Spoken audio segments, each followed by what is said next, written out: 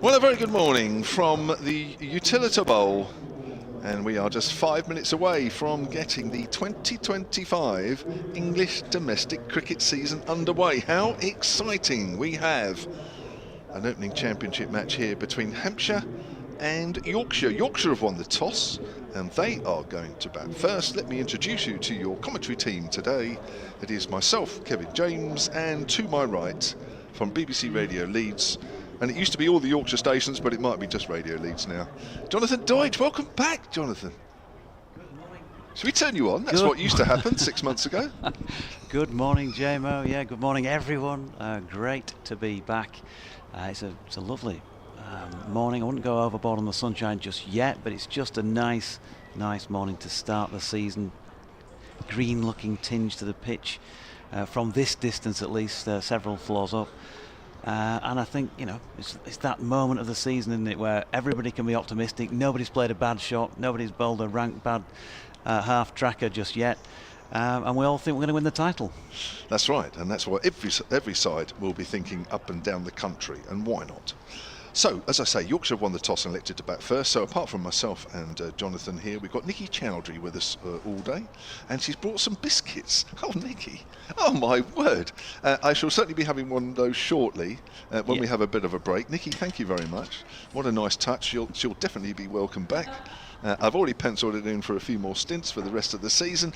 Right, shall we have the two teams then? I think, as you're our guests, Mr. Doidge, we'll have the Yorkshire team first. Yeah, OK, so as you'd expect, Adam Lyth and Finlay Bean are opening the batting. James Wharton, who got nearly a double century and nearly a triple century, as it were, last season, is in at number 3, backing him. David Malan bats at 4. On the list I've got in front of me on NV Play, Will Luxton's been slotted in at 5, so that may be the case. Johnny Bairstow at 6, George Hill at 7, Don Bess at 8, Ben Code at 9, Ben Cliff, interestingly, at 10, and Jack White, his first match for Yorkshire, of course, is signing from Northamptonshire, at 11. So Ben Cliff in for Jordan Thompson, you feel, really. Try and find out more about what's behind that, whether it's a selection decision, whether it's a niggle or something for Jordan, not sure. And yeah, Will Luxton getting a go first up, which will be a massive boost for him. Yeah. What an end towards the end of the season you guys had. Was it you won 5 out of your last 7 games to get promoted? So congratulations on that one to Yorkshire. So the Hampshire side looking a little different this year. No James Vince, no Mo Abbas, being led out, as you heard with the applause, by Ben Brown, captain and wicket-keeper. So Hampshire are Mark Stoneman, Fletcher Middleton, Nick Gubbins, Toby Albert, Tom Prest, Liam Dawson, Brown, Brett Hampton, the Kiwi signing, Kyle Abbott, Brad Wheel and Sonny Baker. So a championship debut Hampshire debut for Mark Stoneman and Sonny Baker, and also Brett Hampton. It's really interesting, this Yorkshire team, you know, first up. I mean, Will Luxton getting a go. I was only talking to Chris and Suzanne, his parents, a few weeks ago, a do that I was doing with Bumble, and saying, you know, he's probably not going to get in at the start of the season, so there you go. That's what I knew. And he gets a crack first up at 5. That's fantastic for him. If you look at the balance of the side, George Hill, Ben Code, Ben Cliff, Jack White as seamers, and Don Bess. They've still got the 5 bowlers in there. You know, Johnny Tattersall has missed out, as I suppose many people expected he would, with Johnny Bairstow in the side with the gloves now. But I don't think there'll be that many people who were expecting W.A. Luxton to be on the team sheet first up. So, yeah, really interesting start in that respect to the new regime. An early opportunity. Here's Kyle Abbott from the pavilion end, and he's going to be bowling to Adam Lyth, the left-hander.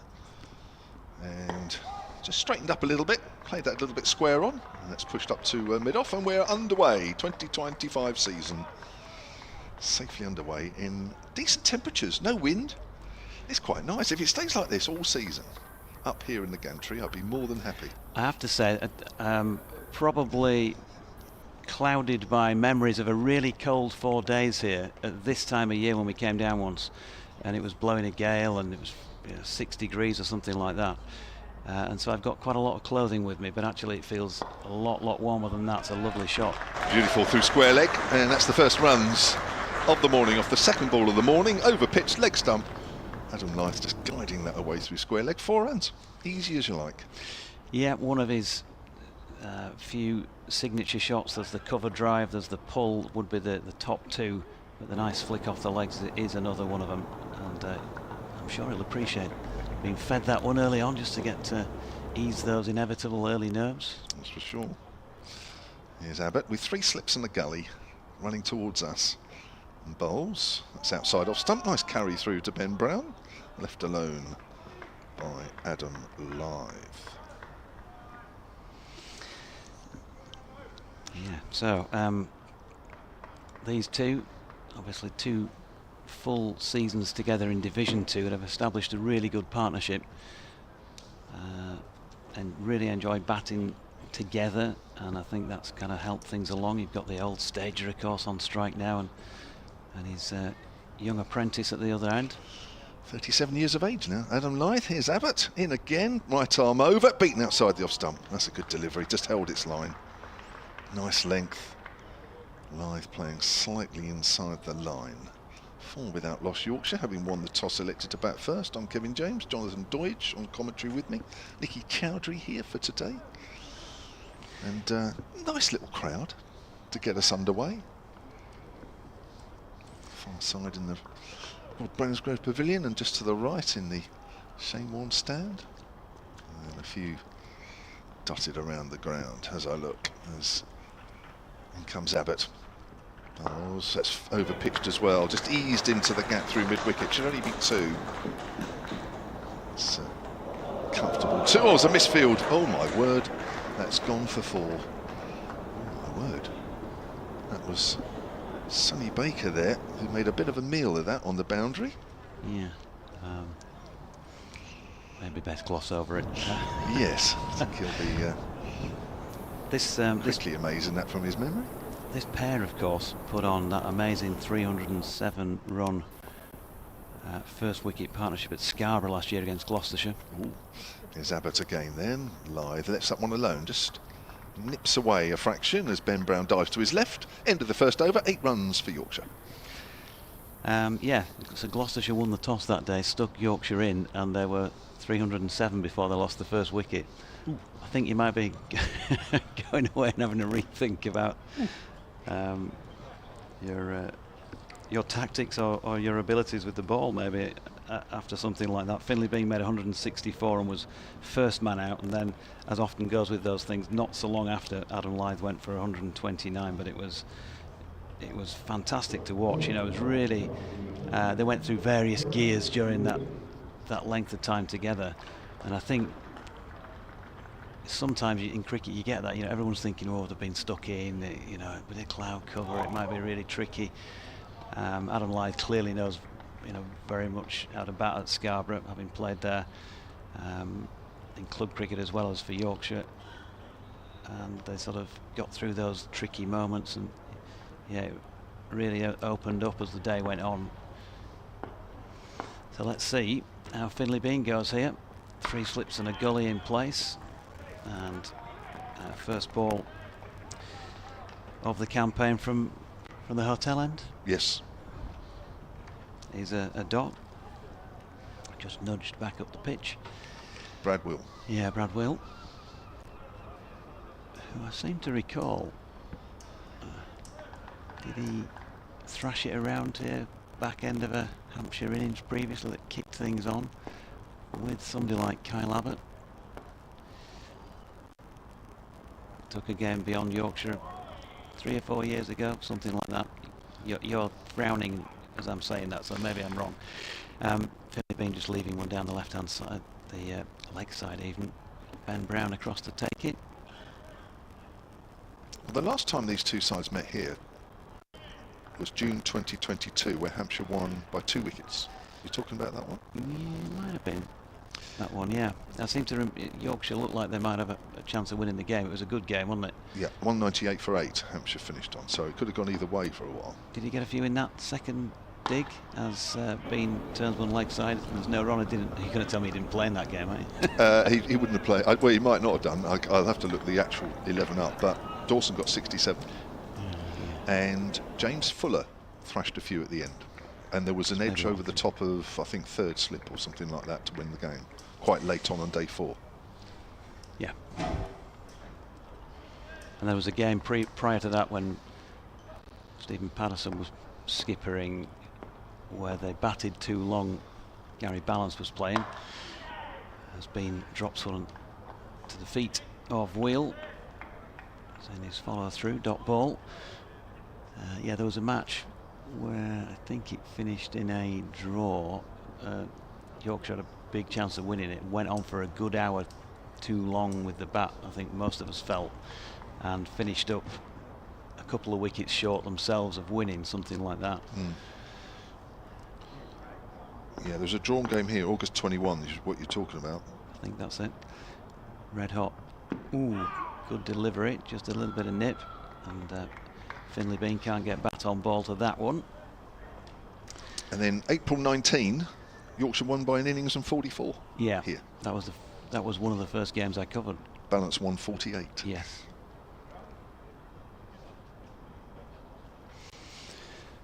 Well, the scene there's the usual smattering, sort of drowned out by the size of the stadium here. There'll be plenty of enthusiasm, I'm sure. A few t-shirts around. It's just got that nice spring-like warmth about it, around about 20 degrees I think, maybe more. The temperature will get up to down here today as ball back of a length sees Bean drop it into the offside. And the first maiden of the Hampshire season, bowled by Brad Wheel from this hotel end, means that after 2 overs Yorkshire are 8 without loss.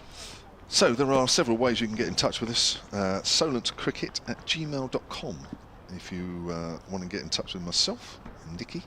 I guess Yorkshire supporters will have their own way of getting hold of you, Mr. Doidge. BBC West Yorkshire Sport at gmail.com. There we go. And at JDZ Events. At what? Here's Kyle Abbott, 8 without loss. That was a maiden over from Brad Wheel. From the pavilion end, length ball, Lythe forward. Hits it high on the top of the bat as it works out.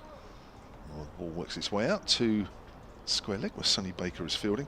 Steve Clark has got in touch. I know he's not here today. He says, I hope you have a great day. It'll be good for you because my email tally today will be low. That's right, well, Steve usually gets in touch. I remember that from last year. Cherry, Elaine, Dave and I are on our way to Eastbourne. Although I'll be trying to listen, my signal may be difficult. Abbott bowls driven, it's in the air but safe in the end, quite wide of point. A diving Nick Gubbins well to his right. Wide delivery, full delivery there from Kyle Abbott. And that's the 3rd boundary of the morning, all off Kyle Abbott. And Yorkshire move on to 12 without loss, and Lythe has all of those 12. He says, hi, say hi to everyone listening today, in particular Neil and Chris, who, like you, won't have to put up with my inane banter all day. I'm hoping that Yorkshire managed to hang on until Monday. Winding Doidgy up already. It's only the first morning here. The first game. Here's Abbott. Once more to Lythe. Oh, it's just nipped back a fraction. Lythe's forward. It's quite high on the bat as it goes out to wider mid-on. They last until Monday so that I can come and enjoy their last second innings wickets by lunch. With Hampshire setting off on a run chase which they achieved by just after tea without the loss of any wickets. Well, Steve, you're already in Mr. Doidge's bad books.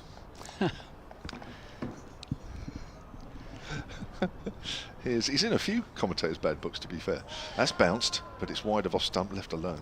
I mean, talking of lasting till Monday, in view of the cookies that Nicky's brought in, I'm hoping that my belt loop lasts on this notch until Monday, because it could be in trouble, I think, in the next next few hours. Are you staying at the hotel here? I am, yeah. Good breakfasts, so you will Yes. have to watch yourself. Yeah, you do, don't you? It's very tempting. Yes. It was very nice this morning. So we're into third over of the morning. Yorkshire winning the toss and electing to bat first. 12 without loss. Lyth, the left-hander, facing Abbott once more. Length ball, Lyth's forward. Gets a stickish outside edge there as the ball goes out into the covers, fielded by Gubbins. I've got to say, I tried to counter it by first going and sitting on an exercise bike. All right. One of those Peloton bikes in the gym downstairs for about 30 minutes. Well, I mean, I didn't pedal, but I sat on it, just thought that might get rid of a few calories. That's a good effort. You've got to keep that up for 6 months, though. Yeah, and that's the first time I've sat on a bike for a long time, so you know what's going to be like tomorrow. Oh dear, sore. Yeah. Oh, he's playing a missing at that one. He definitely had a little forward prod. He did pull the bat away, but that was way after the ball had gone past. Good delivery to finish off the over there from Abbott. 2 overs, none for 12. Wheel has bowled 1 over with the one maiden. Lyth has faced 12 balls for 12, and Finley Bean has faced just that 1 maiden over from Brad Wheel. Good morning to Mark Stringer, who I think may have availed himself of the 16-1 about Yorkshire to win the championship, by the sound of things. 16-1. That does look generous, gotta say. Well, there's no Root and there's no Harry Brook, which I think Hampshire. Well, I think I was a little worried that they might be available for this game, but they're not. Here's Brad Wheel, right arm over the wicket. A little bit of extra zip about that compared maybe to his first over, and again you hear the thud into the pads of Finley Bean,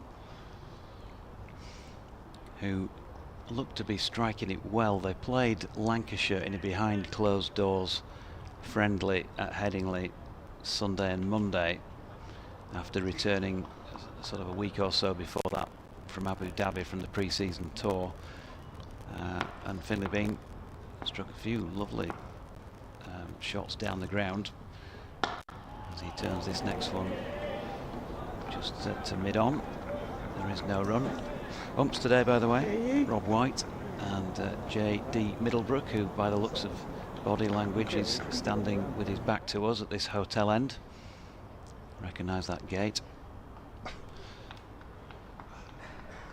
Former Yorkshireman.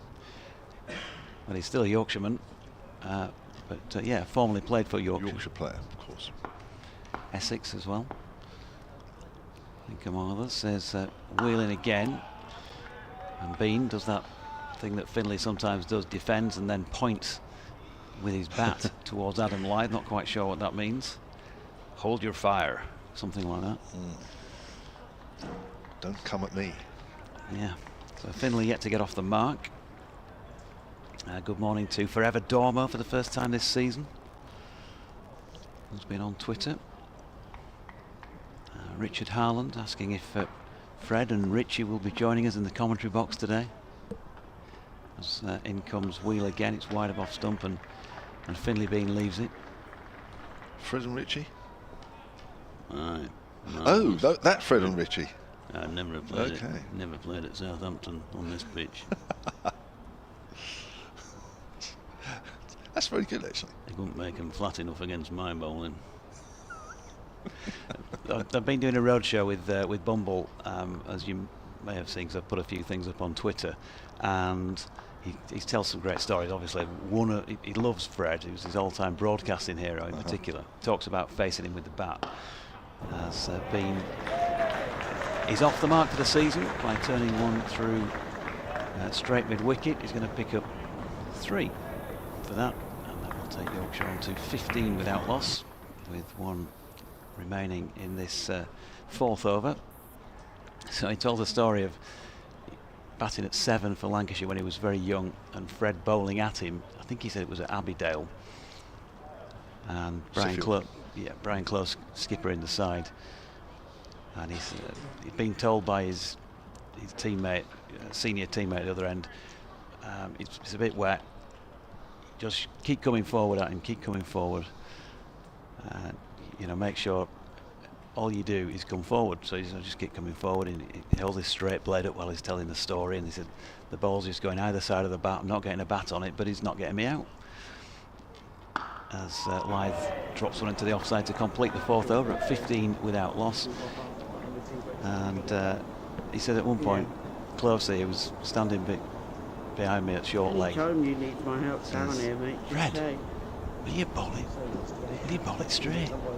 Fred gets back to the end of his mark and he sort of itches his pants up like he used to do. You know, rolls his cuffs up, flicks his hair back and says, how can I bowl it straight when I'm swinging it this road and that? Late. I love the Yorkshire accent, by the way. But then, of course, you're from Yorkshire, so you didn't really have to try too hard. No. Well, hopefully not. Hopefully not. Because, of course, you've got to drop your H's to be an authentic Yorkie. There's obviously more... some people have deeper Yorkshire accents than others. Would that be a fair assumption? Absolutely. So yeah, some people sound more Yorkshire than others.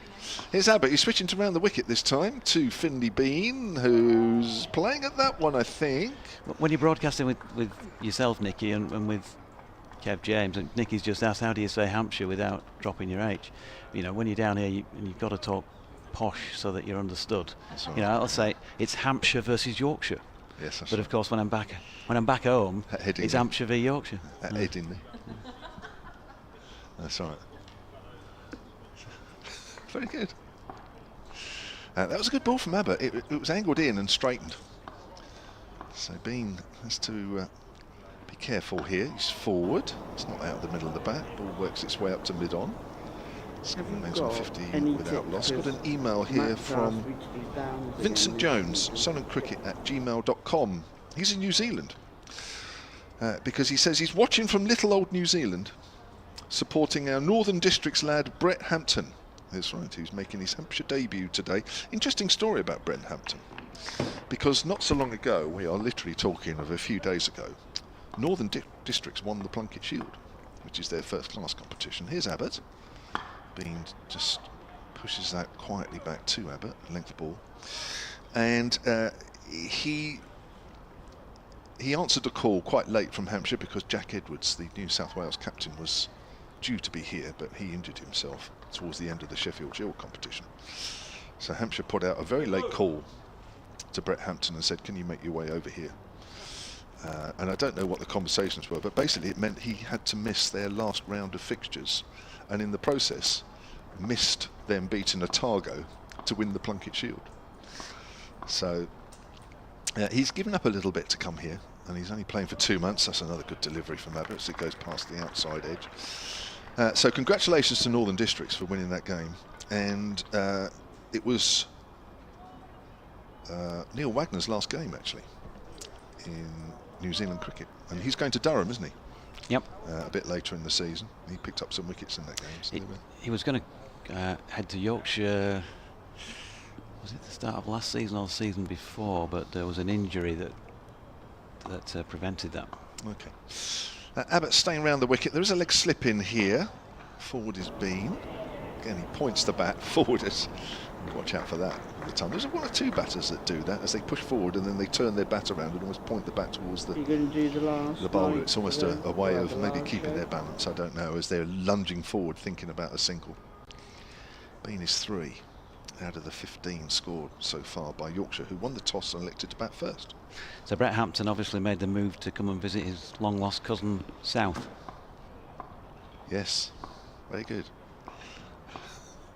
I'll get me coat. Here comes Abbott again. Bean's forward, just punches that past Abbott. There's runs here up towards the pavilion. They run 1, think about 2. I think Bean was just waiting for Lyth to touch the bat down at this end before he turned for a second. Comfortable 2 it is as the ball comes in.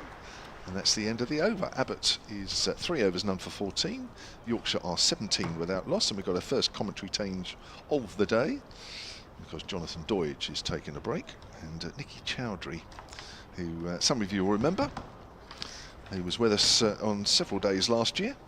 We've invited her back, and welcome back. How are you? I'm very well, thank you. How are you? Yeah, good. Good winter? Yes, it was a good winter. I barely spent any time in the country though. So Did you not? No, I travelled quite a bit for work. So I was out in the UAE, out in India. Just got back from India last week as well.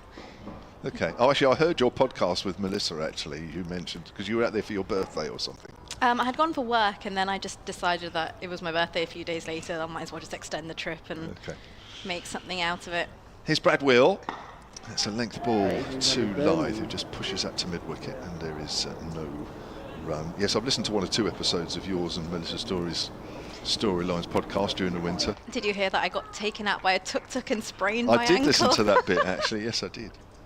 Yeah, that was eventful, to say the least. Yeah.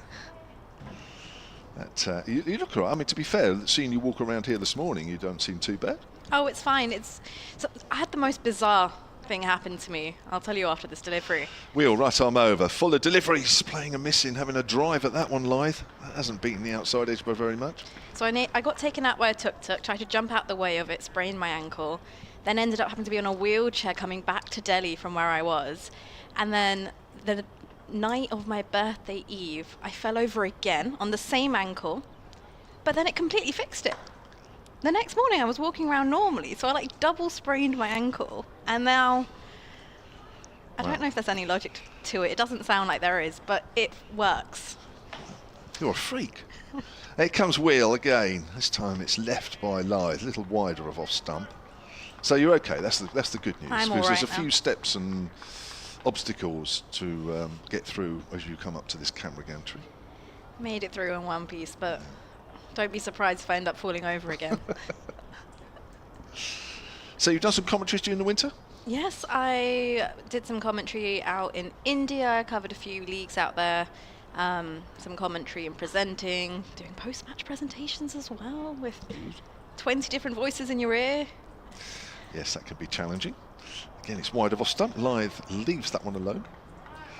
So all that valuable experience and that you've gained. Yeah, well, it wasn't actually radio commentary, so it's TV commentary, which is completely different. It is. And it took a bit of time to adjust to it, because actually you don't need to talk as much when you're doing TV commentary.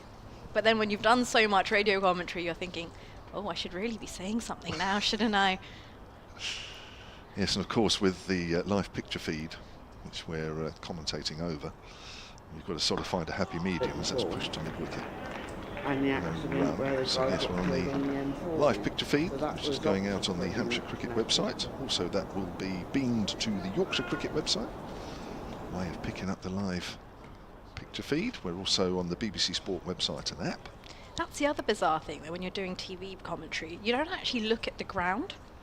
You never actually watch the match happening in front of you and do the commentary. You've got to watch the screen. Yeah. And that took a bit of time getting used to as well. Yeah, it's almost like the live play is immaterial. Nice drive through the covers, not really timed, just eased into the gap.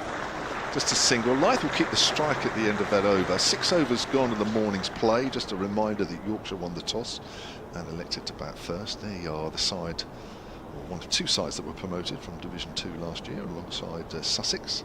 They are back here at the Utilita Bowl for the first time since 2022. They are 18 without loss. It's gone quickly, though, the winter, hasn't it? What have you been up to? I have a quiet winter these days now, Nikki. I just sort of work in the office, do a few bits of sports news stories, read the sport out on the south coast in the mornings, and go home and enjoy the rest of the afternoon and evening. That's my life now in the winters. That sounds nice and relaxed. It is, because as you know, this job in the summer is completely different. On the other end of the spectrum. Yeah. Kyle Abbott runs in towards us now as Lythe is forward and lets this one go through to the keeper. I was excited though, coming down first day of the county championship season, 2025 season, well and truly underway. It's great, isn't it?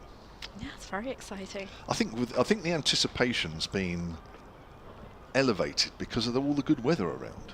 It's like, when are we going to start this season? Because the weather is so good, we're wasting all this sunshine. The weather's been absolutely terrific, especially compared to last year when I remember it just rained all the time. As in comes Abbott again. Lythe is forward and pushes this one to mid-off.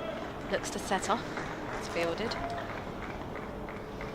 because they can't. It's lovely. stay We could have at the started this 80s, season 2 weeks ago, even though really. It's a great location, close to Just a town. little bit chilly 2 weeks ago. But from what I heard, I wasn't in the country. I was. Well, oh, were you travelling again? Oh, Yeah, so what happened was I went out to India in February, came back, literally landed at Gatwick, turned my phone on and saw I had my contract come through for this other league to go out, and I had to be back out there in 6 days. wow.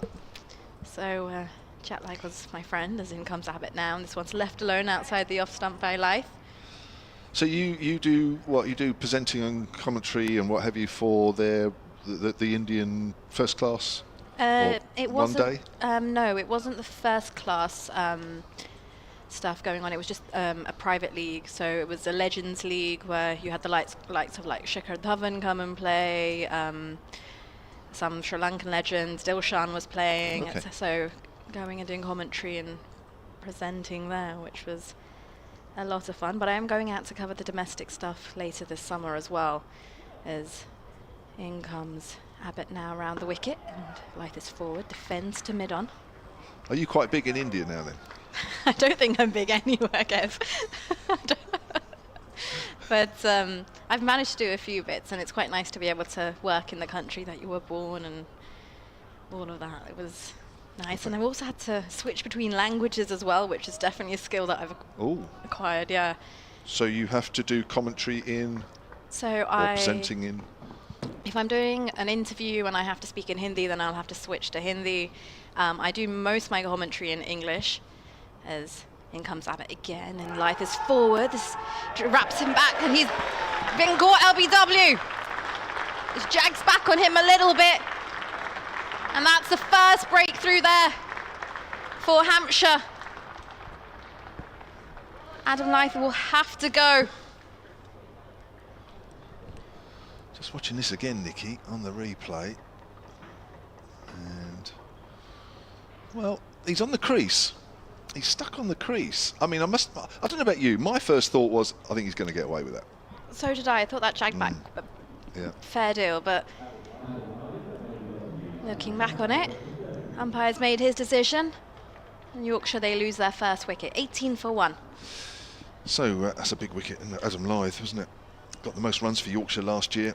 Had a good season, averaging 57. That's a good wicket, that. And the ball it's nipped around a little bit this morning, but not a lot. The ball's beaten the bat, I don't know, probably less than a handful of times. But you want to make the most of it.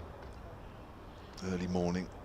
And Kyle Abbott, who had another good season last year with 55 wickets, has chalked one up already on the first morning. Good way to start the season.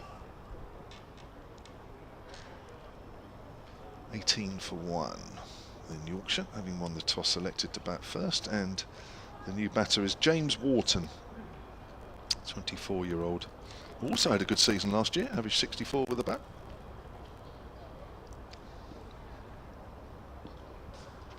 Four slips in place for Wharton as he takes his guard now. Playing on a pitch that's quite to the far right hand side of where we are up in the gantry. Decent crowd in as well. It is, isn't it? Yeah. Good morning.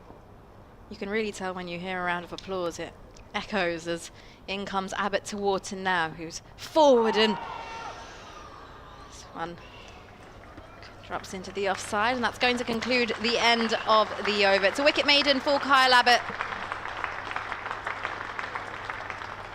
Just watching that last delivery again. He's well down, actually. He's almost taken a pace into that delivery, but it nipped back and hit him on the pad. I must admit, my thoughts initially was that was closer That was than the close. one before. But having watched the replay and just seen that he's actually taken half a pace down the wicket, so by the time it wrapped him on the front pad, he was quite a long way down. But Abbott will enjoy bowling more at the right-hander than the left-handers. 18 for 1 at the end of 7. Yeah.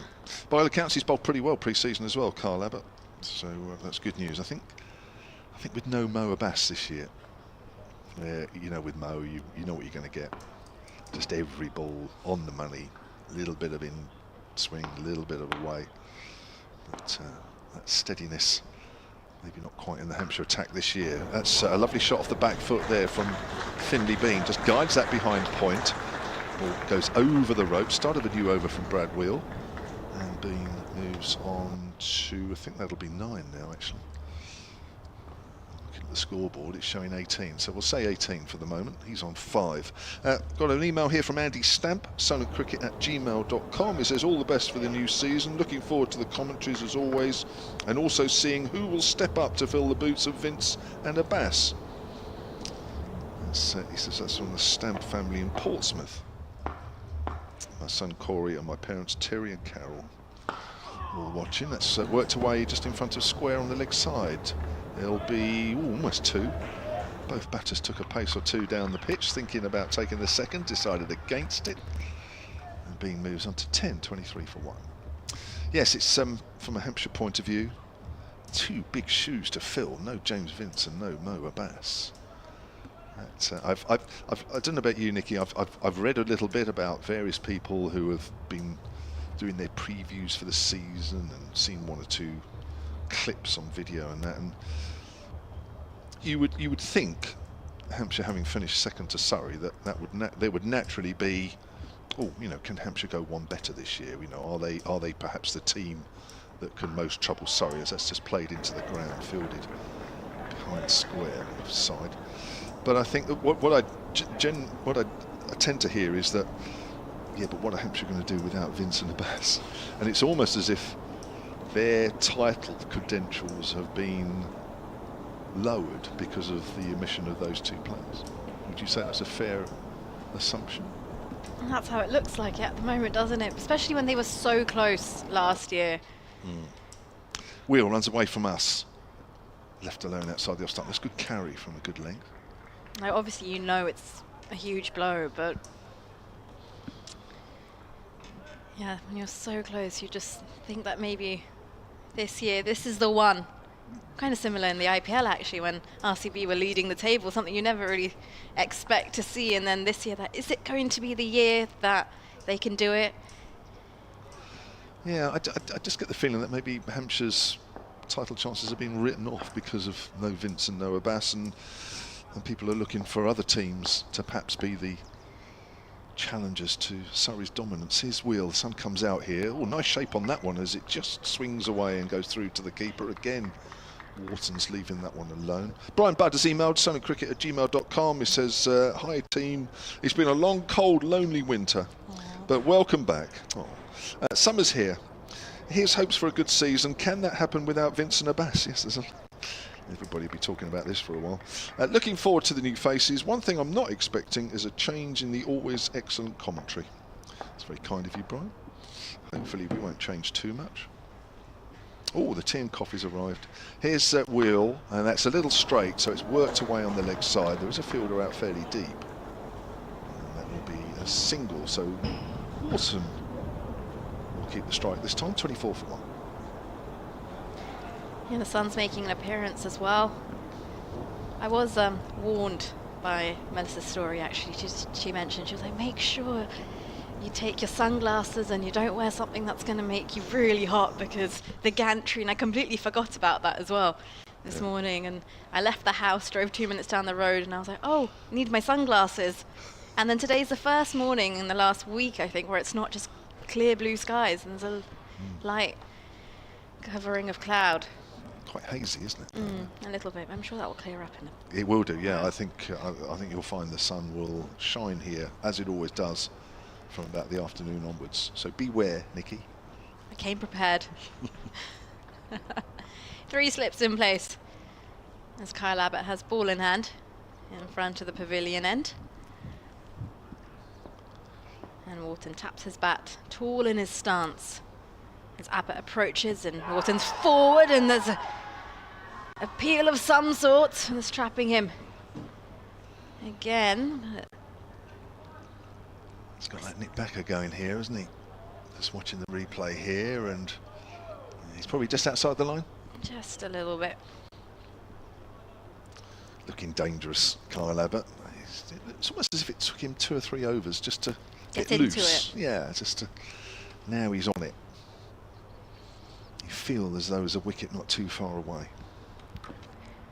Something's about to happen as he comes now, passes the umpire, and Wharton's forward flicks this off his legs, straight to short wide mid-wicket. Either side of the fielder, that would have been runs. He's found the fielder straight. I mentioned earlier James Wharton had a good season last year, 833 runs in the championship with 64. He also got runs pre-season, 98 against Lancashire in one of their pre-season friendlies. Abbott at the top of his mark, ready to go again. As Wharton shuffles forward this time and decides to let this one go through to the keeper. It's a good line, isn't it? It's a good line, and you've got to be really careful if that's how you want to play. Just watching the replay of this one again, Nikki. Comes out, but yeah, it's nipping back. It's a good leave, actually. It's a good leave when it doesn't catch you out. It does. I mentioned this the other day when I was doing one of the IPL games, and it's when you go to play one of those funky ramp paddle shots and you probably think the situation doesn't demand it.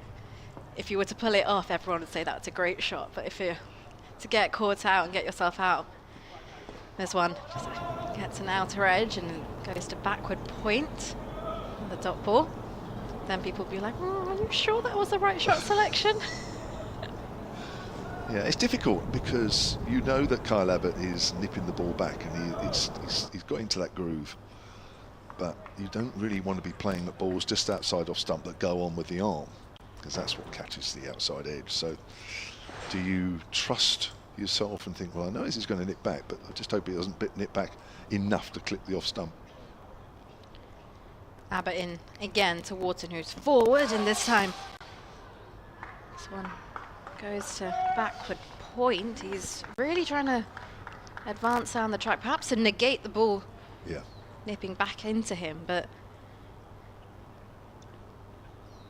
yeah, by coming down the wicket he's getting outside the line as well, which is, I mean, in an ideal world you'd have Ben Brown standing up to stop him doing that, but I think it's a little difficult to ask the keeper to stand up at the moment. just a tad. Wouldn't be easy. In runs Abbott again. Wharton's forward, and this time decides to stay in his place and let this one go through to the keeper. That will conclude the end of the 9th over, and Yorkshire 24 for 1, having lost the wicket of Adam Lyth early this morning. It's LBW to Kyle Abbott. And the sun is shining, and the 2025 County Championship season is well and truly underway, and it's ever so exciting. It is, isn't it? I do feel like I've blinked and it's the start of the season again, though. Yeah, well, it's a long winter, and then until all of a sudden it comes round to the start of the season, and then you feel, actually, do you know what, that's gone quite quick. So I think this year, because I was actually away for pretty much most of the winter, I never really felt like winter happened. No, well, that helps if you're away, isn't it? And you're away somewhere hot. Yeah, it does. It was like a week ago I was in 37 degrees, and I think that was just a bit too much, but it does help, and especially when you come back to the UK and the weather's nice and glorious like this. It does remind me, though, of 2020 when the weather was absolutely amazing when we went into lockdown. I think that's one thing you could take a positive from it. It was so glorious. I remember revising in the garden. Beautiful. Here we go then. Here's our first look at Brett Hampton, the Kiwi. Right arm over. He's round the wicket to the left-hander Finley Bean. His first ball for Hampshire. It's short. It bounces. And Bean just drops his hands and it goes through to Brown. It's a nice start. It's a lively start from Hampton there. I mentioned earlier, if you just joined us, that he missed the last round of Plunket Shield games for Northern Districts, having performed well for Northern Districts all season, and their last game where they had to beat Otago to win the title, he was over here, or making his way over here, answering Hampshire's call, so he missed out on his side winning that competition. Round the wicket again, bowls, and again that's a good delivery. It's a bit of bounce from a length, but it's left alone once more. I'm going to be off at the end of this over, so I must read out a few. If you got, I'll come to that in a moment. If you got details how you can get our emails. Nikki? No I haven't sorted idea. that. We'll sort that out. Don't worry. We'll sort that out. I'm trying to connect to the Wi-Fi still. I'm still Are you still struggling? Still struggling. Okay, we'll sort that out as well, but we'll sort you out after lunch. Right, Neil Prowse has emailed sunandcricket@gmail.com. He says, just giving you a heads up, it may be quieter on the emails today without Steve Clark. Well, Steve's already emailed. He says, some poor excuse like a 50th wedding anniversary. I did see Steve before the start of the season, said he was there. That's a hit away behind square. That's a lovely shot from Bean. Bit of width from Hampton. That's going for 4. Through backward of point. Yorkshire move on to 28 for 1. Bean on to 14. Right, let's get through a couple of these emails very quickly. Mike Martin, solentcricket@gmail.com, says, great to have the cricket back on a glorious day. I wondered how Hampshire were going to fit in 4 openers. Stoneman, Middleton, Albert and Orr. That's right, Toby Albert, don't forget, he's playing in this game, but he had a good season opening towards the end of the year. No Ali Orr today. Stoneman and Fletcher Middleton, the chosen openers. That's quite a long one, so I'll come back to that one. Ralph Brooker, solentcricket@gmail.com. That's left alone outside the off stump. Hi Kev, Jonathan and Nikki. Quick word to wish James Vince and his family all the best. I don't follow the blast or the franchise stuff, but he has been a fine servant to the club. I agree with that. Colin Sturmey, welcome back for a new season. I'm unable to be there today, but watching and listening to the commentary. Thank you very much, Colin. Chris Tuck, great to have you back. Sat opposite the media area with the earpiece in. Yes, you can get us around the ground. Ben Brown, wicketkeeper captain, he says, as Hampton bowls. It's Fuller, it's driven, and it's out into the covers, and it is caught. And there's Brett Hampton's first wicket for Hampshire in his first over, and it's Finley Bean who's driven uppishly out into the covers, taken low down. He goes for 14. Brett Hampton 1 for 4 in his first over, and Yorkshire find themselves 28 for 2. Oh, that's a fabulous catch and a nice way to get your first wicket for Hampshire.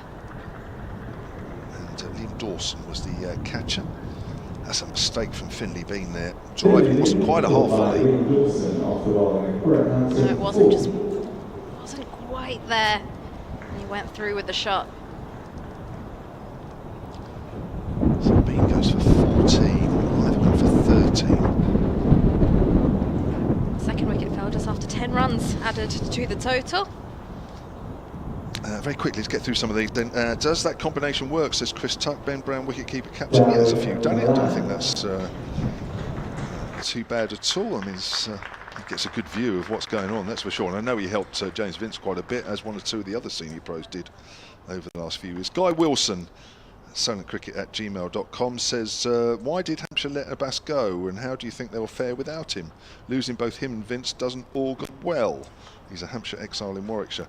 Well, they are 2 big shoes to fill, as we've mentioned already, and I think Hampshire just felt that Abbas had been with them for the last 4 years, and I think maybe they just wanted a bit of a change. I think Abbas, as prolific as he's been, I think he started the season pretty slowly last year, and it seemed to take him a while to really get up to speed in terms of just where he's normally at. So maybe there's a bit of that. Right, there's going to be a commentary change. Well, there's been a batting change as well. Wharton and Malan, the former England player, is out there in the middle. So Jonathan Doidge is going to come in for me, and to take you through the next passage of play will be Doidge and also Nicky Chowdhury. Nobody could replace you, JMO. Neither of us, but we'll do our best. So Brett Hampton, what a start for him. And his latest delivery, final ball of the over, wide of David Malan's off stump, and he chooses to leave. So a little bit of an early challenge for Yorkshire, 28 for 2, and a good positive start for the hosts. Of course, indeed. A very good start for Hampshire. And nice to see Wheel get his first wicket for the club as well with that delivery. Kevin James is irreplaceable though, isn't he? He is.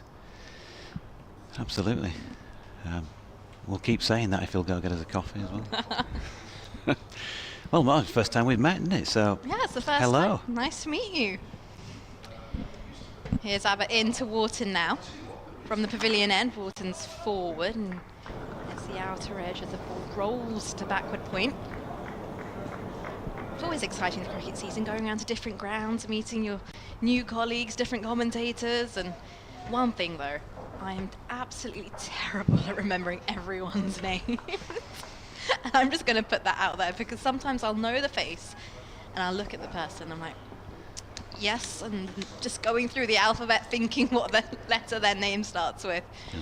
Just call me Fred. We'll go with that as in comes Abbott once again. Now Wharton is forward and watches this through into the keeper's gloves. Ben Brown's got the gloves on. It's a lovely crowd here for the opening day.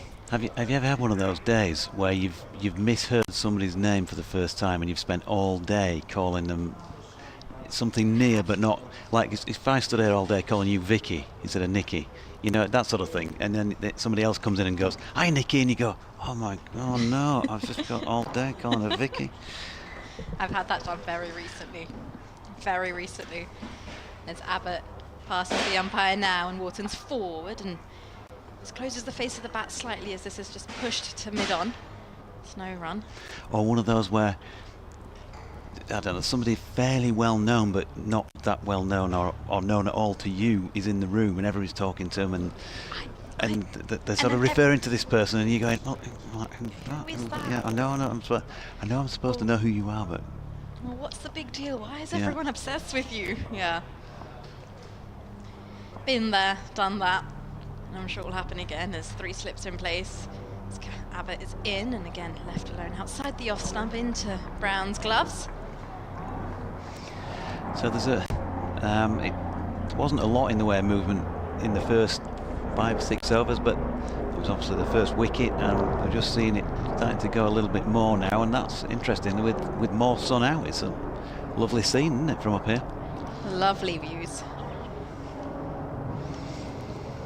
Extremely picturesque as Wharton taps his bat. As it echoes around the ground. Abbott in, Wharton's forward and defends. Abbott fields on the back end of his follow through and chucks the ball to mid-off.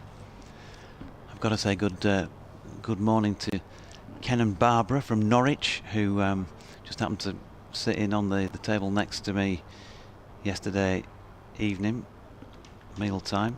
Ken and Barbara are regular emailers into the programme, but you don't get to see your listeners that often, do you, face to face? They've made the trip over from Norwich to be here for the next few days. You don't get to see your listeners don't get to see you. As Abbott in again, now Wharton's forward and this is driven beautifully down the ground through the vacant mid-off area, and it should go all the way down towards the boundary, and it does. He's timed that brilliantly, and that will conclude the end of the 11th over. Yorkshire 32 for 2. Yeah, just over pitching slightly, wasn't it? And James Wharton, who started positively in the pre-season knockabout against Lancashire with 98 on Monday. A bit of that confidence that he built last year. A couple of huge knocks. Looked like he was on for a 300 at Headingley back end of the season. Didn't quite make that, and had almost made a double ton in the win at Derbyshire earlier in the campaign. So a player that grew in confidence last year, no doubt about that. He's been around quite a long time and he's had to bide his time, but beginning to come of age. So Brett Hampton, what a great start it was for him in Hampshire colours, as it were. Number 30 on his back, leaves our commentary position behind his bowling round the wicket. He's short first up, and a little short arm jab meets that from David Malan, just steers it round the corner backward of square. The sweeper out there will clean it up for the concession of 2. Nice control on that one there from Malan. Keeps it along the ground. Yeah, big player really for Yorkshire. He's been in and out of red ball cricket over the time he's been with the county. This is season number, I think he signed for the COVID season actually, so that's how we refer to things now, the COVID season. Yeah, well, look at that. Look at that. There we go. First one of the year from Malan. He's had some width to work with and just laces that one away through the covers. Easy as you like. Absolutely effortless. Beautiful shot. So he's on 2. sure how quick the scoreboard's updating it. It's got him down as 6. Yep, that's right, and it with the 2 before it. That was his first scoring shot. So 38 for 2. So a bit after that good start for Brett Hampton to have a think about. He's one of these who's already almost running as he turns to come in. That's wide of off stump, and Malan is a player who knows where that is and leaves. So as I say, he's been in and out, you know, franchise cricket and all of that, and his status not long ago, 2-3 years back, he was still the official world ranked #1 batter in white ball cricket. He's now going to take over the T20 captaincy at Yorkshire, and so there's not been a lot of red ball cricket from him, but he's playing most of these first 7, I think he said. Couldn't put an exact figure on it, whether it's 5 or 6. As he waits now, and again drives into the offside, this time a little fuller. Just going to get the single for it to mid-off. When he plays, he's just got bags of class. He's got a very good record, and you'd rather have him in your side than not. So with Johnny Bairstow alongside, you know, it's a big boost for Yorkshire in these first few games, and with 2 wickets down early doors, well, he's got to come to the party straight away. No, absolutely, and Malan, a player who likes taking his time as well, so this is a perfect situation for him to get in, graft. Switch then to over the wicket, back to the right-handed James Wharton, who gets the ball just back of length and nudges out into the offside. So if you're just joining us in the last few minutes, perhaps 2 wickets down already. Yorkshire, who were winners of the toss. Johnny Bairstow decided to bat first. Adam Lyth was LBW to Kyle Abbott for 13. 24 deliveries he faced, 3 boundaries, and Finley Bean hit 2 in his 14 before he just picked one that was, he didn't quite get over the top of one, did he? Driving square on the offside. Well caught by Liam Dawson. Off the bowling of this man, Brett Hampton, who's just banged one in a bit shorter. James Wharton missed an attempted pull, end of the over. And that is now 12 complete on this first day of the championship season of 2025. Yorkshire 39 for 2. Yeah, good start for Hampshire. Yorkshire will have to really dig in and go again after losing those 2 early wickets. Did you winter well, Jonathan? I think so. What'd you get up to? Oh, also I've been reading the news. Been reading the Yes, news? I have.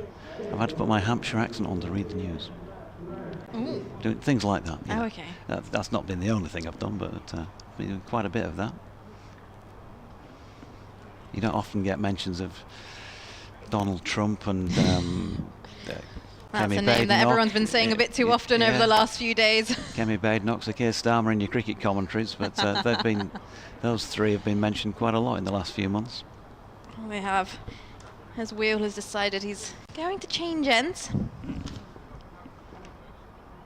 Coming in from the pavilion end now to the left-handed Malan. 2 slips in a gully. Malan is forward and watches this one through into the gloves of Ben Brown. Reading the news. Hello, Must be here is quite the fun news. though. So I think that must be quite fun because every day is a different day. Who knows what's going to happen today?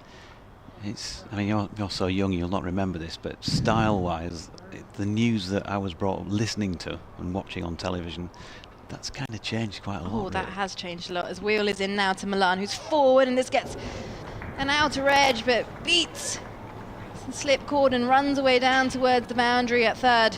That'll be adding 4 to Yorkshire's total. Takes them to 43 for 2. You're right, actually. New style has changed a lot, and I've noticed, having done some work in the subcontinent recently, the new style between countries is very different as well.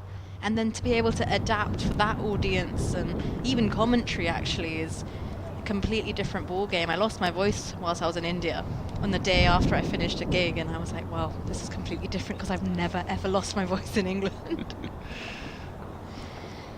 As Wheel in now to Malan.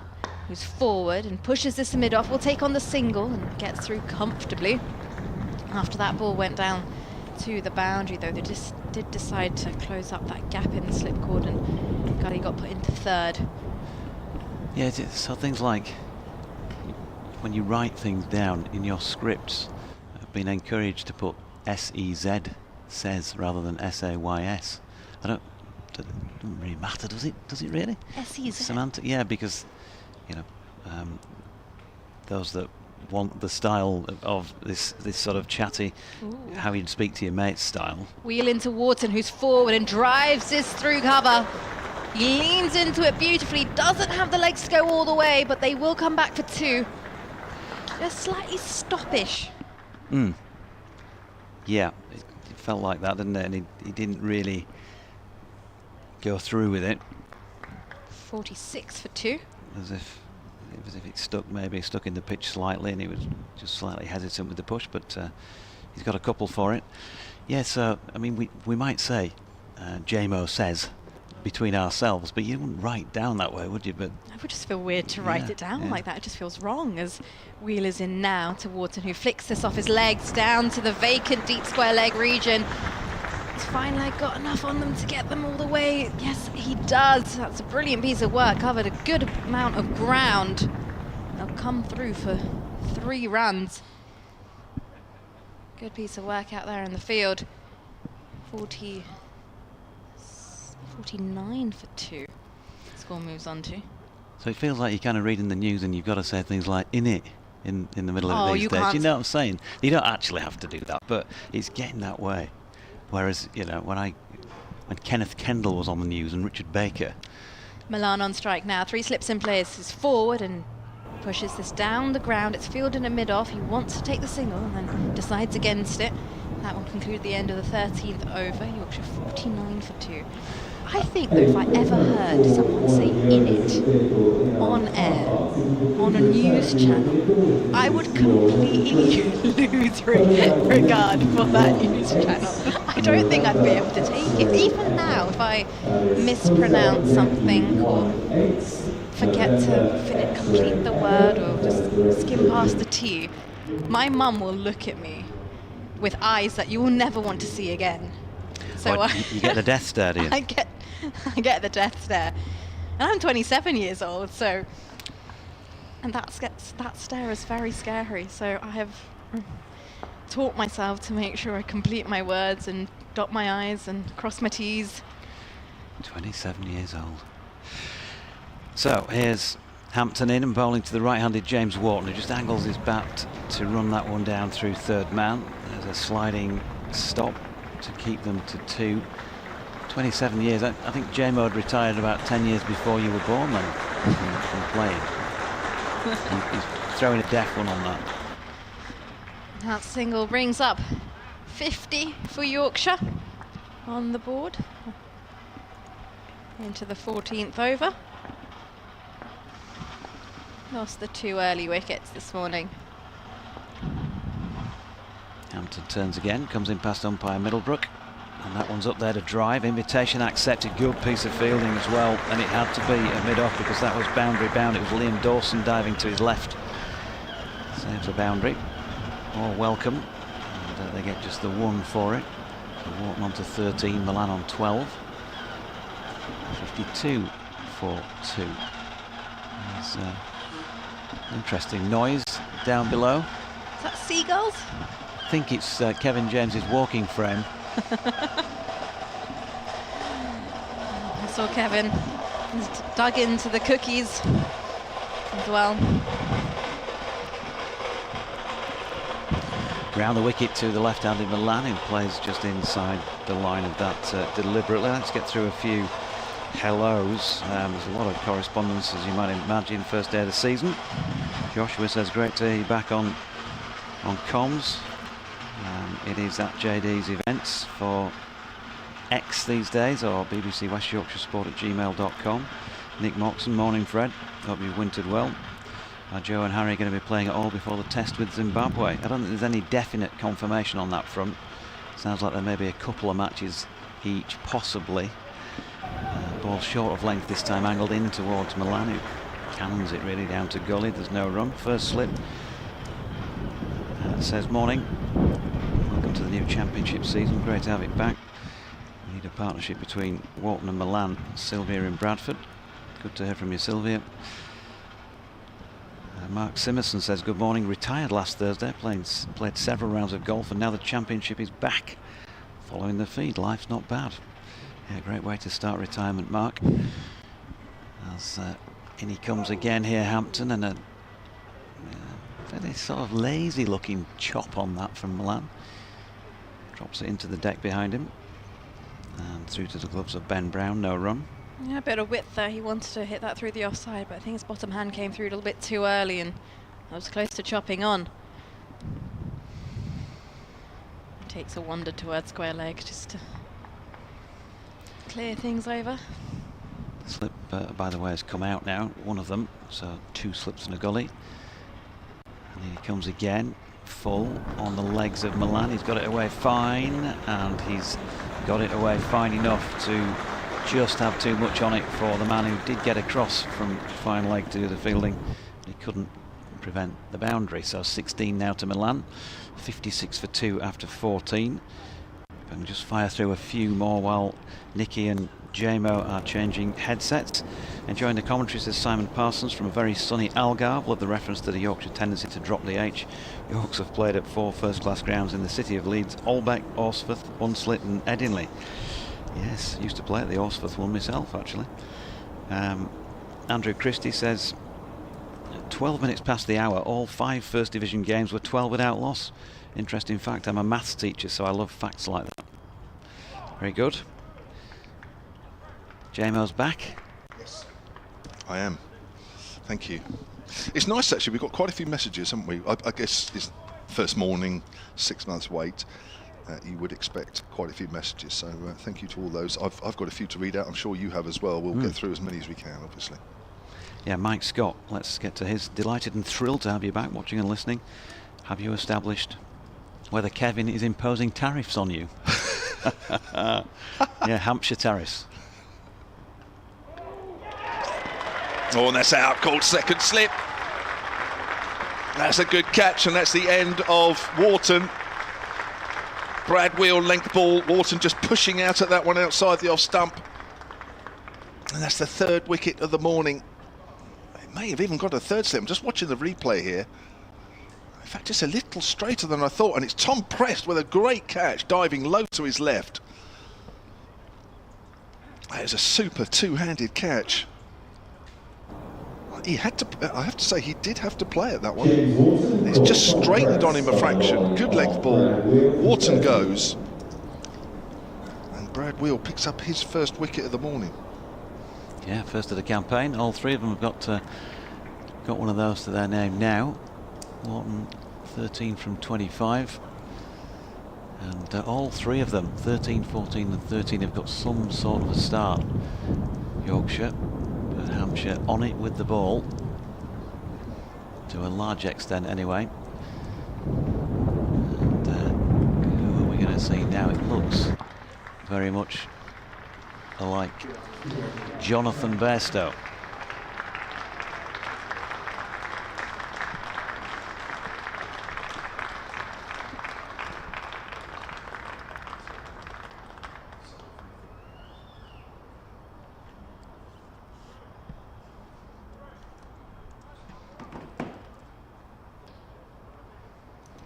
So a wicket for Abbott, a wicket for Hampton, and a wicket for Brad Wheel.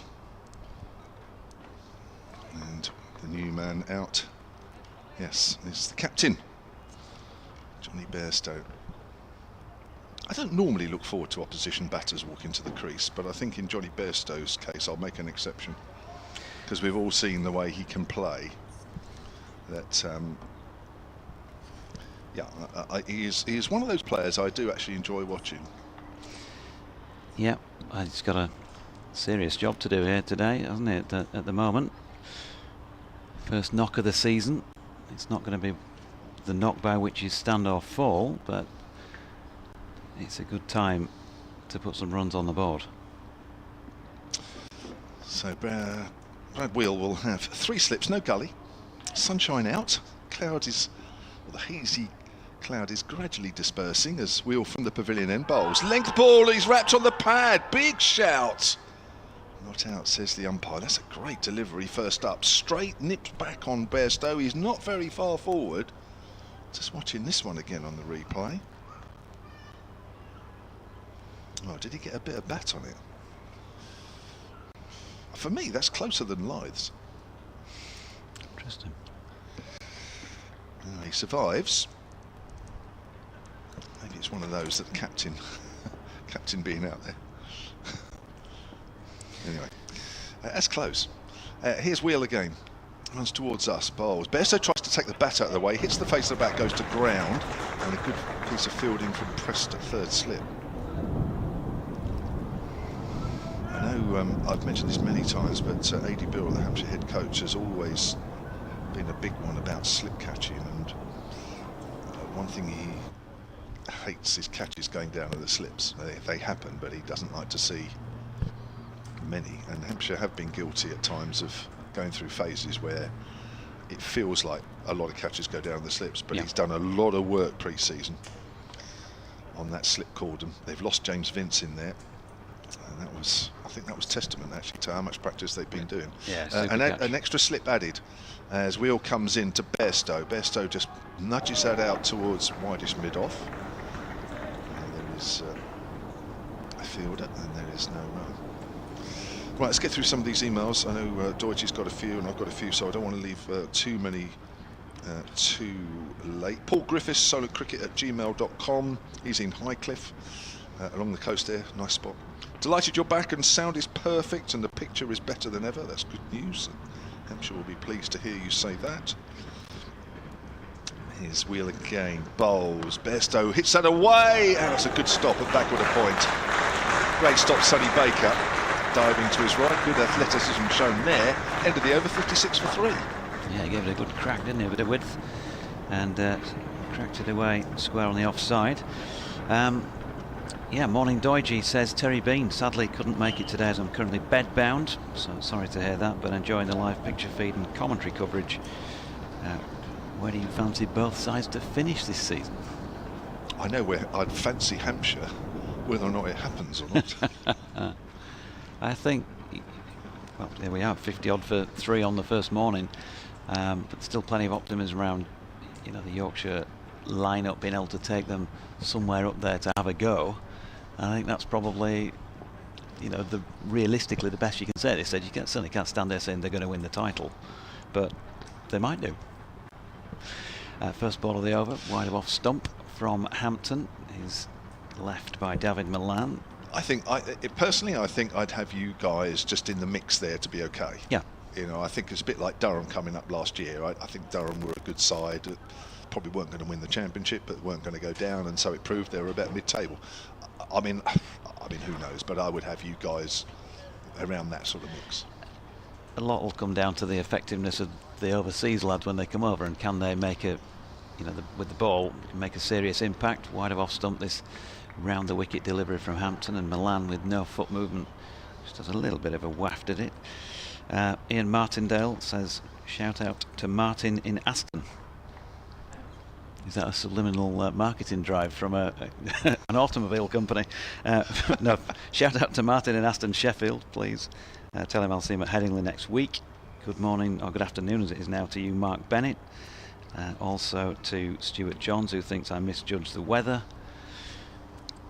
As in comes Hampton again, it's full, and that's an open face, just dropped down towards gully by Malan, no run.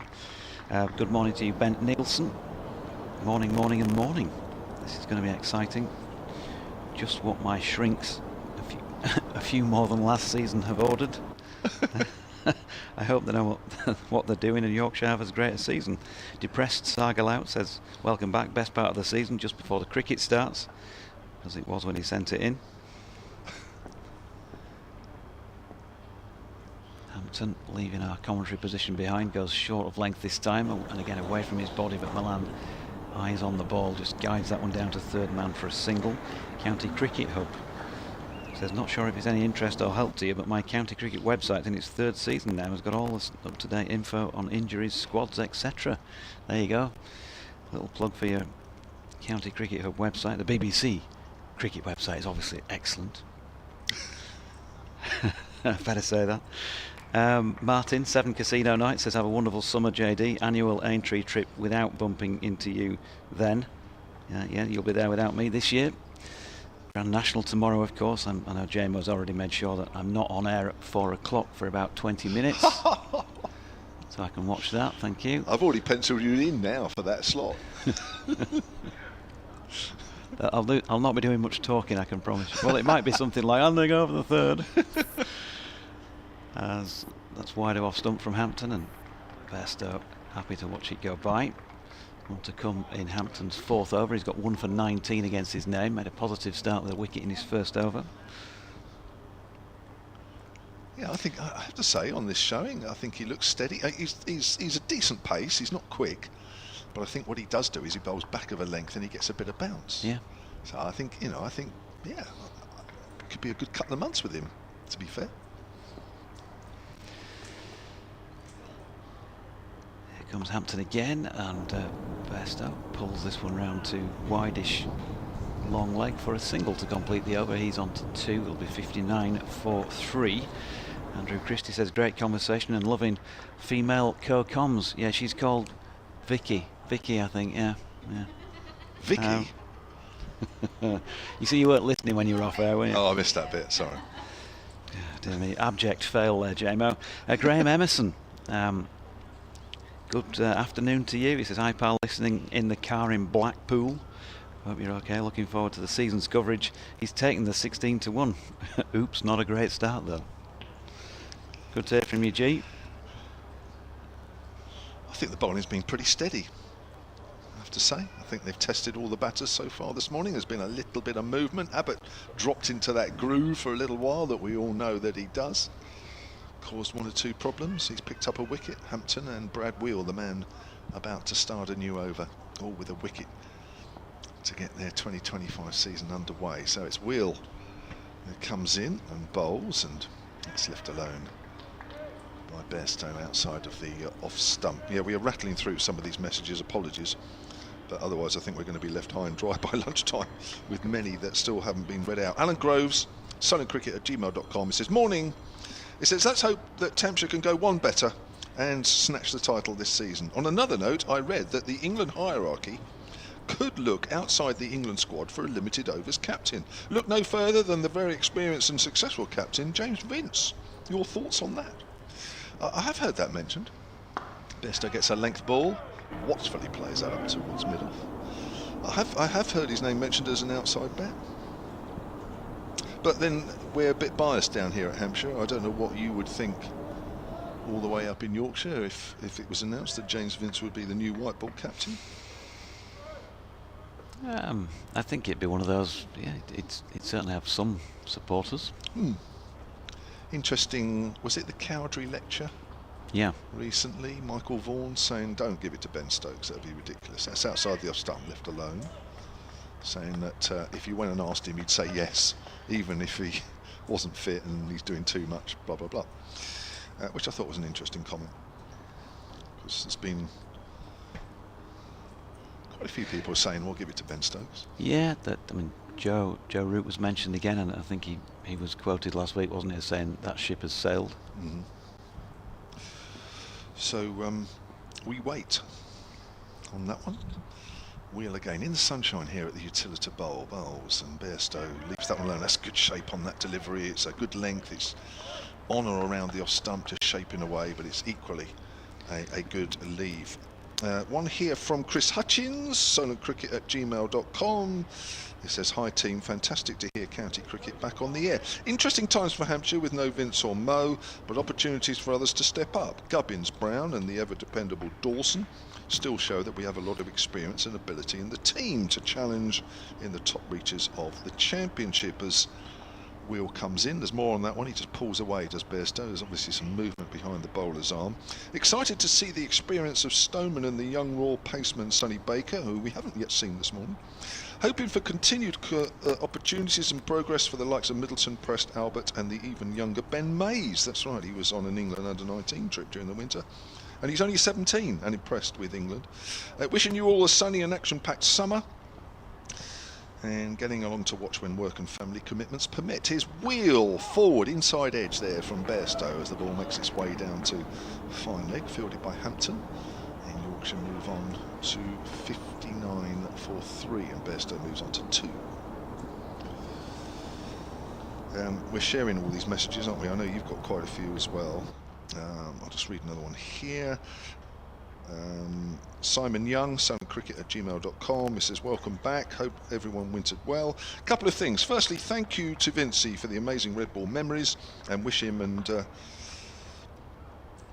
I presume he means Mo, but it's a typo here, all the very best wishes for their new adventures. Of course, Mo Abbas is going to turn out for Nottinghamshire for a little while this year.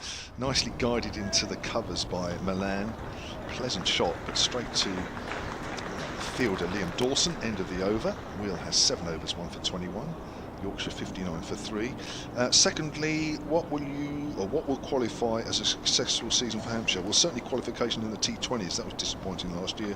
And I think I did detect, it's quite interesting, isn't it, when you do your pre-season? I'm sure you did your pre-season up at Yorkshire Media Day.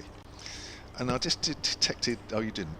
Anyway, for those that did, and I did the Hampshire one. It's quite interesting, you know. The talk was of just being a bit cautious, you know, that Hampshire, I think they're expecting some tough sessions, some tough days this year, and whilst you can't get an exact position out of them, and who knows, and why would you, but for me, I think anywhere mid-table would be acceptable, but obviously hope for better. Okay, it's Hampton again over the wicket, driven by Bairstow, but straight to the only man within QE in the covers. Jane says Sonny Baker thought he played for Somerset. Well, of course he did. Is he a permanent signing, or is he? Yeah, he came on loan here last year. Didn't play. I think he was injured. I mean, unfortunately, he's a young man, but has had a few injury problems. But made his Hampshire debut during the winter in the Global Super League. Okay. Good afternoon as well to former Yorkshire batter Kevin Sharp. Oh, Sharpie, is he? Sharpie sometimes does a bit of commentary with us. Hello, Sharpie. With us somewhere else today. That's wide of off stump, and I think a full toss actually. Nicely stroked out backward of point by Bairstow, and they'll get back for 2.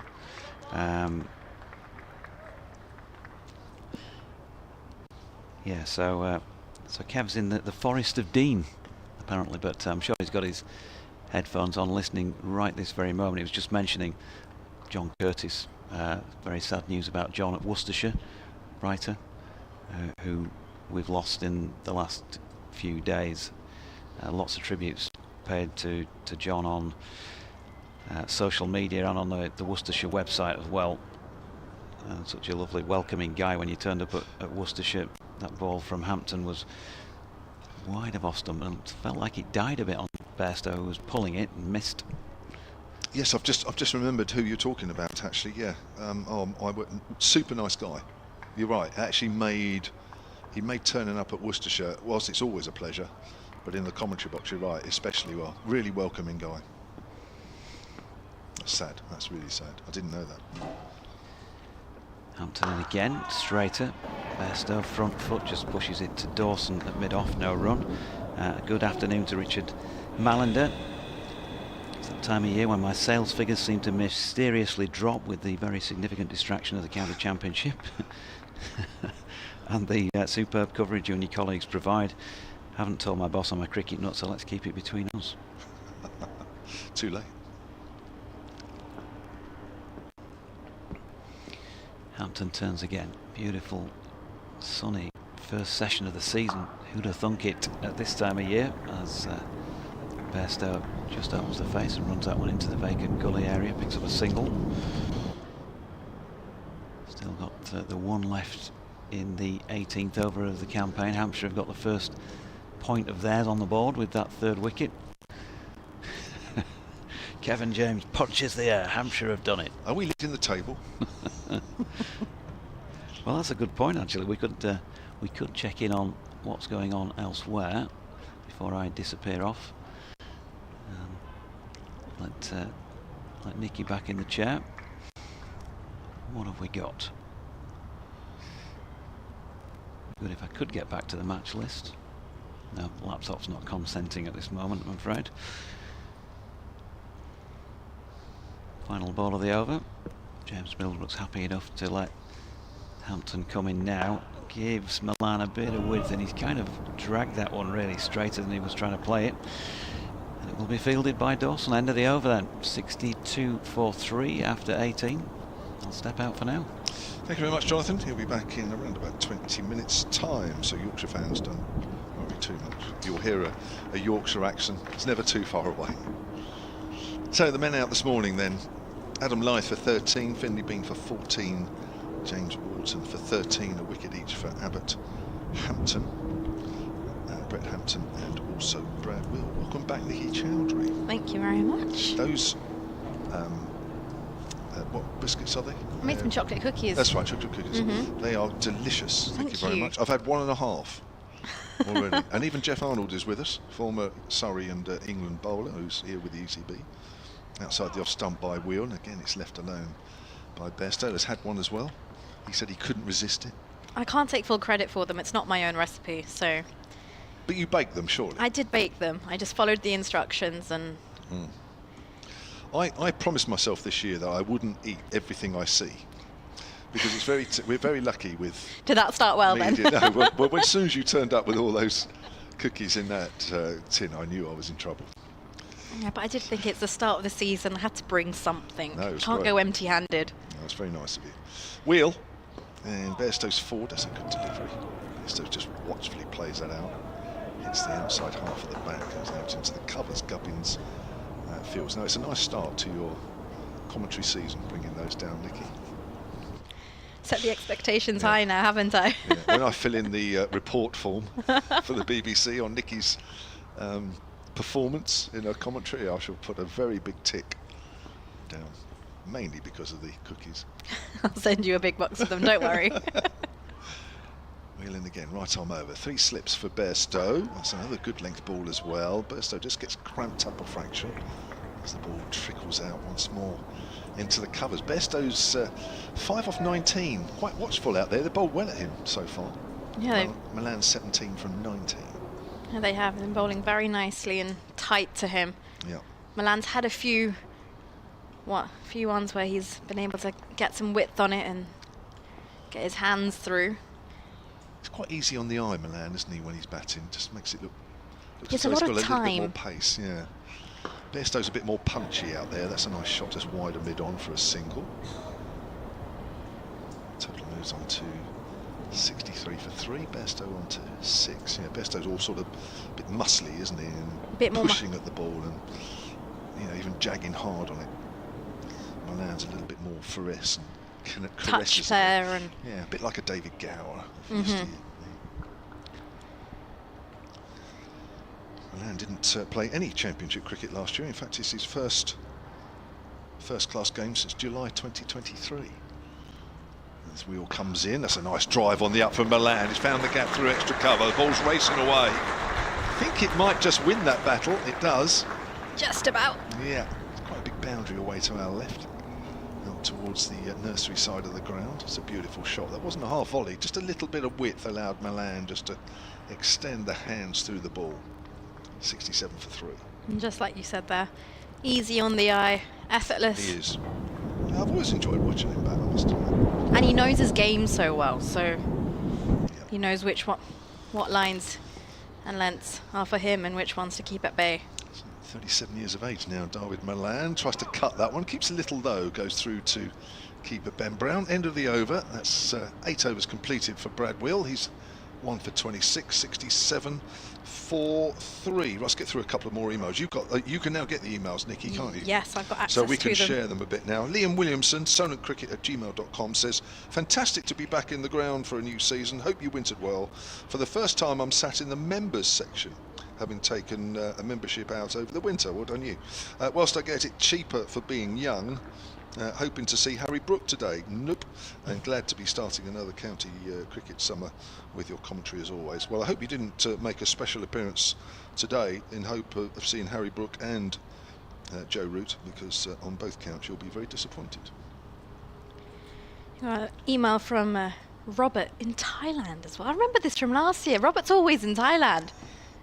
It's nice, isn't it? It's not a bad place to be. Robert in Thailand's So it's great to be able to stream the county cricket once again for another season. And of course it is. Change in bowling as well. Sonny Baker comes into the attack from, it's called the Hotel End, isn't it? Yes. The Hotel End. Yeah. One or two others have called it different things over the years. Northern End. Need to get my compass out to check which way I am for that one. We are definitely in the Northern End. But yeah, Hotel is the most obvious, isn't it? The Hotel End. Sonny Baker has ball in hand as he rolls his arm over to his teammate at mid-off. 2 slips in place as Bairstow takes his guard. The echo of the bat tap goes round the ground as Baker makes his way away from us now, and Bairstow forward, a bit of width here, and this is driven through the offside. It's going to run away down towards the boundary. It's too much width there from that first delivery of Baker, and Bairstow was definitely not missing out. Yeah, width was the key there, Nikki. You're right, just watching the replay there as well. You just feel that Johnny Bairstow, perhaps with a bit of extra pace here, might enjoy things a little bit more with Sonny Baker.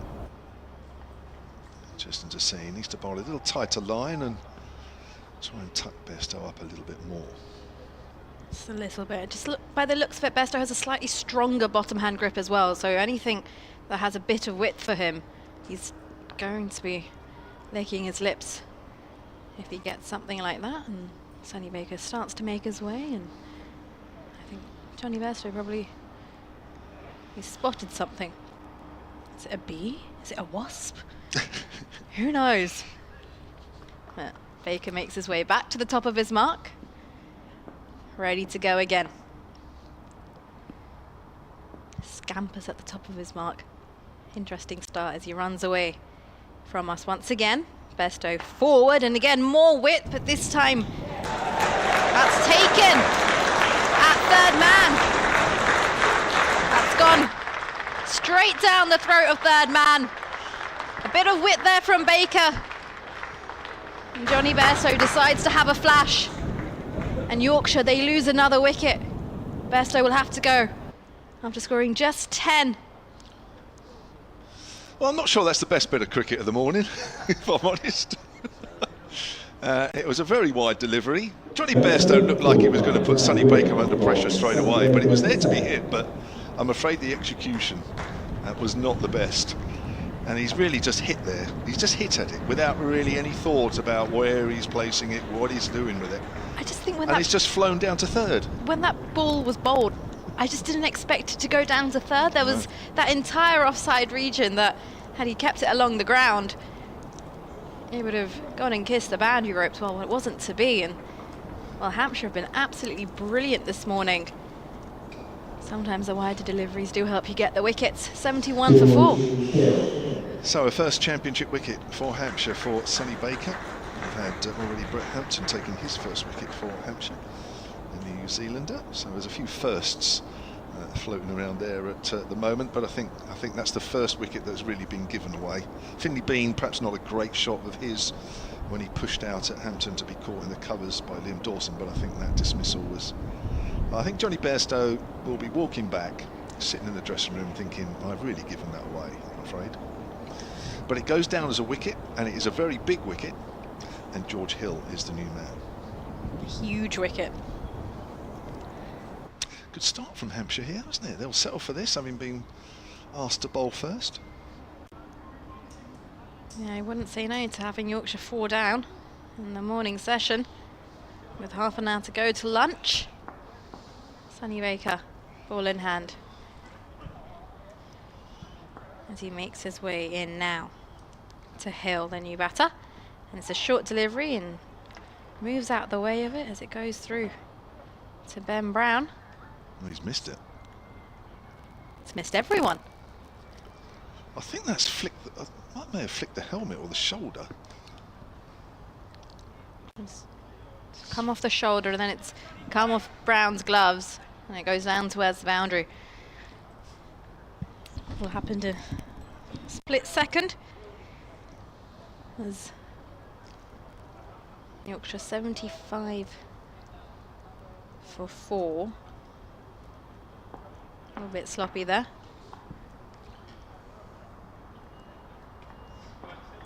Here's Baker.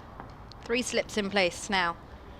As he's in through, and this one's left alone off the front foot into the gloves of Brown.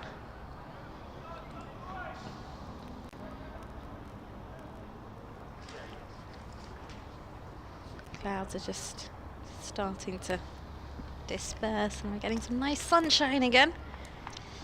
This is building up for the afternoon. Good thing I went back home to pick up the sunglasses. Yes, you'll need those this afternoon, for sure. I'm just glad I remembered when I wasn't halfway down. Baker in again, and this time off the front foot. This is punched through the offside by Hill. That's beautiful. It's timed it to perfection as it beats the fielder diving at point and goes all the way towards the boundary. Yeah, he's just bowling with a little bit of width here. It's Sonny Baker. And a little bit of extra pace means that the batters can just lean into the shot. They don't really need to try and hit it too hard, and it's a good wicket. It's good pace on this wicket. It's just nicely coming onto the batter, so he really does need to pull that line a couple of inches or so more towards the off stump. It was also full as well, which made it a little easier, but it was nicely played. Baker, number 95 printed on the back of his shirt, runs away from us now, and again a bit of width, and it's left alone once again by Hill as it goes through to Ben Brown with the gloves. That concludes the 20th over. Yorkshire 79 for 4. Yeah, it's good pace, but again it's a little wide. Just needs again to tighten the line up, but that's a good carry through to Ben Brown. Right, some more emails. Let's get through. Gregory Werner, solentcricket@gmail.com, says, have a question.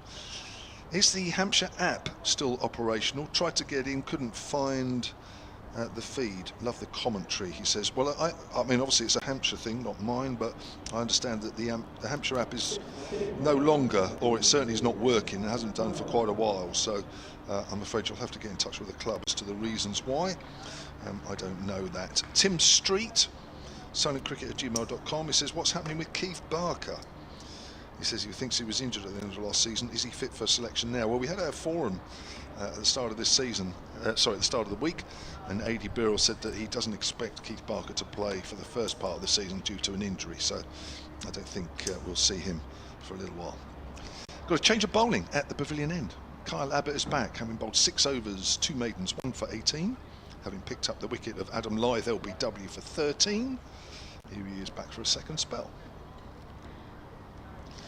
3 slips weight, and he's been bowling to Wharton and Malan, left-hander, round the wicket, right arm over and bowls. Oh, Malan has a little flick at that one, I think.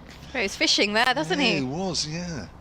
Of course, he's got to, as always with left-handers, you have to be very careful with the right arm, and the ball's always coming into you. But again, with his sort of lackadaisical style of Malan, sometimes you're never quite sure, is he committed to the shot or isn't he? But yeah, he did have a little flick at that, looking at the replay.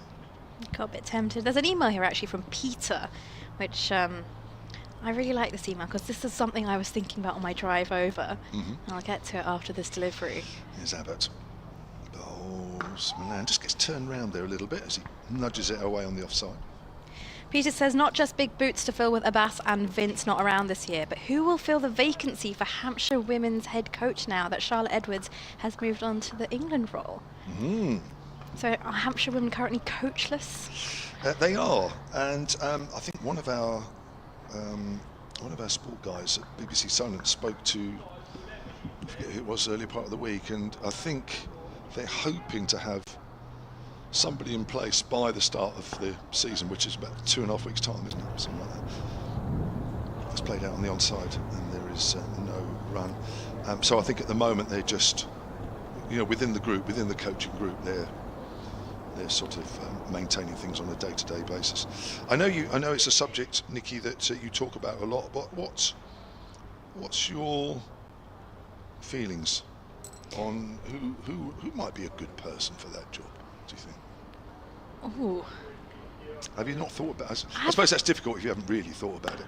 Malan pushes that length ball up to mid-on.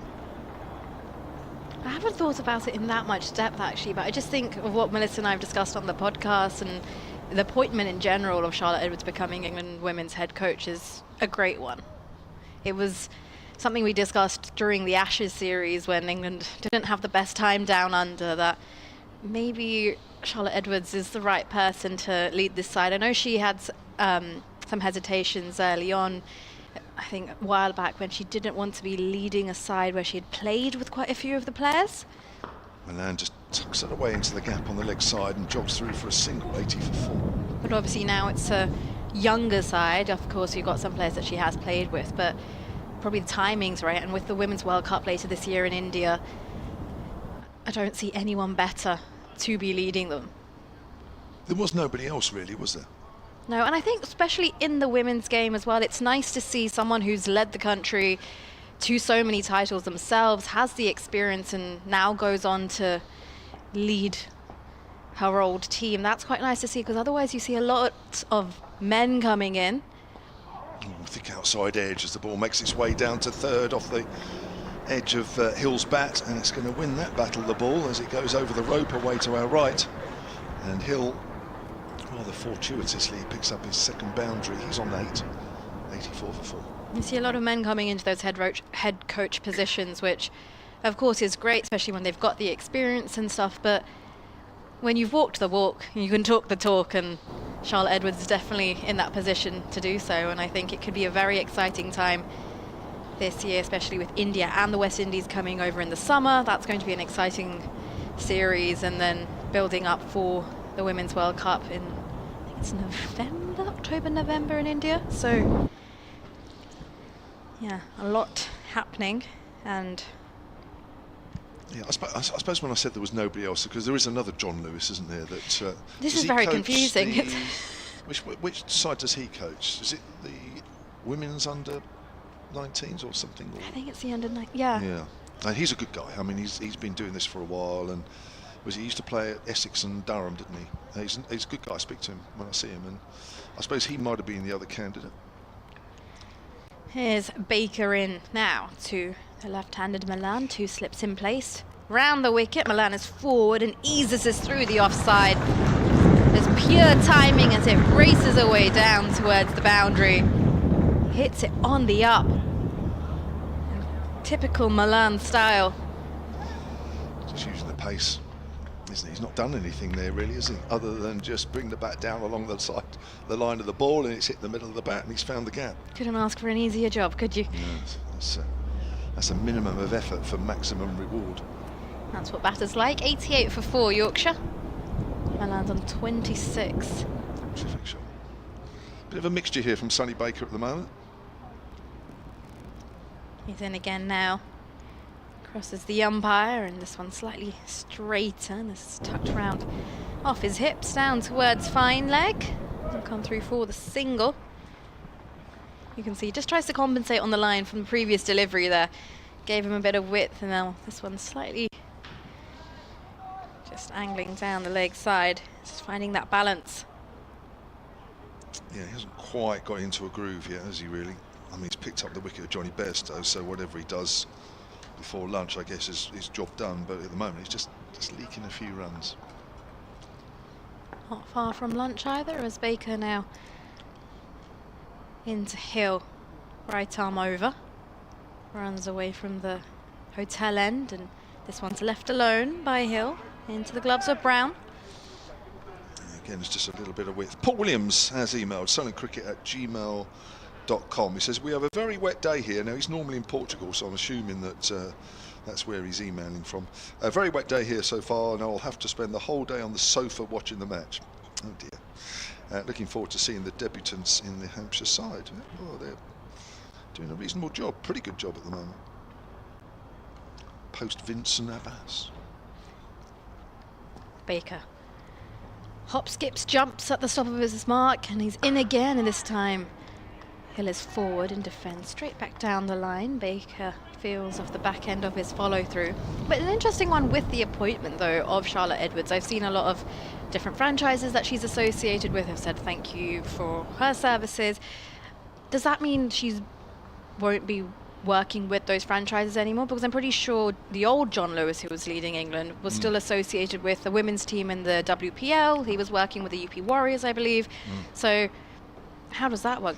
Is that something you have to give up with the role, or is it open to flexibility? As Baker's in again, and this one's left alone outside the off stump by Hill. I think I've seen a line somewhere in some article that suggested that she's given it all up.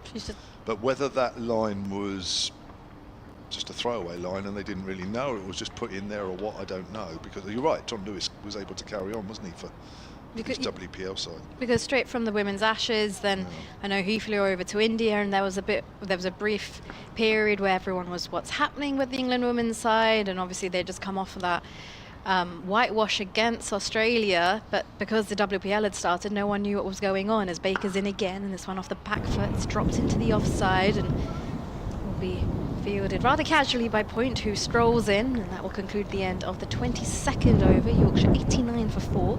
I believe there's going to be a change in the commentary box. We have to quickly do a shuffle around as we make way for Jonathan. Yeah, Jonathan Doidge is coming back in to take us up to lunch. Nikki Chowdhury will stay. And I'm going to have a break. I might have another one of your cookies, Nikki, actually. Very skillfully scheduled in for the full hour, JMO. He's got the full lunch hour. We know what he's doing. He can wander off round. That lunch here, by the way, is at the opposite side of the ground. So, given how far we are up, it could take us at least half of the 40-minute break to get round there. He really has planned this rota. Yeah, he's meticulous planning. So, here is Abbott bowling to Malan, who's just dropping one out square on the offside for a single. It's a beautiful cricketing scene, I've got to say. You don't expect April the 4th to see this sort of scene. Sunshine, there's a little bit of high cloud, but really you cannot complain one little bit. On the concourse away to our left, there's already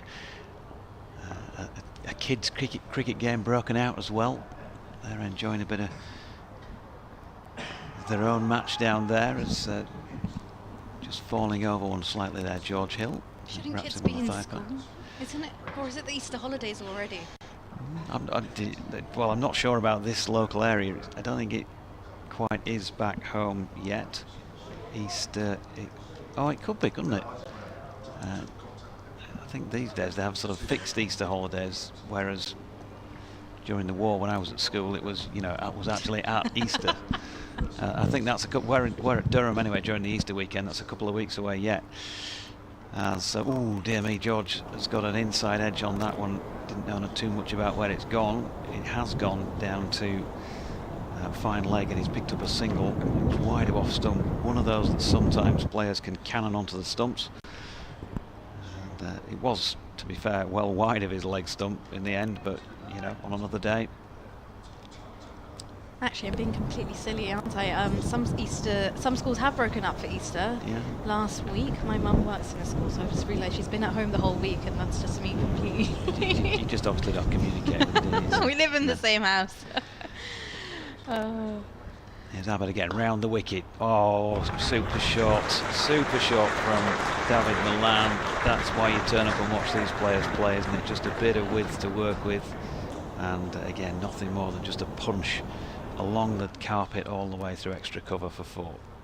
It's a beautiful stroke again. He's been given the width, and he can just extend his arms through the shot. That's how he's been getting his boundaries this morning. 95 for 4 Yorkshire. Probably the one Yorkshire player who won't want lunch, really. What we've seen so far. 17 minutes to go. Got a bit of work to do to get there yet, but 31 off 30. Very much the top scorer in the season so far for the White Rose, as he drops one into the deck on the offside and there's no run. And we'd love to hear from you on BBC West Yorkshire Sport at gmail.com or at JD's Events. Your socials, Nikki? My socials or the email socials? Well, both. Why not? Go for it. Go for the full Monty. So on X, I'm Nikki Chowdhury, NIKKICHAUDHURI. Kept it simple. Yeah, a bit like mine. That's why one of the I'm at reasons the I cricket changed in from my full Southampton. name on Twitter sometimes, as Malan punches one into I the know. offside, no run. Good, isn't it? End of the over. That's 95 for 4. I believe you can email us at solarcricket@gmail.com. What, get getting in paid touch to with watch us. cricket? How excited are you that Oh, County you Championship see, that's season what is you well get and for truly doing, underway? Cricket is back, the sun is Wednesday night shining, shift, life mate. is good again. Should have left her to it. Nick Moxon says I'd go with James Vince as ODI captain, but I think all the indicators are pointing to my fellow No, Burnley in I Wharton had a man, phone call. Harry Yeah. Brook. Yeah, I thought there might be a few Yorkshire comments in favour of HC Brook. Here's Sonny Baker. Baker's in now on this one. Just opens the I'll face of the think of that batters. next Hill time I runs get it an down offer, to but you third. have Will to come get through your own fourth ticket. single. Keith Holmes, afternoon to you, says working today, but lovely to hear your voice on the Yorkshire comms just now as I tuned in. Boys need to stabilise a bit. Always great to welcome cricket back though, isn't it just? 6 months of cricket ahead of us. I always feel like the winter seems so much longer, even though it's an equal split. Sonny Baker, right arm round the wicket to David Malan, who taps his bat, awaits and is forward and toes this into the offside, takes on the run and he's been run out. So Gray was just An had a wicket. absolutely brilliant Wow, Hampshire. throw at the non-striker's end.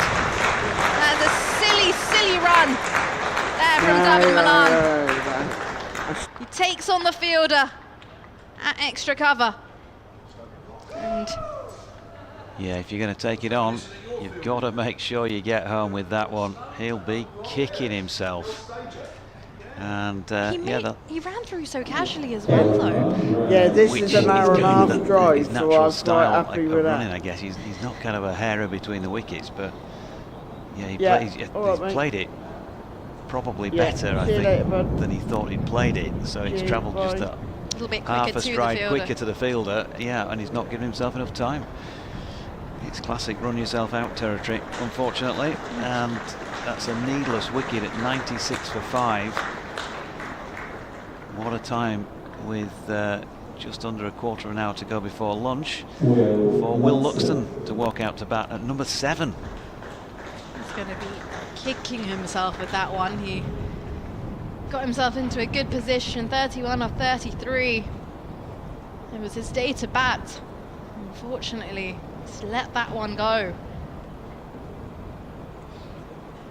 There's definitely no need there, given the situation of the game. Already 4 down. He had all the time in the world. Unfortunately, not to be. 96 for 5. Will Luxton makes his way out there into the middle. Yep, 7 first-class matches to his name so far, Will. He's made 1 senior century. That came at rugby school in the 50-over comp last year against Warwickshire, when he won the match with a 6 and brought up his ton. He's definitely a useful young player. 240 first-class runs so far, with the highest of 59, averaging going on for 27. So very early days for him.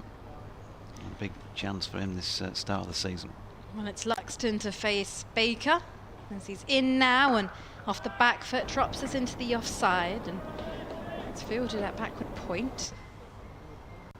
Took a little bit of height off the surface, that delivery from Baker. Oh, those 2 wickets, those are for David Malan getting himself run out, and then Johnny Bairstow serving catching practice down to third. Yeah, the first time in the match so far we've had a pair of right-handers at the crease.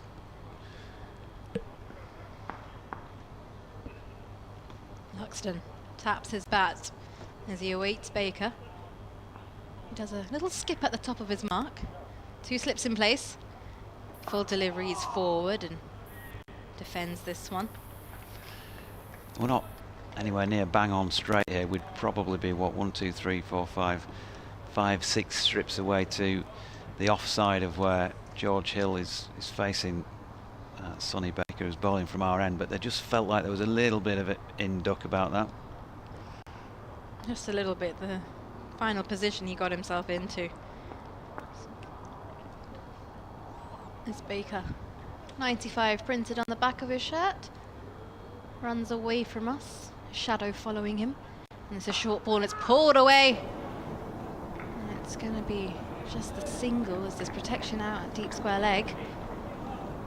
It'll be really important here that Yorkshire don't hand Hampshire another wicket on a platter here.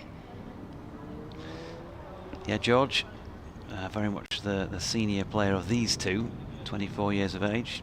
He's in his 50th first-class match here. 4 first-class tons to his name with a highest of 169 and averaging 33 plus.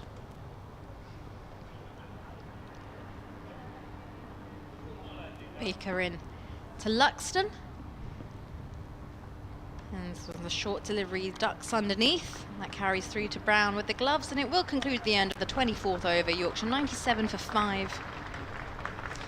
George Hill also capped at the end of last season with very much a sort of emotional Churchillian type speech by Johnny Bairstow, who presented him with his cap. We got invited into that. It was the first time we were, you know, as the media, a few of us got invited into the room where it was made. It was lovely to be able to sort of see that close up, because you tend to see those things at Headingley anyway. I'm not quite sure how Hampshire do it, but you'll be up in the commentary box and it'll be just before a match. They'll be down on the field. You can see that somebody's doing a bit of a speech and they're ready to present the cap, and then the round of applause from the lads. But that's about as close as you ever get. So to sort of be in the room and see a man with 100 Test caps doing it was something special. As George, who received it, is on strike and just runs one down to third man off the bowling of Kyle Abbott for a single. George on to 12, 98 for 5. I've actually been up to Headingley myself. That's one of the grounds I haven't visited. Get a proper Yorkshire welcome up there. We'll drop our H's an alt lot. Dropping your H's. I'm trying to think of a word where you really can't drop your H, otherwise you're just completely... You can't say my surname without dropping your H. No. Luxton just punches one to mid-off, no run. Well, no, but I mean, his H is at the start of words, so my... It's a hot. Yeah, the suburb of my birth in Leeds is called Horsforth. Okay. Horsforth. Horsforth. But of course, locally you just call it Horsforth. You just, you know, what's the point in having an H on the start of a word, to be fair? Bull. That half a split second just took up so much time, didn't it? As Luxton turns one into the leg side, no run. Bull, Harrogate. If you're from Harrogate, of course, you probably do pronounce your H. This is funny because I was in India recently and someone came up to me and they were like, "Oh, why does everyone in the UK say, would you like a bottle of water?" And I was like, huh? Not everyone in the UK says that, actually. So there's like this perception that we just say a bottle of water. And yeah, I was like, that's definitely not me. I don't know what you've been watching. Here's Abbott. Luxton just a bit uppish towards mid-on. He's going to go for 4. It was wide of him. There was a dive came in from Mark Stoneman, but he couldn't get across to it, but just got to take a little bit of care there. The applause is because after almost 2 hours of play, the entire morning session, Yorkshire have made it to 100. 24 overs and 4 balls for the record is the number of deliveries it took them to get there. Nobody gives us credit for this, but I reckon, you know, the appeal, you know, how's that? I mean, surely it was how's that umpire to start with, but it must have been us Yorkshire folk who changed it to how's that and drop your H. It's wide of off stump and Luxton leaves. I think just in the rush of the moment, that word's just been shortened and shortened and shortened, just because... No, we're claiming it, I'm sorry. You're claiming it, yeah. You want credit for it, do you? Absolutely. Okay. Whatever floats your boat, John.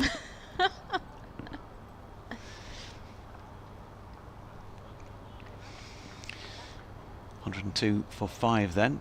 Early moments for Will Luxton, 4 off 5 deliveries. Slightly open stance. It's just working its way down to gully, not entirely sure it's where he wanted it to go, but that was the successful completion of Kyle Abbott's over. 9 of those to his name, 2 maidens, 1 for 34, 102 for 5. We've got time for probably 2 more overs before lunch. Should be able to squeeze another couple in, especially at the rate they've been bowling at, pretty quick and swift through the overs. Sonny Baker's ready to go again. It's adjusting the field slightly. It's decided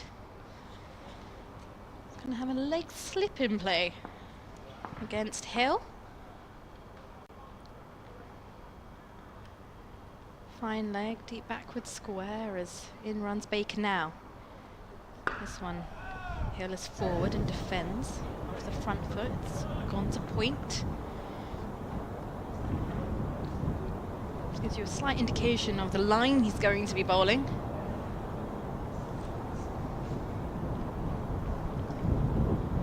Two slips in play. The umpire decides he wants to change where he's standing, comes over from square leg to go to point now. Bright and sunny out there. In the middle is Hill. Taps his bat, crouches down in his stance as he awaits. Baker, who at the top of his mark, makes his way in, away from us, and a bit of width, and this is cut away, and it shouldn't go all the way as third comes round and does a good piece of work to stop the boundary, but they will pick up a couple of runs in the process. Saves 2 runs out in the deep. Score moves on to 105 for 5.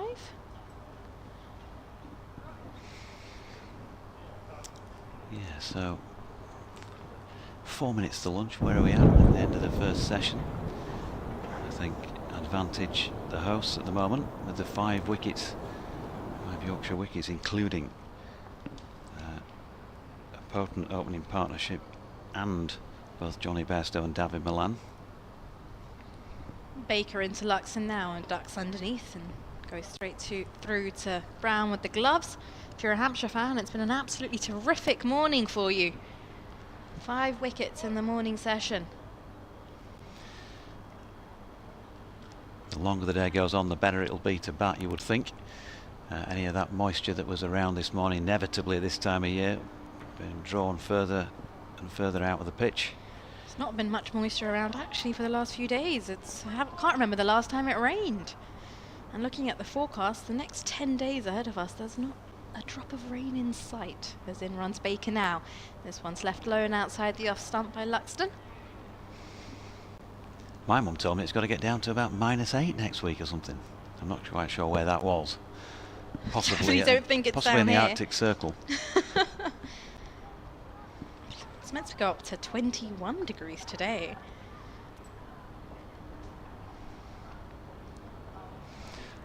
That'll be good. Can't complain. This time of the year, normally players will have hand warmers in their pockets or wearing their sweaters.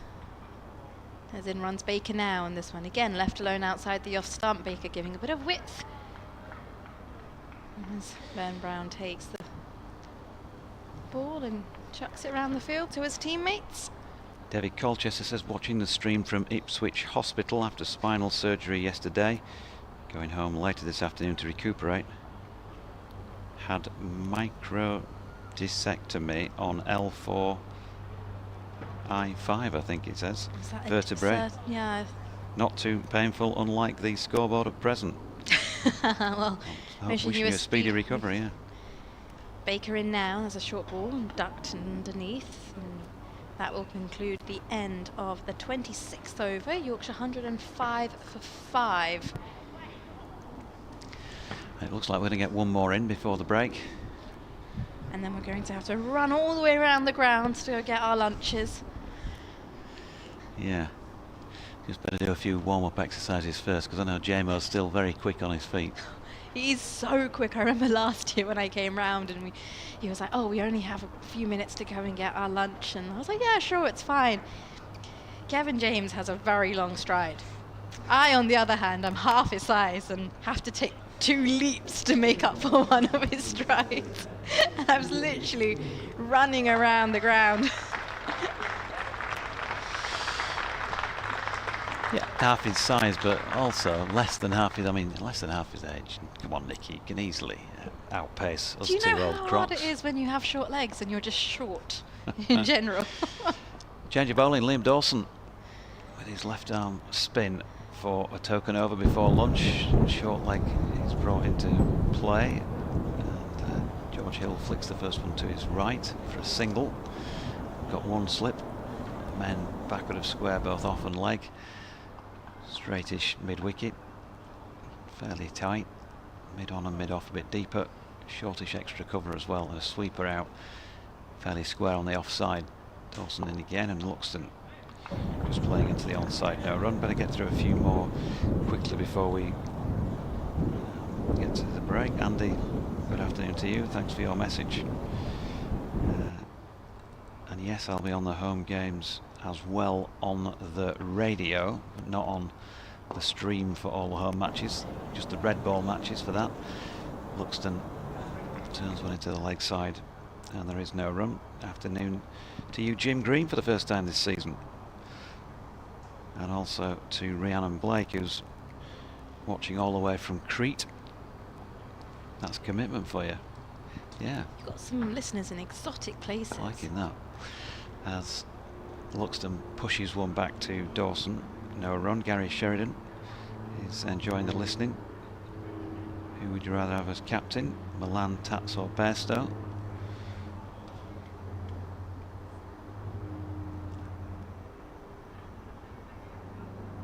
Dawson with 2 to come in the session. Luxton just drops one out into the offside, no run. Dreadful first session, says Tom Joyner Union. Batting by far our strongest suit, so not looking good for Yorkshire. There we go, written off before the end of the first session. Final ball of it now. It'll be 27 overs complete after this delivery. Silly bit off in place now rather than short leg, and he fields that ball to complete the session. So Will Luxton, who played the shot, 4 off 15 deliveries. George Hill 16 off 19.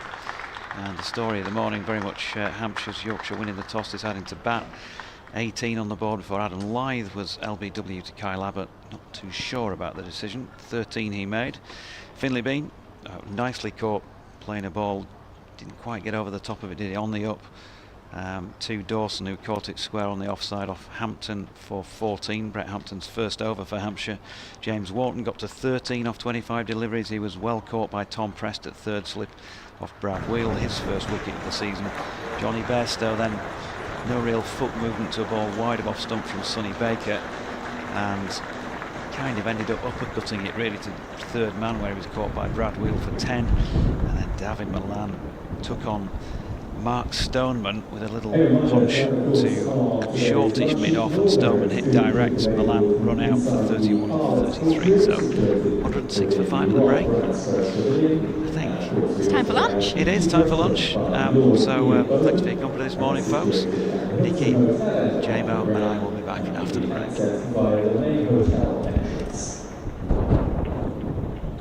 Also open this lunchtime, the onside Utilita Bowl store is showcasing the brand new Rothesay County Championship and Metro Bank one-day cup kits. They were released in the last couple of days. We're going to take a look at inside the store that is situated beneath the Shane stand.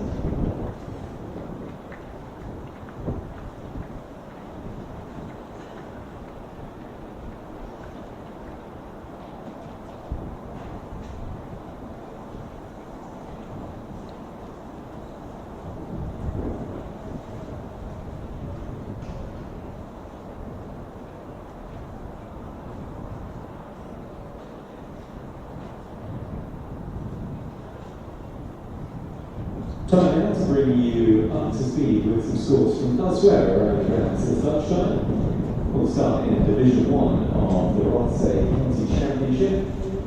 Essex versus Surrey, Essex batting first at Chelmsford are 114 for 1. Nottinghamshire versus Durham. Durham batting first, 118 for 3. Somerset versus Worcestershire. Worcestershire batting first, 110 for 4. And finally, Warwickshire versus Sussex. Sussex batting first are 88 for 3.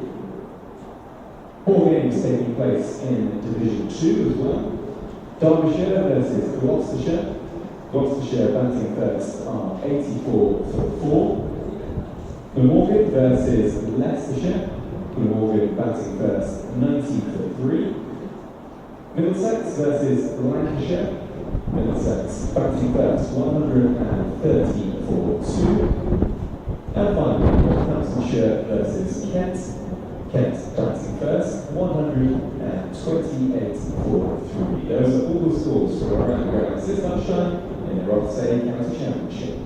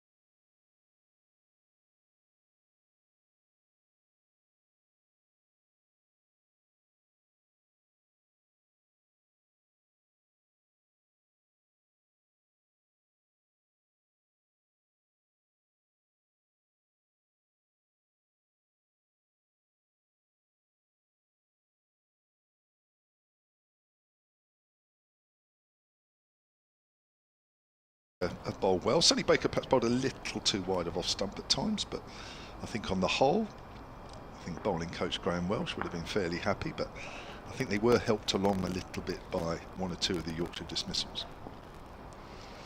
Here's Abbott again. Hill walking into it and playing a almost perfectly straight defensive shot just past the stumps at the bowler's end. Yeah, and I'm talking probably specifically about Finley Bean, who drove a little bit airy-fairly at Brett Hampton, called in the covers for 14. Johnny Bairstow slashed at a wide one from Sonny Baker, got caught down at third. And Wharton and Malan, who tried to take Mark Stoneman on in the covers and lost that battle out to a direct hit. And he was going well, Malan, 31 there. Here's Abbott. Oh, lovely shot by George Hill, over pitch by Kyle Abbott. And he latched onto that straight down the ground in no time beneath our commentary position for a beautifully struck 4. 20 to George Hill, 110 for 5 at the end of the 30th. And I'm told that our commentary is back on YouTube. So that's good news. That's a message from Hampshire Cricket Club, because I am totally taking myself out of the equation there, because sometimes the technicals are down to me. It's very rare, Doidgy, of course, but every now and then. But on this occasion, it was not me at all. So it weren't me, Gav. Weren't me, Gav, no. So Dawson getting ready to bowl his next over, just making sure the field is in the right place. Brad Wheel just waiting to go into his position at mid-wicket. And then we're ready to go. This is a beautiful setting, isn't it, with the sun out. This is gorgeous. Reminds me. Say something, Doidgy. Dawson bowls on the back foot is Luxton. Weren't me reminds me of that Madness song, Shut Up. You remember? Wasn't me either, I'm just his mate. He told me to stand here and watch the gate. See, you could do a Cockney accent as well. Your Yorkshire accent, of course, is your natural accent. Oh, he's turned and he's bowled! Oh, where's that one come from? And Luxton will feel he's done nothing wrong. Length ball, he's pushed forward, and the ball's just turned past the outside edge and it's clipped the top of off. And Dawson, he's in the thick of it again. Yeah, beautiful delivery. Why isn't he playing for England? Well, we know why, but anyway, it sounds good. It's all about the length, isn't it? I mean, Will Luxton's tall. He's got a full stride in there. He's just offered to defend it, and it's taken top of off. If you're going to come out with a textbook left arm spinner's delivery, then that's something like it. I'd love to see that again on replay. I'm sure we'll get it again shortly. Well, how often have we seen Liam Dawson do something like that? Just pull something out of nowhere. Absolutely incredible.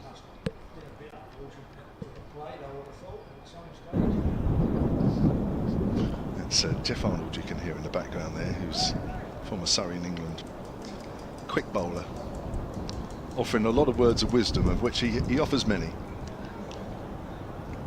We're not going to get a replay, it doesn't look like at the moment anyway, so we'll have to just settle for the fact that it was a good ball, and we'll have a look at it again a little bit later.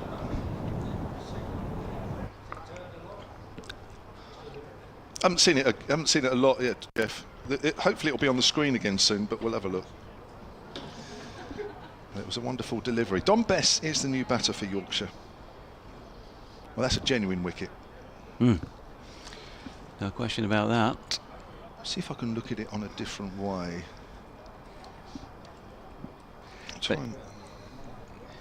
Hasn't come up on there yet, Jeff. Hasn't come up yet, and it hasn't come up on there. But stick around. Hopefully we'll get a replay in a minute. The man from the ECB wants a replay, if anybody can hear me.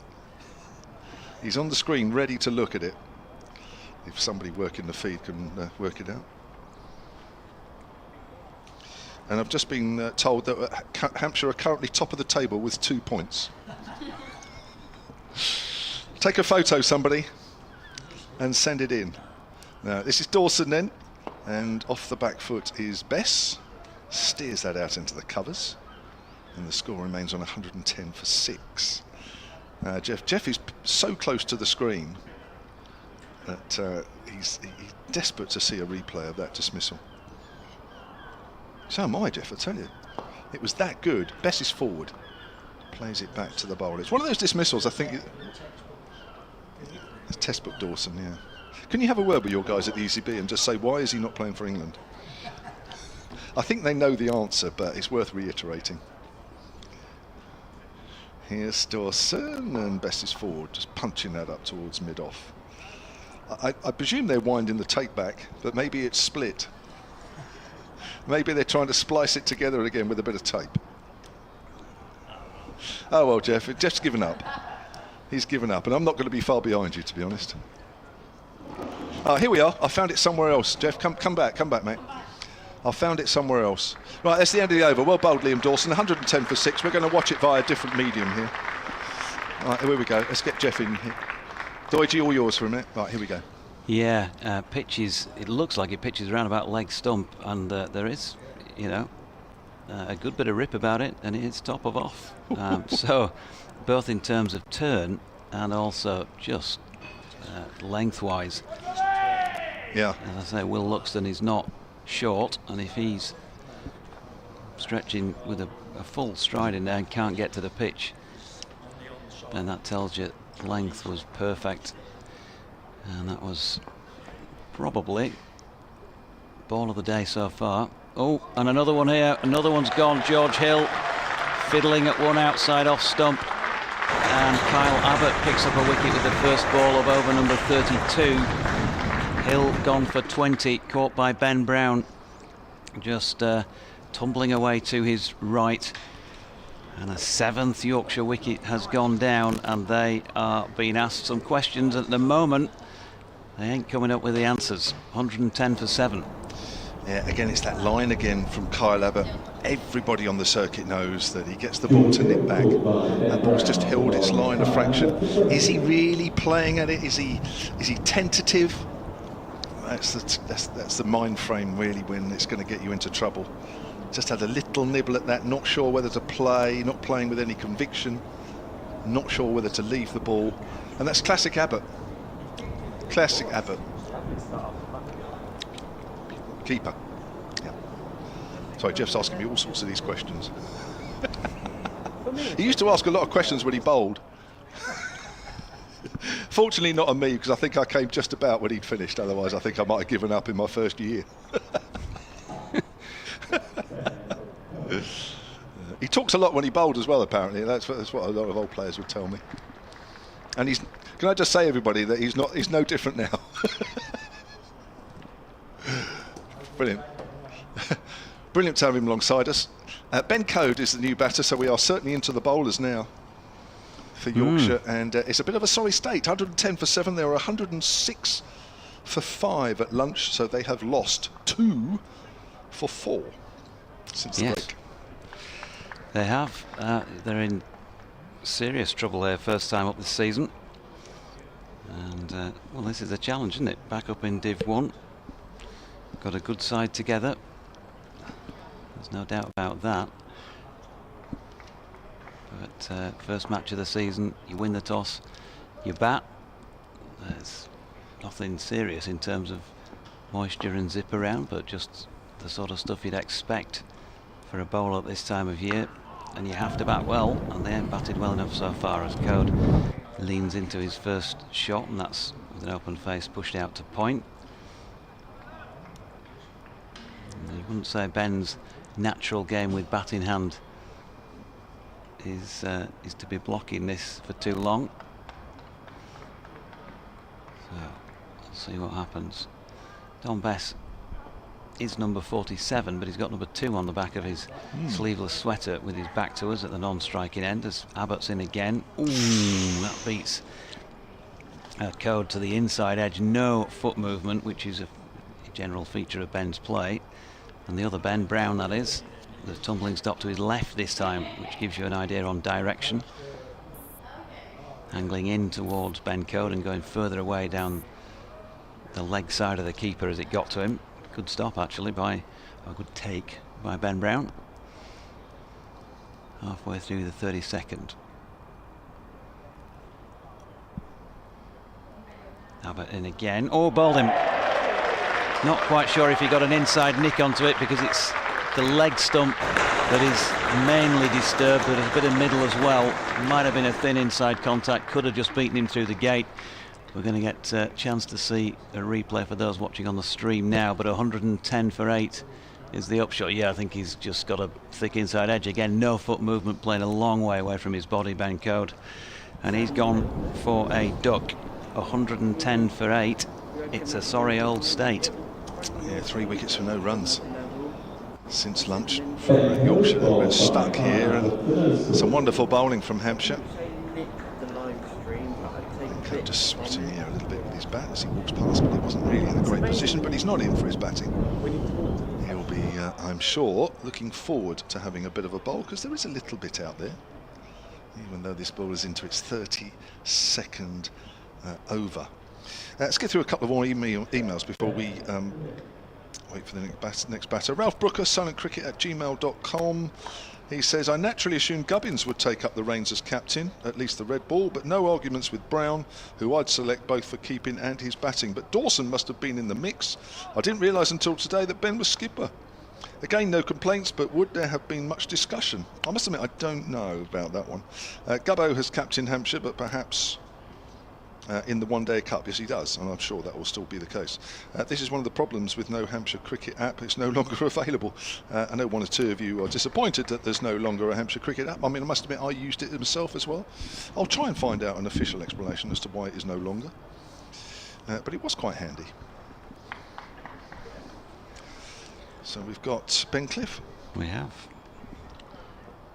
Trying to avoid being the 3rd wicket of the over. Here's Abbott bowling his first ball to him, and he does avoid, so he gets off the mark, in fact, with a little nice nudge round to the long leg for a single. Eddie Lawrence has also emailed silentcricket@gmail.com. He says, the sun is out. The county cricket is back. Listening to the excellent commentary with my headphones on, making sure you don't disturb my work colleagues with continuing news of Yorkshire wickets. Looking forward to popping in to see the last hour's play later today. Keep up the good work, says Eddie. Thank you very much. Steve Clark, who emailed earlier, was hoping to see the end of the game on Monday. I have to say the game's moving rapidly forward at the moment. Monday being the 4th day. Looking a bit in jeopardy. Abbott in again. Punch off the back foot by Bess. It's a strength of his. Might just get pulled in before the boundary rope. It does. Have got through. Did they run 3 there? It looked like he was so relaxed at the non-striking end that it might have only been 1. It was 1, yeah. See what the board. Yeah, just the 1. Really, gone a long way for 1. So 112 for 8, and deserved applause for Abbott, who's now 3 for 39 from 12 overs, 3 of them maidens. Yorkshire have just got to scrap away for anything they can get runs-wise here. You never know how valuable in a game of cricket they could be come the other end of the contest. 2 for 5. Kyle Abbott since lunch. Here's Dawson, who's also picked up a wicket. Oh, he's wrapped on the pad, playing across that, and he's gone. Well, Bess stands there, but for me, that looked out. He wasn't playing straight at all. It was a straight delivery. He's playing it towards mid-wicket, wrapped on the pad. I don't think he gave the umpire too much choice. Let's watch this on the replay. Here we go. Yeah, it's middle and leg. It's middle and leg, but he's playing right across it. He's planted his front foot down, Nicky Chowdhury. He has indeed. What has happened? After lunch, what has Hampshire had for lunch? That's what I'd like to know. Wickets tumbling. 9 down, 112 on the board. Wow. So since lunch, Yorkshire now are 6 for 4. Or 4 for 6. Doesn't sound very nice when you say it out loud. No. But that was just a straight ball. It was interesting. What I was going to say as well, make the point, Nicky, before that wicket, was that the ball that got Will Luxton was the peach of a ball, wasn't it? Pitched middle and leg, hit the top of off. Interesting that Yorkshire have left Dan Moriarty out, the left-arm spinner. They'll be wondering. Well, yeah. I mean, just interesting when you see a ball do that on the first day, or not even halfway through the first day. Interesting one. We do know, and it's well known here, that the wicket doesn't usually get worse, but it might just turn a little more as we go along. So Best goes for one. Goes for one. Jack White makes his way out into the middle. And if you're a Yorkshire supporter, well, you might want to cover your ears. 112 for 9. Only 20 minutes after lunch. And Hampshire, well, they've been truly brilliant.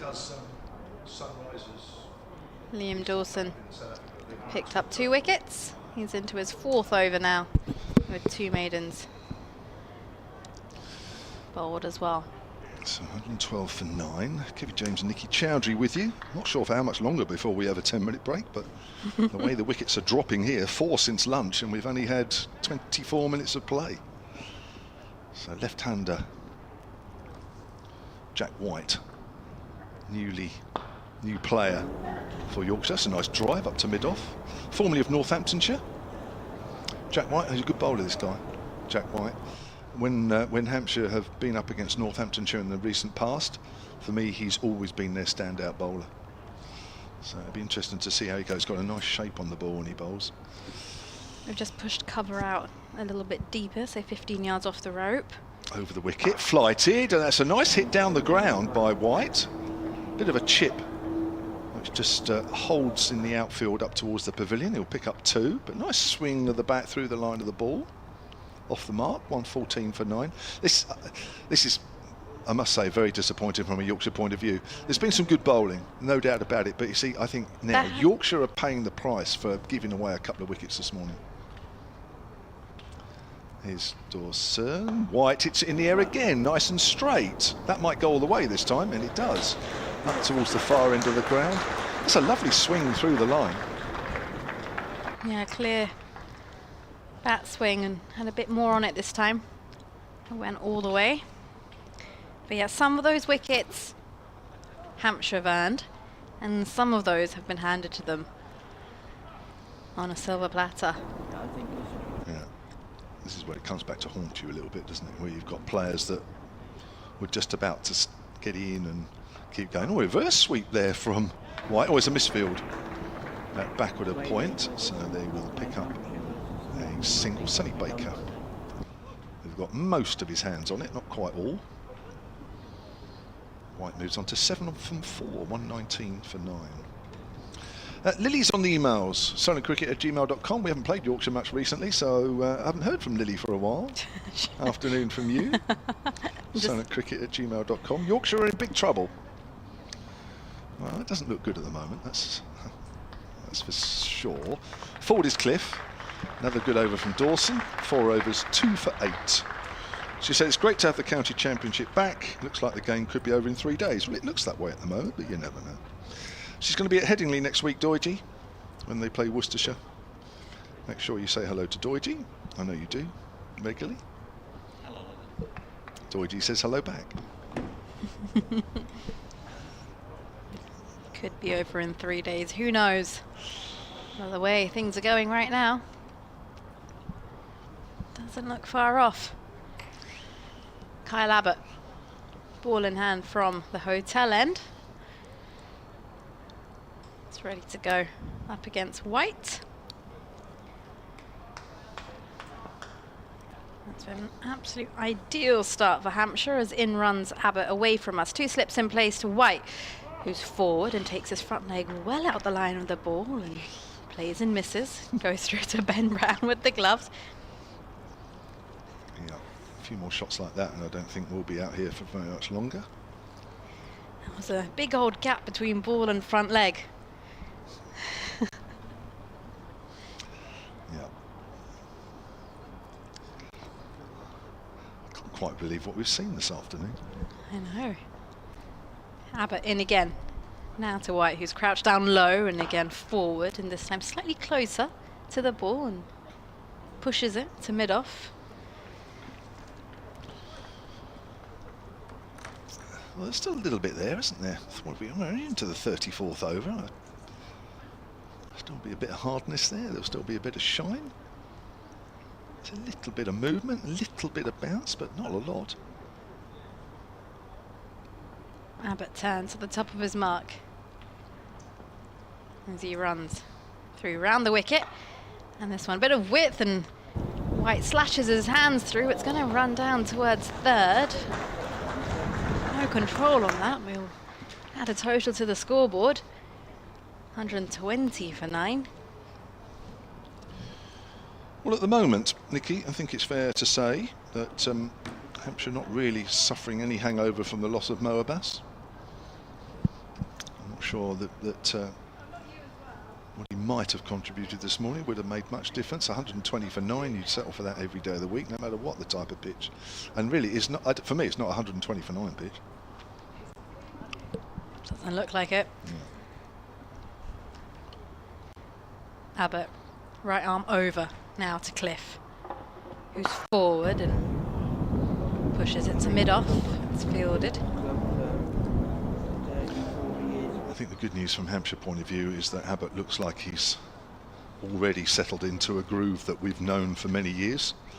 All the reports pre-season were that he was bowling nicely in a good rhythm, and we've seen that here so far. That's good news. Yeah, it took a few overs to get into that groove this morning, and well, when he found it, he's grabbed onto it. He makes his way in again, away from us. 87 posted on his back, straight to delivery, gets a outer edge as it runs down towards third. I'll come through for the single. 121 for 9. How was your lunch, Nikki? My lunch was absolutely delicious. Was it? Had a baked potato with some salad. Can't go wrong with a baked potato. Very healthy. What did you go for? The gammon. The gammon. You always go for the gammon. I didn't realise you took so much notice of what I eat, but you're right, I did. I've got a good memory as in runs Abbott now. Round the wicket to the left-handed White, and it's a play and a miss straight through to the gloves of Ben Brown. Thank you for taking so much interest in me, Nikki, but yeah, it's nice. Just have a good memory. You have. Remember everything. Maybe some things I shouldn't. I think Deutsche had the jacket potato as well, didn't he? Yeah, thank you. What was your topping, Deutsche? Oh, he didn't feel it was, oh dear. Can I just say that the chef over that far side has a very big reputation, has worked in some very big establishments. So I shall pass on your comments. If you didn't quite hear it, Deutsche thought it could have been a little better than it was. Well, they forgot yours, didn't they? Yeah. Yeah. He's very particular about his food, as Deutsche. Oh, he's playing a missing outside the off-stump. Start of a new over from Dawson, bowling to Ben Cliff. Yours was cooked all right, wasn't it? Mine was perfect. He's a very good chef over there, I have to say. Worked in some top places in London and thereabouts, around the world actually. Yeah, baked potato is one of my favourite things. Reverse sweep, wrapped on the pad. Shout from Dawson and Brown, not out, says the umpire. Not a particularly wise shot there from Ben Cliff. All at sea with that reverse sweep, I think it's fair to say. I've seen it played better, but maybe he feels it just to get a few runs. Tossed up, driven into the ground, but not timed. Dawson moves quickly to his right. Yeah, good lunches here though. Yeah, they are good. Yeah, Melissa and I were having a conversation yesterday, and it was just about different lunches up and down the country, and we were rating where we like our lunches and our favourite meals. So what came out on top? Another reverse sweep wrapped on the pad. That's out, that's close. Had to go. Plum in front, didn't really bounce. Cliff goes for 2. And Yorkshire have been bowled out for 121 with just... Well, what did we had? We've had 20, 30, about 32 minutes of play since lunch where they've lost 5 wickets. So we'll just quickly go through the scoreboard in a minute, but I just wanted to rate we'll come back to that. We'll come back to it. We'll leave this for the yeah, that'll be a good one for this afternoon. So do you want to wrap up? Do you want to quickly go through things for a couple of minutes, and then we'll take a break? Of course. Well, they've been bowled out in 2 hours 34 minutes for 121 on the board, just going through the wickets. Well, they lost the first wicket of Adam Lyth at 18 for 1, and then Finlay Bean was close afterwards at 28 for 2. 56 for 3, we lost James Wharton. And then Johnny Bairstow and David Malan on a little bit of a partnership, taking that to 71 for 4. We expected more from them. And then close behind, David Malan went at 96 for 5. Wickets were lost at quick succession. 110 for 6, the wicket of Jamie Luxton. George Hill went 110 for 7. Ben Code at 110 for 8. Liam Dawson strikes. And 112 for 9 was Don Bess. And just now, wraps things up again. Liam Dawson picks up his 3rd wicket, gets the wicket of Cliff, and Yorkshire been bowled out for 121 on day 1 of the county championship season of 2025. They've been absolutely brilliant. Yorkshire, well, it's safe to say they've handed Hampshire a few wickets on a silver platter. Some wickets have been earned, some not so much. But for a Hampshire fan, it looks like a good day. Certainly is, yeah. 5 for 11 was the situation after lunch, with Yorkshire at the break 106 for 5. Dawson with 3 for 8 and Abbott with 3 for 42. We're going to take a quick break and we'll be back with you for the start of the Hampshire reply. Hampton, 5 overs, no maidens, 1 for 23. Sonny Baker, 4 overs, no maidens, 1 for 17. And Liam Dawson, 4.4 overs, 2 maidens, 3 for 8. There were a total of 5 extras made up of 5 red bucks.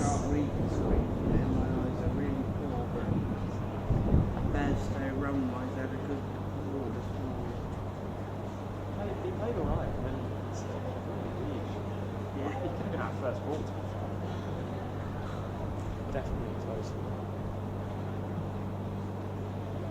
How's it been going on the live stream? Live stream felt pretty good. Camera stuff is not my natural trade, so getting used to this is definitely. Now let's say a very happy birthday to Paul Cox, who is with us today. Paul, on behalf of all of us here at Hampshire Cricket and Utilita Bowl, we'll be having an enjoyable day in the sunshine. So happy birthday to Paul Cox with us today.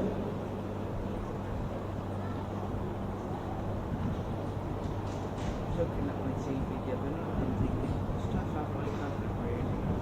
Cool. Bowls, cricket, football, both codes of rugby, tennis. Not the strings to the button.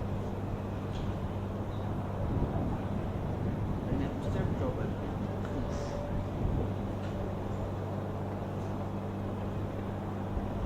said to wear something to cover. Always does.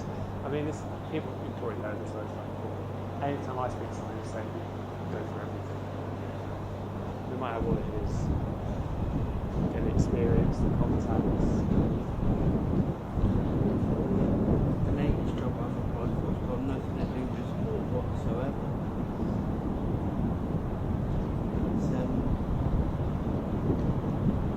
content and video creation for one of the colleges up in Oxford. Which one? New college. So what would that entail? I guess, is that just sort of like promotional stuff? Pretty much, yeah. They have a load of dinner evenings and I can't turn up like this. I have to go full suit, tie, bow tie.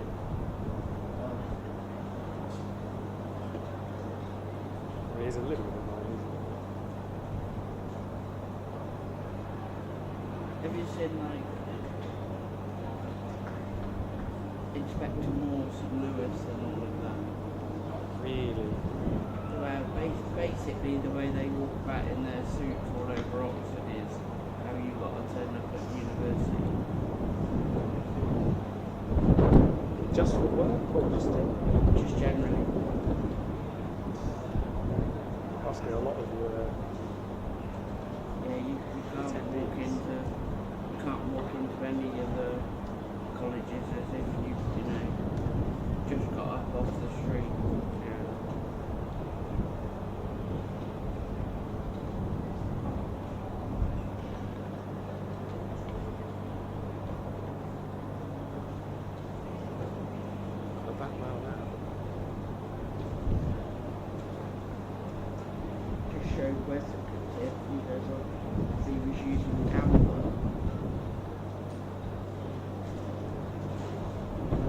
don't use the paper thing anymore on your card because it doesn't look good.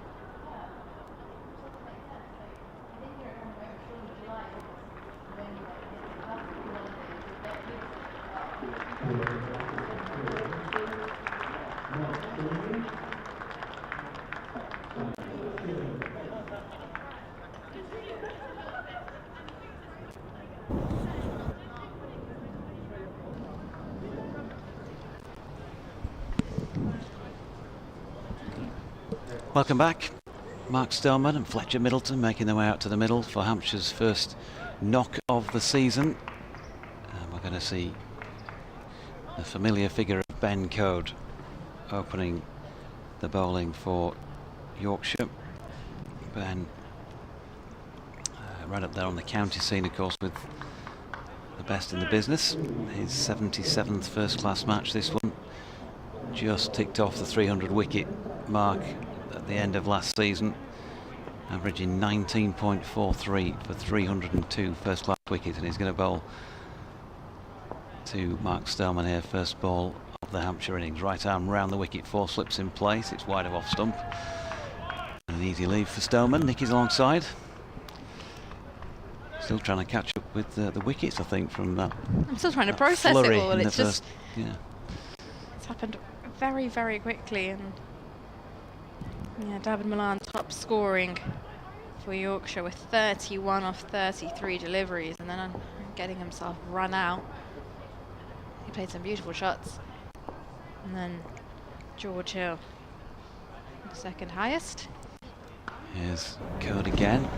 Ball just short of length and helped around the corner by Stoneman. Back of the square leg for the first runs of the season for Hampshire, and that is 4. Code just trying to get himself loose, and Stoneman will be. He won't mind that. He'll welcome that, won't he? Second ball off the mark with a 4 back of the square. Not the normal sort of area you see Ben Code hit, which tells you something about just getting loose.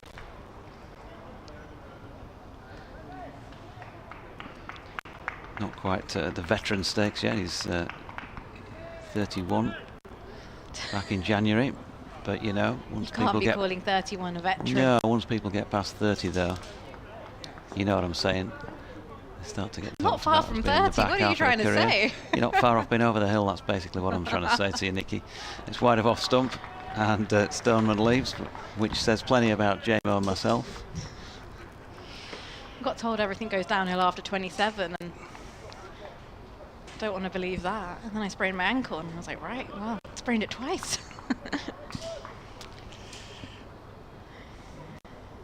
But it was quite funny walking around to lunch. Some of our listeners saw me trying to keep up to the pace of Kev getting around to get our lunch. Code in again, Stoneman, who did play a few games for Yorkshire a few seasons ago on loan. He just pushes half forward at that, wide of off stump, through to the gloves of Bairstow. So 4 slips and a point really at the moment, followed by David Malan, who's just catching the ball on its way around the ring. He's in extra cover come mid-off type position on the wicket ends. Deeper at straighter mid-on is Ben Cliff. James Wharton's in at mid-wicket, and a long leg also in place as in comes Code again, wide of off stump and left. Buoyant mood among the home support, I'm sure. There are some travelling Yorkies down here as well. I had a word with 1 or 2. Yeah, I've seen a few of them downstairs, out and about, wearing the Yorkshire hoodie, which I must say, it's pretty warm outside to be wearing a hoodie. Yeah, it is. It's lovely, isn't it? I mean, short sleeve order. First day of the season up here in the com box. That's without the sun on it. And then comes Code again, and that's dropped out into the offside by Stoneman to complete the first over, with Hampshire at 4 without loss in response to Yorkshire's 121 all out. Got an email here from Joe at solentcricket@gmail.com. Joe says, what a day so far for us Hampshire supporters. Can I ask, are the batting points the same this season as last? As in, first point not awarded until 250 on the board. Kevin? Confirming that one with you.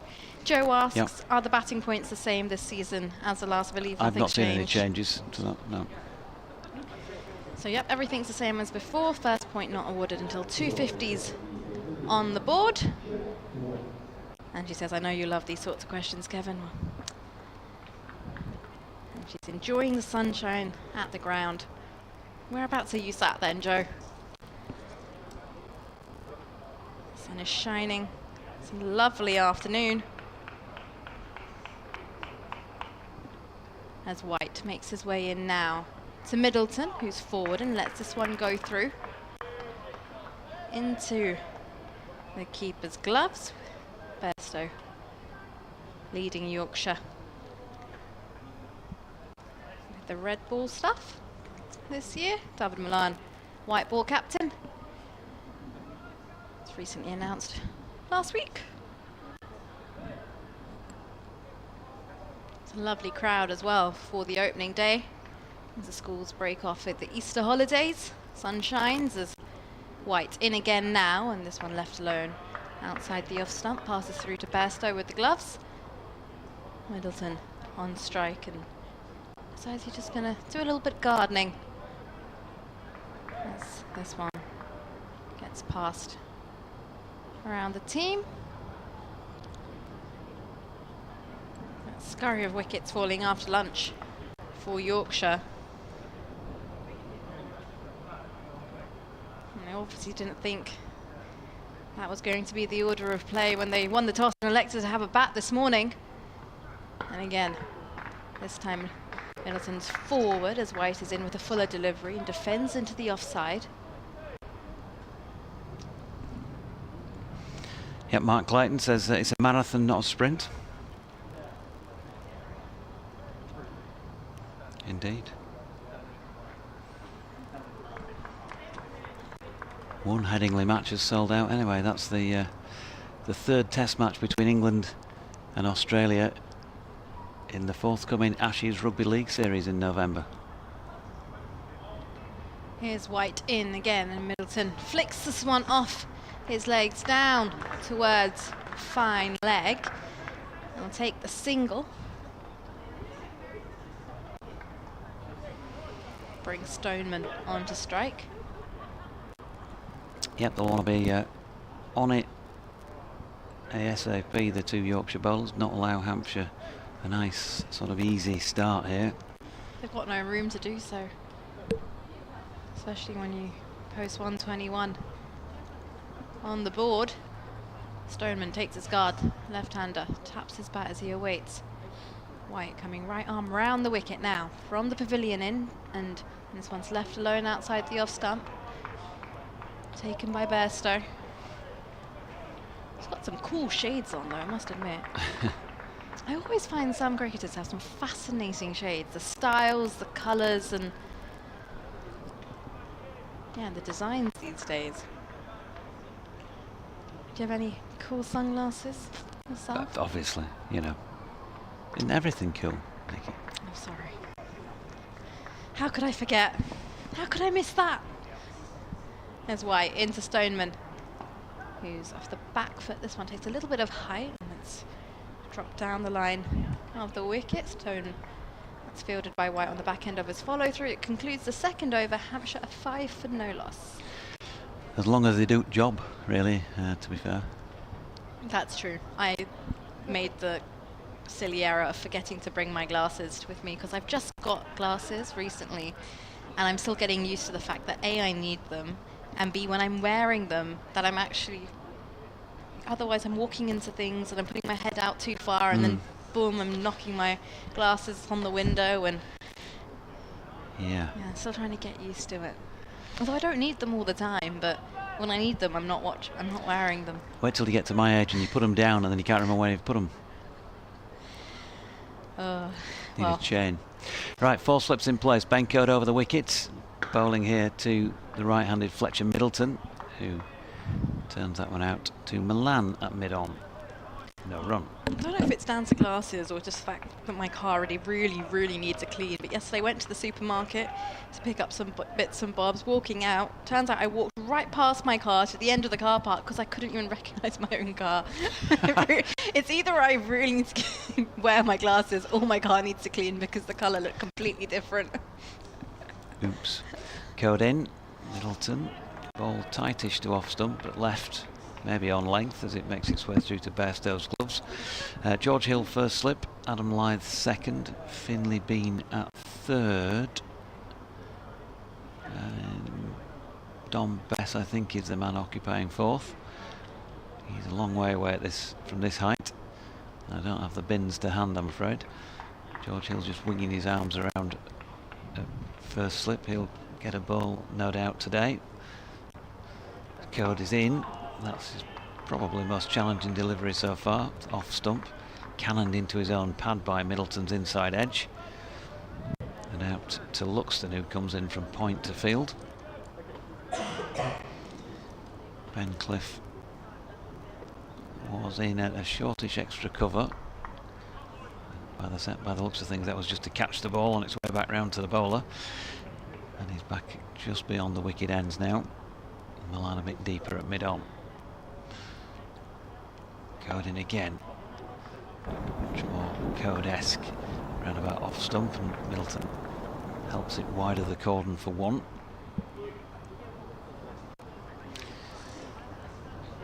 Can get in touch on the usual BBC West Yorkshire Sport at gmail.com or at JD's events on X. Good afternoon to Martin Mellor, who says slip cordon looks very narrow. Me, you and Beast would have covered that same ground. Former teammate of mine.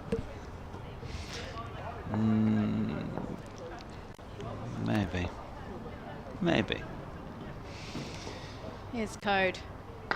Turned square on the leg side by Stoneman. James Wharton's herring after it, but he's beaten to it by Luxton. And they pick up a couple.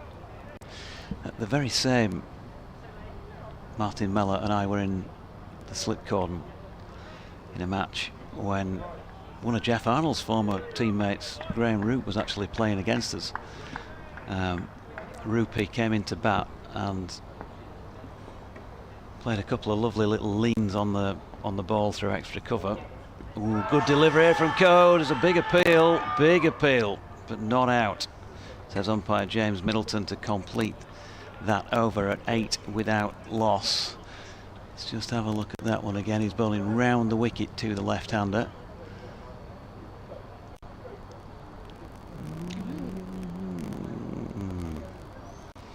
I'd like to see it again more slowly. Where's it struck him? Was it outside the line? Was it on off stump? So anyway, we're in the slip cordon and Graham Root came into bat, and the two lads, or one of the lads, not sure he knew who he was, and he played a couple of shots. I said, "You never lose it, do you? 21 test matches for England." And they're both saying, "What are you on about, JD?" It's Graham Root playing good.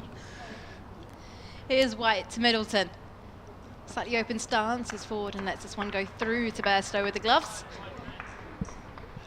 Yeah, I think we bowled his team out for 70 odd that day, and he got something like 25 of them, but never looked in any trouble on a wicket that was doing all sorts. And he came in the clubhouse afterwards and told us a few stories about his England playing days, and particularly that run out between Ian Botham and Geoffrey Boycott test match he'd played in at Wellington in 1978, long time before you'll not remember it, but yeah, it was a famous run out. Yeah, famous run out. White to Middleton again.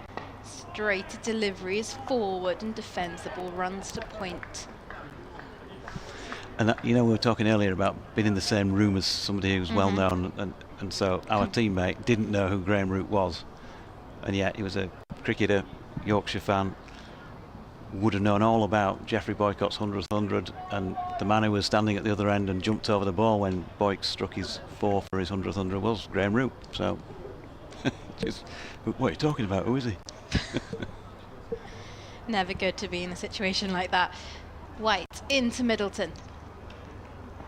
Moves forward, and this one straight to line. Flicks this off the legs into the leg side. Down to square leg region. We'll pick up a couple. Score moves on to 10 for no loss. But actually, I found that with kids these days, especially kids growing up playing cricket, lots of them are pretty oblivious to past players, like some great players. So I remember coaching an academy once, and I think I mentioned something about the great Sachin Tendulkar, and the kid just looked at me, just like, who on earth are you talking about? As this one is just pushed to mid-on for no run. And I think especially I've noticed it within whilst you're coaching and just around that circuit, that they're not as familiar, say maybe 10, 15 years ago, if you were to look at a cohort of kids coming through the coaching system, and where they were probably more aware. But now it's just, yes, I know who's playing currently on my television screen, but anything slightly further than that, someone slightly more historic, I've got no clue as this one is defended to mid-off the front foot by Middleton. So you could walk into a room, or you could take a young budding cricketer to an event and Sachin Tendulkar sat there and I'll be like, who's that? And that completely blows my mind. Like, you're playing the sport. Yeah. Yeah. Well. Crazy. There's White at the top of his mark, turns, runs towards Middleton from the pavilion end and back of a length. It's played to short mid-wicket, and that will conclude the end of the 4th over. Hampshire are 10 for no loss, and I believe it's time for a change in the commentary box, so I'll be back in a bit. Make way for Kev James. Yeah, 10 without loss. Jack White just bowled that over, 33 years of age, not played a lot of first-class cricket, just his 36th match. Had a good chat with him last week. He's from the Lake District, of course, from Kendal. Lives, I think he was telling me, in the south end of the lakes these days. He said he'd always wanted to play for Yorkshire, even though he's not a Yorkshire man.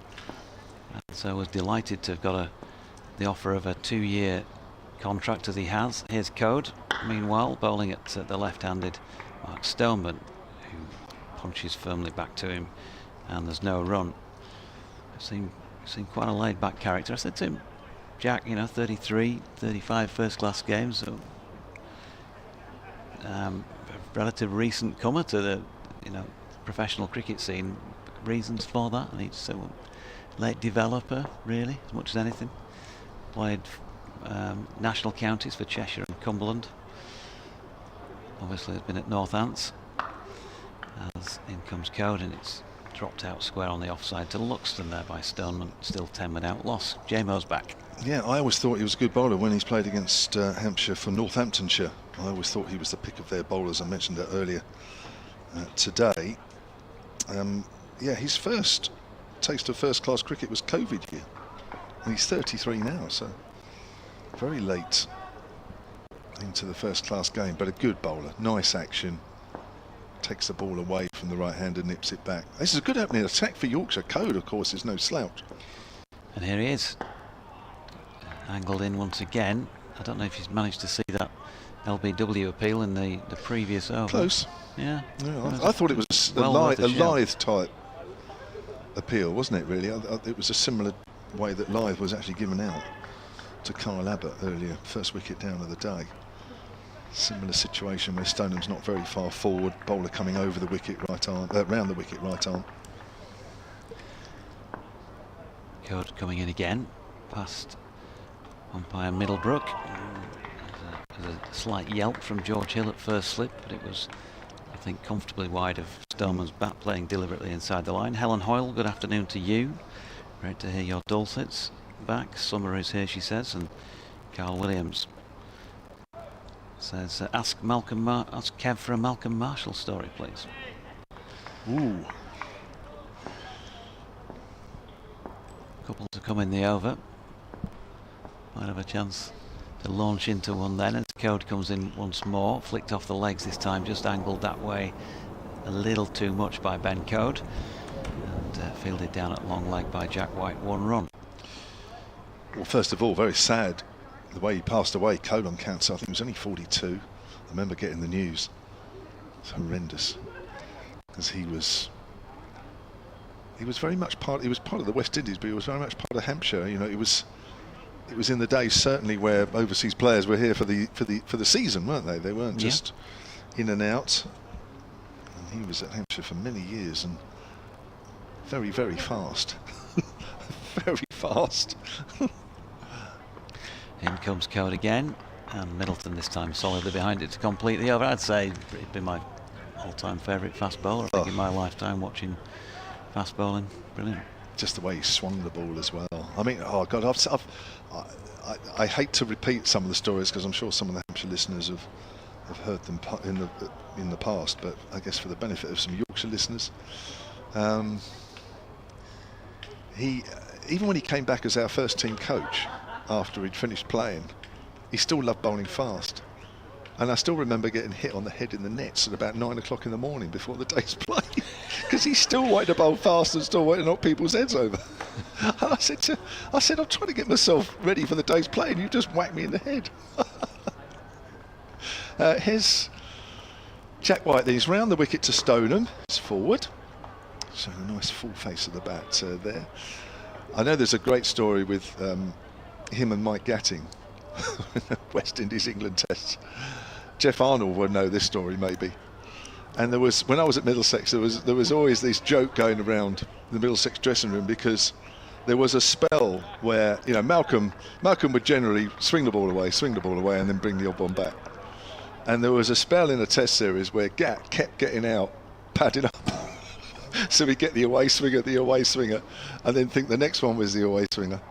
And Stoneham tries to whip that away. I think that's off the pad, or is it? It's gone quite quickly down to fine leg. No, it's off the bat. Too straight there from White. And so, as I don't know how many times in this test series, maybe a couple of times, 3 times or whatever, Gat would get these away swingers and then think the next one was away swingers, put the bat up in the air, get whacked on the pad, and was out LBW, not playing the shot. And then when he came back and started playing county cricket, the guys would say to him, "Well, you're doing your bat sponsors, you're doing them out of some valuable advertising." And he said, "What do you mean?" He said, "Well, the stickers are upside down because you've always got these photos of the bat up in the air and the stickers are upside down." So he says, "You're not doing them a service." Oh gosh, what else? He was a lovely bloke, I tell you. Here's White again outside the off stump, left alone by Stoneman. Another great story, and I've told this many times, but I'll tell it once more.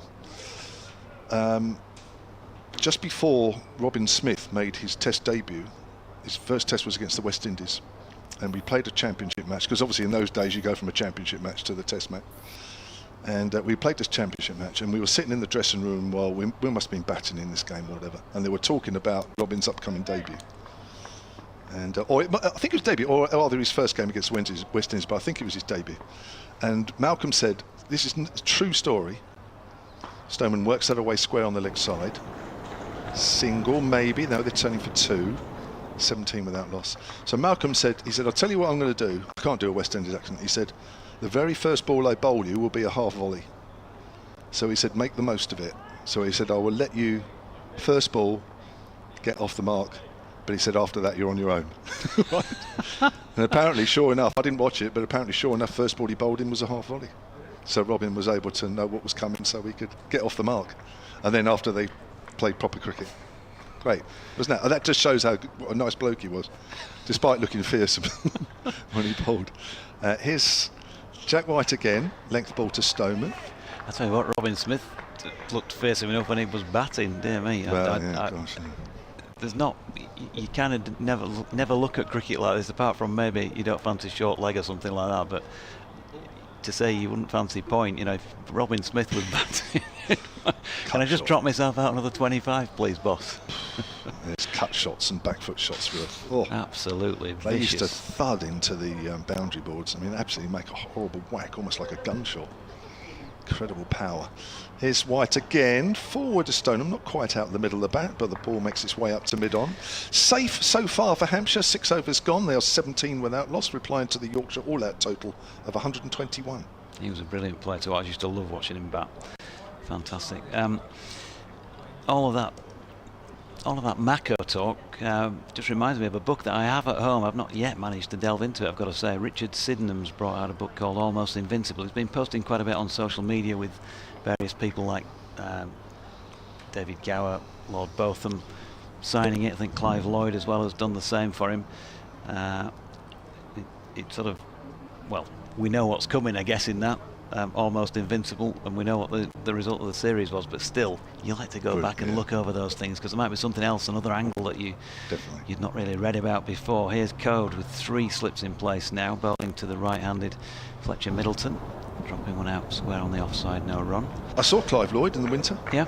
Because he's from Guyana, and I was out there with the Global Super League, and he was at a couple of the games because I think he was president of the tournament or some sort of figurehead of the tournament. I think I'm right in saying president. Had a bit of a chat with him actually. I wasn't sure if he'd remember me because I think I played against him once up at Old Trafford, and I'd sort of come across him a couple of times, but nothing really meaningful. And I thought I can either just ignore the fact that he's 10 yards away from me, or go up and say hello. In comes Code, and that's turned into the leg side by Middleton, no run. Yeah. So I just went up to him and I said, "Oh, Clive, it's Kevin James here," and he sort of looked at me as if he couldn't quite figure it out. And I said, "Middlesex and Hampshire," and he sort of, I think he started to get it. And I said, "Little left armour, just little nibbly seamers, little swingers, no pace." He said, "Oh yeah, Kev." Oh, he's like he remembered that, but nothing else. Still good. Still looks good. Here's Code. Right arm over, just up on his toes. Fletcher to turn this one into the leg side, where Malan feels wideish at mid-on, no run. Almost like he used what to. A player. Oh gosh, well it's almost like we remember that when like one of the bowlers that you would really get, he'd love to get stuck into that sort of thing. Yeah. But I remember picking up his bat in a game. I think something, either drinks or something like that, and I would happen to be near him at the change of over. And I remember picking up his bat, and honestly, the handle of the bat, I couldn't get my hand around it. It was ridiculous. Going in again, Middleton defends. Yeah, you can see him now, can't you? Either with the West Indies cap on, because I can't remember him wearing a helmet. I don't think he did.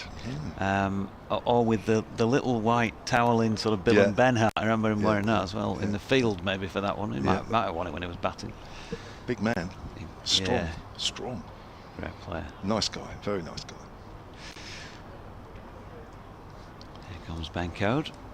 In once again. Middleton has to play forward this time, gets it in a gap into the offside. Cliff is giving chase. We'll retrieve it for the concession of 2. 21, I think, will go on the board, will it? No, they've already put it on 19 without loss. Middleton on to 6, Stoneman 13. And Yorkshire not yet able to make a breakthrough, and they've only got 102 runs to be able to make some progress in the wickets column before Hampshire start to really grab this one with both hands. Coding again. Yeah, a couple of yelps from the slip cordon, as if that might have been close. Middleton pushing into the offside, looked fairly secure with it. End of the over, so 19 without loss.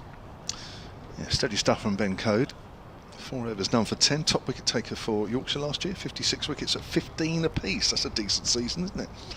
Ralph Brooker emails sullencricket@gmail.com on the subject of the Stoneman appeal for LBW. He says, swings and roundabouts. He thought Bairstow was plumb on 0. I can't remember that one, but I'll take the word for it. I remember you saying at the time. Oh yes, it was almost as if he's Yorkshire captain. I'm not giving him. Oh yes, thank you. Only jokingly, of course. Many a true word spoken in jest, as they say. Jack White's in round the wicket. Stoneman's off the back foot, guides it just behind point. Ball's running away. Good contest here, and the ball's over the rope. Good chasing. But equally nicely timed from Stoneman, just using the pace of the delivery. He was on to 17, 23 without loss. Interesting article on the BBC website over the last couple of weeks. Stoneman saying, "I'm not a James Vince replacement," which of course he wouldn't do. He wouldn't want to be known for that. But when you look at the timings of James Vince announcing he wasn't going to play any more red ball cricket, and then about 3 weeks later they signed Mike Stoneman, it does look that way. But he's very much, of course, a player in his own right. Decent record, 11 tests. Still averages mid-30s, which isn't bad these days, especially as an opening batter. 23 without loss. Around the wicket still is White. Stoneman well forward, steadfast forward defensive there. Greg Thornett has emailed sullencricket@gmail.com. He says, "Good afternoon, team. Great to have you back. and the soundtrack for the summer months. Fantastic to hear the return of Doige after Yorkshire's exodus. Always entertaining. Welcome also to Nikki, thoroughly enjoying hearing your commentary. Clinical start to Hampshire's season with the ball. Let's hope they can back it up with the bat as well, says Greg, who's in North London. Afternoon, Greg. Stoneman gets another good length ball, and again he's just showing the full face of the bat to the bowler. Lily says Yorkshire in big trouble. Keith Bruce says it's ridiculous that Root and Brook are unavailable due to having an England appraisal. Is cricket the only sport where they think not playing makes you better? Yeah.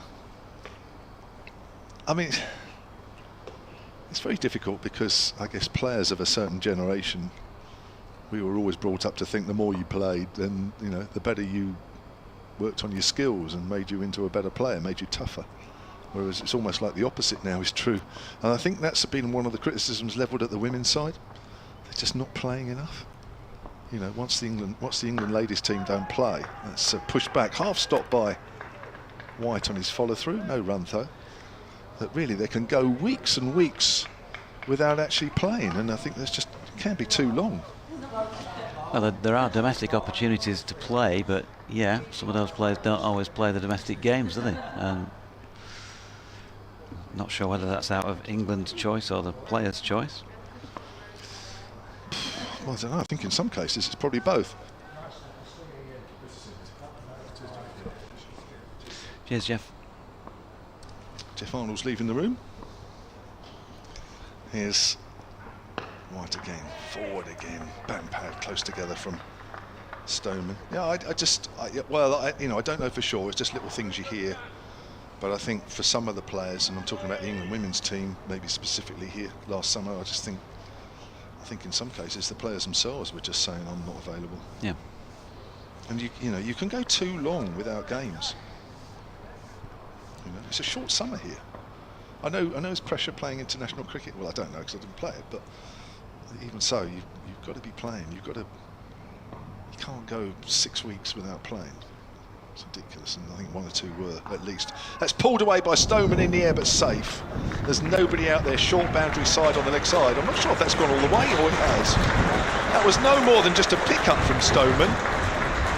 It went in the air, but it is quite a short boundary on the west side of the ground.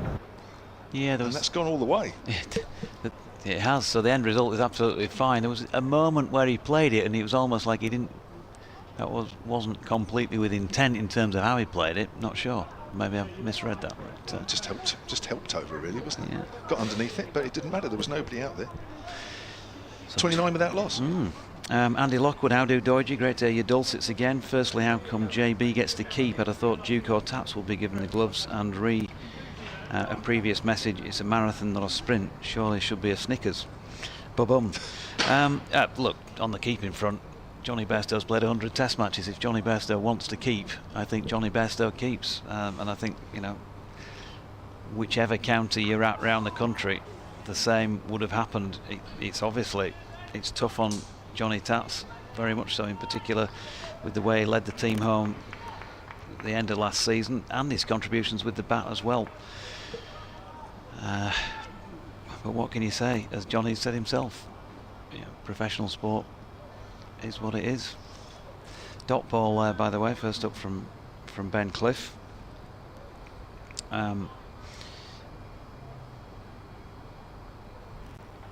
Nick Moxon asking if modern batters put less value on their wicket. Here's Code to Middleton, who seems to be valuing his pretty well at the moment, and drops it out into the offside, and there's no run.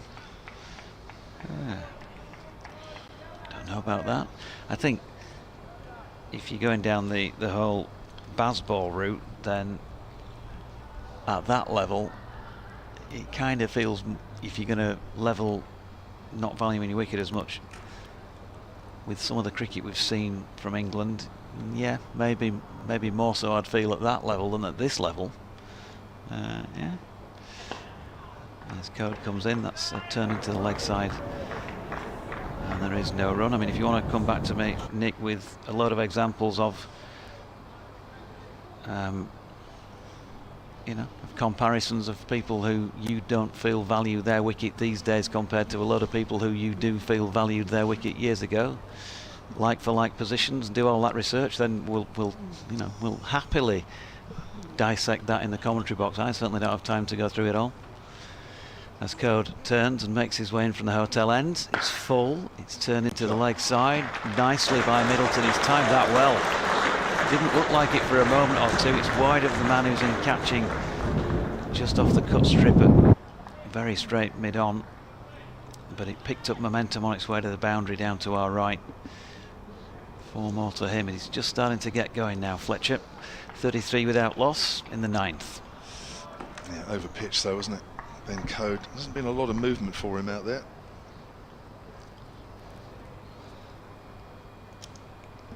And he's in again. That's Fuller and solidly defended. No run. When he plays those defensive shots, he looks like he's coming almost fully front on, doesn't he, Fletcher Middleton? Is obviously it's his style. He's comfortable doing it. Doesn't look completely that sort of classic side-on way. But as we know, many different ways and techniques of playing a ball. Sometimes those that are not always classic orthodox are the ones that benefit. Here's Middleton turning one this time to James Wharton, wideish at mid-on, and they have to stay put. So Code 5 overs for 14, hasn't yet made a first breakthrough of the 2025 season. Jack White 4 overs for 19. Hampshire, having bowled Yorkshire out for 121 earlier, are 33 without loss after 9. Yeah, all Hampshire's day so far, but still 50 overs left in the day's play. And looking at the sunshine that we've got, and hardly a cloud in the sky, a little bit of hazy cloud over towards our left, but other than that, it's beautiful blue sky. I think we're going to get a full day in here, absolutely no problem. George Mildenhall has emailed silentcricket@gmail.com. Says, thanks for the great commentary. Sorry if this came up in conversation this morning, as White comes in from the pavilion end round the wicket to Stoneman. Just gets an inside edge onto the pad, running through a quick single, well called by Middleton, as the ball goes out square on the leg side. 34 without loss. I was blissfully ignorant of the cricket as I was tending to my pansies. Is there any news on Keith Barker? I've not seen any news, nor was he in the squad photo this week. Well, as has been mentioned once or twice during pre-season, various outlets, that according to coach A.D. Burley, has a bit of an injury and won't feature for the first part of the season, whatever first part of the season means, but I think that's a reasonable chunk. Welcome back, Nikki Chowdhury, as Jack White comes in. Middleton works that ball up to wideish mid-on, fielded, and there's no run. Thank you very much. I like the point that John brought up just before he went off on his break, that do batters still value their wicket the same? And I guess it's got something to do with the fact that if you look back on it, firstly I don't think they do, but is that to do with the fact that now there's less at stake, there's a lot more cricket happening, so the thought of, actually, if I don't perform today, I've always got another game ahead of me. Nice shot for Middleton, just gets on top of the bounce, hits into the vacant cover area for 2 runs. 36 without loss. And if you look back, say 10, 15 years ago, the amount of cricket that was played was still less, so you only had few opportunities to go prove your point and make your mark in the side. But now, because there's so much more cricket going on, that if you weren't to perform, it's like, oh, hey ho, I've got another chance. So the what's the word? The consequence isn't as bad, potentially. Yeah, I think that's one of a few factors, to be honest. Here's White again, right arm over. 4 slips still waiting as Middleton wants a single, and Stoneman says, "Yeah, we'll go," and that's a good run. Takes the Will Luxton. It is coming in quickly, but not quickly enough. 37 without loss. Middleton moves on to 13. I think there's that. I also think players now, they tend to just live in the here and now a bit more. You know, they just go for it more. Whereas I think a few years back, players were always thinking, do you know what, I haven't got too many runs in the last few innings, I really need to. Do you think the performance was associated to their pride a bit more? Well, yeah, I just think there was more thought in terms of maybe what had happened in the last few weeks. Stoneman's forward plays it to point, no run. So that, you know, if you went into a game and you thought your place was a bit under pressure because perhaps you'd had 4 single-figure scores, I think some players would, or maybe a fair few players would adjust and say, look, I just need to get my head down here for an hour and a half and actually give myself a chance and get in. And then, you know, hopefully after an hour and a half, I might see the ball a bit better, my feet might start moving a bit better, and so I can kick on from there. Whereas I think now players just go into a game playing the same way. But do you think that's also as a result of having so much more white ball cricket? That Yeah, I think they practice hitting a bit more. That's pushed into the gap off the front foot by Stoneman. Should be 2 more. 39 without loss. Stoneman moves on to 26. Yeah, I think they practice and playing also a lot more positive shots, so that is into your mind a lot more. And also the financial incentive as well in white ball cricket, as opposed to in red ball cricket, where it may not be as lucrative. And you see some players deciding that they want to just focus on the white ball stuff and not paying much importance to red ball, because obviously as an athlete you'd say your career is also short. It's not a very long career, right? So you've got to make the most of it in a shorter period of time, because that's if you get the full span of your career. If you're unlucky and maybe you get injured, then of course that's a different story. Yeah, I think it's, the thing is, you can get a reputation for being just a red ball player, can't you? A 4-day player, which then doesn't really give you much chance to join the franchise circuit. This one just off the front foot. I don't know, there's so many options now, isn't there? I think that's what's good about the game now. Players have many more options. Yeah. Which, you know, they can decide what player they want to be. It's fielded by Code on the back end of his follow through. Yeah, there's so many options, and obviously there's so many variations to franchise cricket now as well. It's not just T20. You can half that and play 10 overs, and I'm sure one day it's going to be 5 overs as well, as Code is in, and this one's defended by Middleton, right in the middle of the bat, and fielded at mid-on. Well, there is a 5-over competition still. I'm sure I saw the Hong Kong Sixes is still going. Oh yes, in some it shape is. or Yes, form. it happened just before Christmas, didn't it? It was. I played in that a few years ago, many moons ago. What was that like? There's. Weird, because there was no T20 cricket in those days. You're probably like, what on earth is going on gosh. here? This is the quickest game of cricket I've ever played. As Code is in now to Middleton, a straighter delivery, which flicked off the legs. It's going to pass mid-wicket, who's on the chase. They should come back for 2. They do comfortably. Score moves on to 41 for no loss, but beautiful conditions to bat in right now. They are, and there's not a lot happening out there for the Yorkshire bowlers, is there? Code hasn't really got the ball to move too much. I've seen him in the past get the ball to get off the straight, but it hasn't really happened for him here so far. Jack White's bowled a decent line without looking particularly threatening. It's Code to Middleton, 3 slips and a leg slip in place. This one has jacked back, and has it wrapped him on the pads? It hasn't. There was a loud appeal from Yorkshire. We'll have to watch it back on the replay. I was puffing my cheeks there. I wasn't sure which way that was going to go. Just watching the replay here, Nikki. Outside the line, fractionally, do you think? Little bit. Maybe just flick the front pad on the way through. It looked like it hit him on the back pad as well. Maybe just flick the front one, which might have just got him out of jail. We'll have to watch it again. But now Code's making his way past the umpire now to Middleton, who's forward and uses his back leg to cover the line of the ball as it defends and goes to mid-on. Yeah, good shout though. Very close indeed. The heavy roller was on in between the innings, which would suggest that we'll just calm things down. Maybe things have already calmed down out there. It never did a lot before, just enough. It's just enough to cause some carnage as this one's clipped off the hips straight to mid-wicket where it's fielded, and it will conclude the end of the 11th over. Just 2 from it. Hampshire 41 for no loss. Stoneman with 26 to his name. Middleton with 15. Matthew Bradshaw has emailed silentcricket@gmail.com. He says, great to hear the sound of cricket again, and here's hoping to a successful Hampshire season. Great to hear the memories of Malcolm Marshall. We moved to Southampton in 1986 from the cricketing backwater of Norfolk. The first memories were of the great West Indian Gordon Greenwich peppering the crowd and the neighbouring windows in a Sunday League match. Privileged to see so many greats and to be able to chat with them at the old Northlands Road ground. Matt Bradshaw, he says, who signs off as a mediocre left-arm nibbler.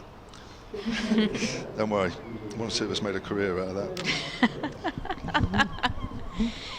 But do you think there's a way that maybe we could get batters to start valuing that wicket again? Or do you think now we've just gone past it, that era has long and gone, and we need to move on with the modern game, as some people might say? I still think they value the wicket. Is it me? I can't remember. Yes, it is. We've got a new bowler, and it's Ben Cliff, right arm over, who's bowling actually round the wicket currently to Stoneman, the left-hander, outside the off-stump first delivery. I still think they value the wicket. I just think the calculations now out in the middle are a little different, aren't they? I mean, T20. I mean, I only played 20-over cricket when I was younger. I finished before it started here properly. But you know, a lot of players will tell you that they take a lot of risks in T20. You know, even if the odds are not in your favour, even if there are some odds that are in your favour, they'll take it. Stoneman's on the back foot, works that out into the covers. You know, you wouldn't quite do that in 50-over cricket. You'd want the odds to be a little bit more in your favour. But I just think batters now. I think batters. This is a generalisation. Not every batter would have thought like this, but I think batters of a bygone era would look at the odds and say, for instance, if it was 70-30 in your favour, they would say, not good enough odds. Whereas I think batters now would say, that's great odds, we'll go for it. Do you think? Stoneman just eases that on the leg side for a single, 42 without loss. Would you say that's a fair assessment? I mean, how do you look at it? Yeah, I think so. I'd agree. But I also think, obviously, the cricket is said to be a team sport, but you've got that individual element in it as well. And I think you have to have that small percentage of selfishness as well, where you've got to play for yourself at that point. And I think when you know that the going's tough and you haven't had runs on the board and it's been a few consecutive games, you've got to get your head down and then just play for yourself a bit. And if you can sort yourself out, the team's performance will follow through. Because if at the end of the day you can score some runs, that's going to benefit the team. And if you score 100, then obviously that's great for the team. But if you're going to be careless and just give away your wicket without much thought to what the risk and reward levels are, not only are you going to miss out, and then your place in that side is also questionable, but then it's going to hamper the team's performance as well. Yeah, I mean, I guess it's still the same thought process as it's always been. Clip bowls, and that's not timed by Middleton, worked up towards mid-on. Yeah, I mean, everybody will look at things differently. It's very hard to generalise, but you know, you look at like a Mark Stoneman, for instance.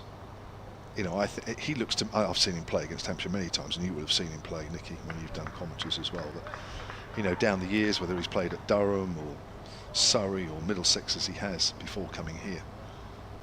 There's Cliff bowls again. Length ball. Middleton just dabs that away on the leg side. Plays it quietly late, which got one or two of the Yorkshire players excited. Nevertheless, it's a single. He'll keep the strike. 42 without loss. They are 79 behind on the first innings. Hampshire, and looking to get a real foothold in this game. You know, something like a Mark Stoneman to me looks like, unless he has really big odds in his favour, he ain't going to do too much. And I think that's all. I think he's always been like that, which makes him a classic opening batter. You know, he's an old style opening batter to me. You take, you know, one or two. I mean, take like a Fletcher Middleton. Really, you feel that he's happy to play a few more shots. You know, he's not somebody that, you know, likes to maybe just play with a dead bat, is happy to play with a dead bat for 2 or 3 overs running. Mind you, look at the strike rates at the moment. Stoneman's is double Middleton's in this innings, so that probably doesn't necessarily work in what I'm just trying to say, but I think overall. His code in now to Middleton, who's forward and defends straight back down the line of the wicket. Code uses his football skills to retrieve that one, but and I think, like you made just on the point there, 16 off 40 or 27 off 33 for Middleton and Stoneman, you've got to be okay with that not bothering you, especially as an opening batter. It doesn't matter because you're in there for the long run. And I think maybe because of, again, the risk-reward element plus white ball cricket where that gets completely flipped, as Coda's in now to Middleton, clips off the legs to mid-on. They'll take on the single though, because it was slightly wider of mid-on. Score moves on to 44 for no loss. Perhaps that gets into a batter's mind a bit more, because especially if you're switching between the formats. Yeah, well, I mean, I do hear a lot of people say it's difficult. Because I see it, but I don't think it is. I don't think it is. Yeah, I think it depends on the individual and how they can manage and process their thoughts as well. 4 slips in place for the left-hander. Stoneman taps his bat as he awaits Code round the wicket, back of a length, and played off his hips to short mid-wicket. That's no run. But I've definitely seen it filter down into youngsters a lot more, because you'll see children go and play age group cricket, under 13s, 15s, whatever age group it may be, where really they're still trying to understand the essence of the game and learn those values and learn how to play the game. But they're very much concerned about strike rates, and it's like, you're 12 years old. Surely you just want to go and learn the art of batting and enjoy the process. As Code is in now and Stoneman's forward and defends into mid-wicket again. And I think I found that as well going through the age groups, that the pressure of strike rates and scoring quickly has been there since the get-go, since I was like 10 or 11. That's Did you find it? 100%. And especially when you're young, you don't have the same strength as maybe one of your peers, and everyone's growing at different ages, but at the end of the day, people are still looking at strike rates and how many boundaries you've hit, but everyone's developing at a different rate. As Code is in now, Stoneman flicks this off his legs again, down towards deep backwards square. We'll come back for the second run. Really comfortable out here, these two. 46 for no loss. So, do you do a bit of coaching as well? Mm-hmm. You do, yeah. So, I mean, coaching now,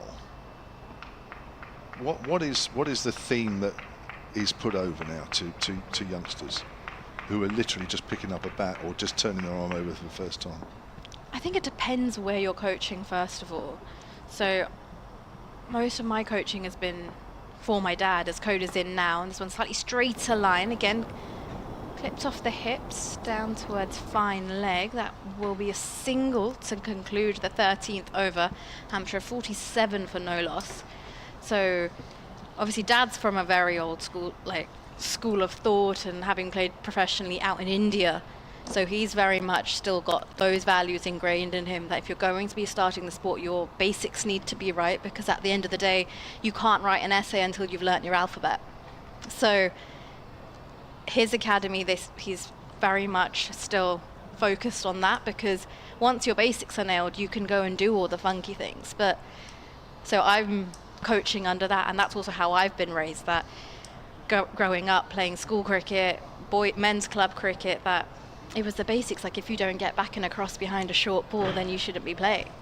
So I remember going to training sessions at 7 o'clock in the morning before school on the machine and being peppered on the short ball, because you can still see some of your off stump, and that's not good enough. But now that doesn't matter. Someone's going to say that and consider, oh, he's making space for themselves, or so it really has changed.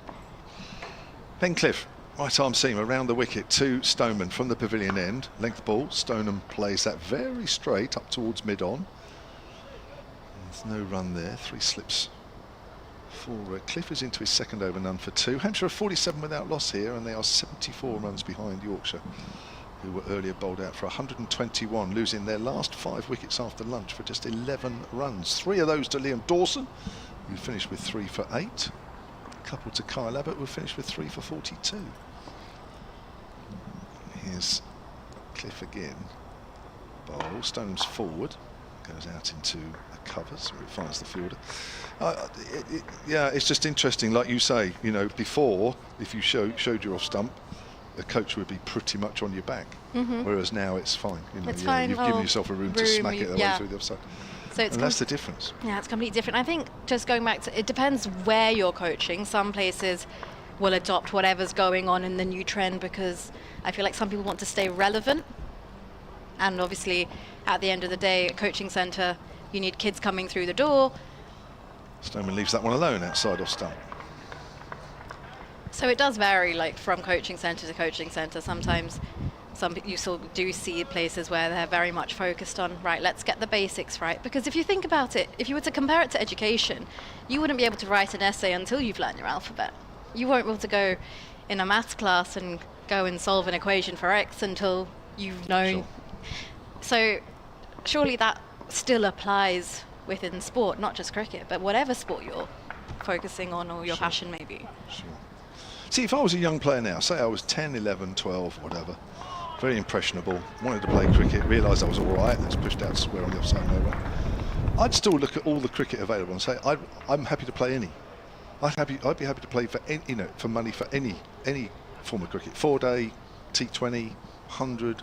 You know, I'd want to make myself good at all of them. You might find as you develop, then you might become better at one than the other one. But you say that, but has the attention span has gone down, I think, especially for kids coming through to a generation where everything's at their fingertips and you're on your phones or your tablets or whatever it may be.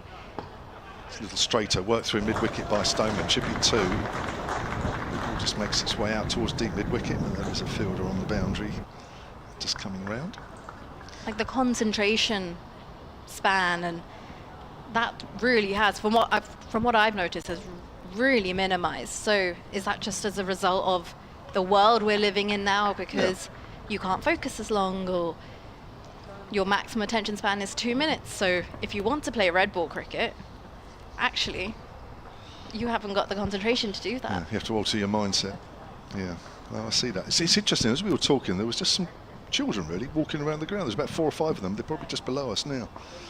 And I'm thinking they're here for a 4-day game. And they look interested. They were watching every ball. That's driven harder through mid-wicket this time from Stoneman, and that will be 4 runs. Nice looking shot, just lent onto that one.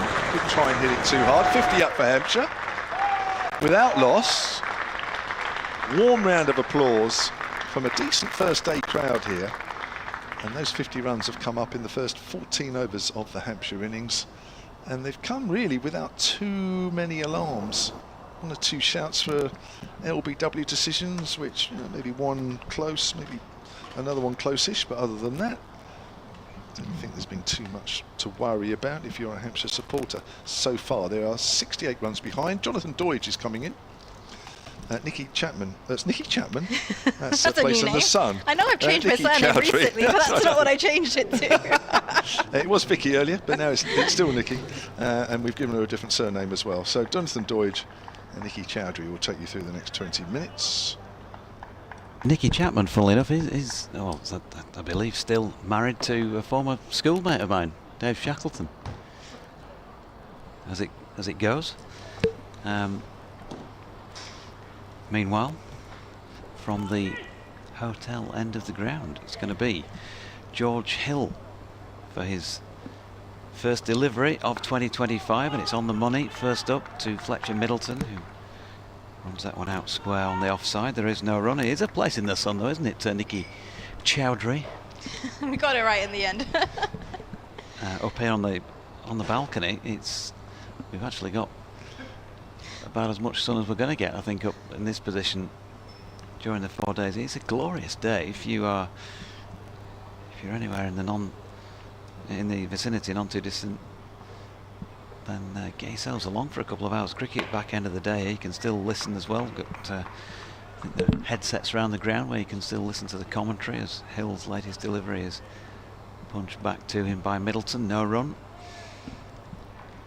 It's just starting to get warm and toasty up here as well, isn't it? What a great way to to usher in the weekend, Nicky. It's 3:30 on a Friday. You know, those are we're knocking off just a little bit early. Get yourself down here. Watch some Division 1 Championship cricket. Here's Hill again, and Fletcher Middleton right behind it, and blocks. It could be better from Yorkshire's point of view. Couldn't be much better from Hampshire's. But it's cricket, so all sorts of stuff can happen. Friday's a work from home day anyway, as it is, so it doesn't matter where you're working from, just get down here. And of course, it's nearly 5 o'clock somewhere, so.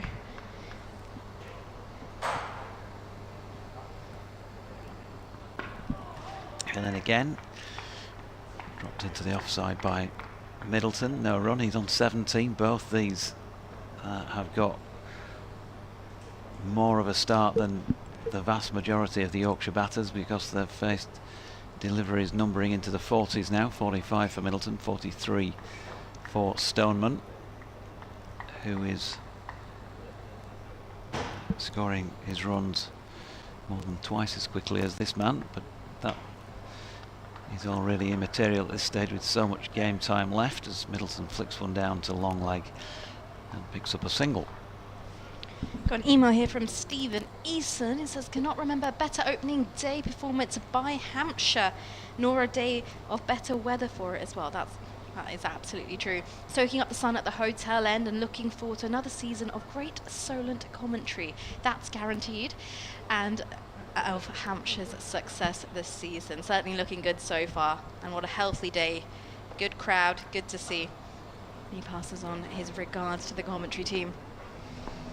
He couldn't have put it better himself. Hampshire 54 for no loss, and Hill is in. And this one's left. And did I just steal your? I think I did, didn't I? You fiend. Heaps of days. He was left alone and went straight into the gloves of Bairstow as that concludes the 15th over. Afternoon to Kev Sharp, who's just been checking in on how the Yorkshire boys have been progressing, and also to DT, David Townsend, who will be back with us at some point during the season, definitely for the couple of matches in Barbados. Yorkshire playing Surrey and Sussex in successive weeks. That's a bit of an S mouthful, isn't it? Surrey and Sussex in successive weeks at Scarborough.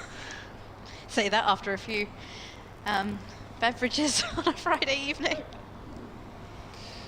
I never drink during hours of play. Of course not. While I'm on air.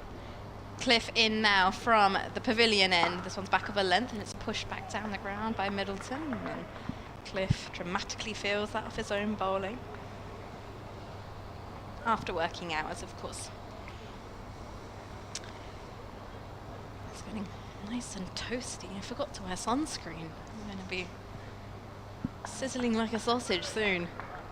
There's 2 slips are in place for Middleton. He's on 18. As he takes his guard once again, slightly opened, aligned to mid-on, and this one's a short ball. He ducks under and goes straight through to Bairstow with the gloves. Ben Cliff of, say it, Halifax. Ben Cliff of Halifax. Oh, Halifax. I was a bit slow off the blocks there. 54 for no loss as Cliff from Halifax turns at the top of his mark and runs in towards us now. Middleton is forward. Is an appeal? It's hit him on his pads. It's not a very strong appeal though. Have a look at that one again. I'll have to watch it back on the replay once it's set.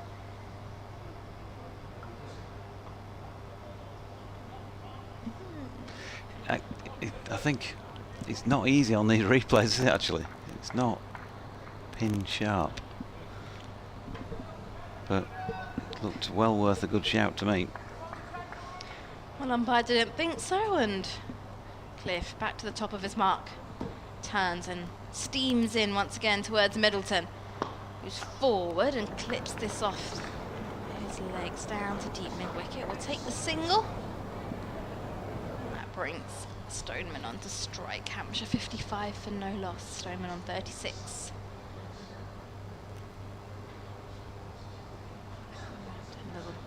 Bit of gardening down the wicket.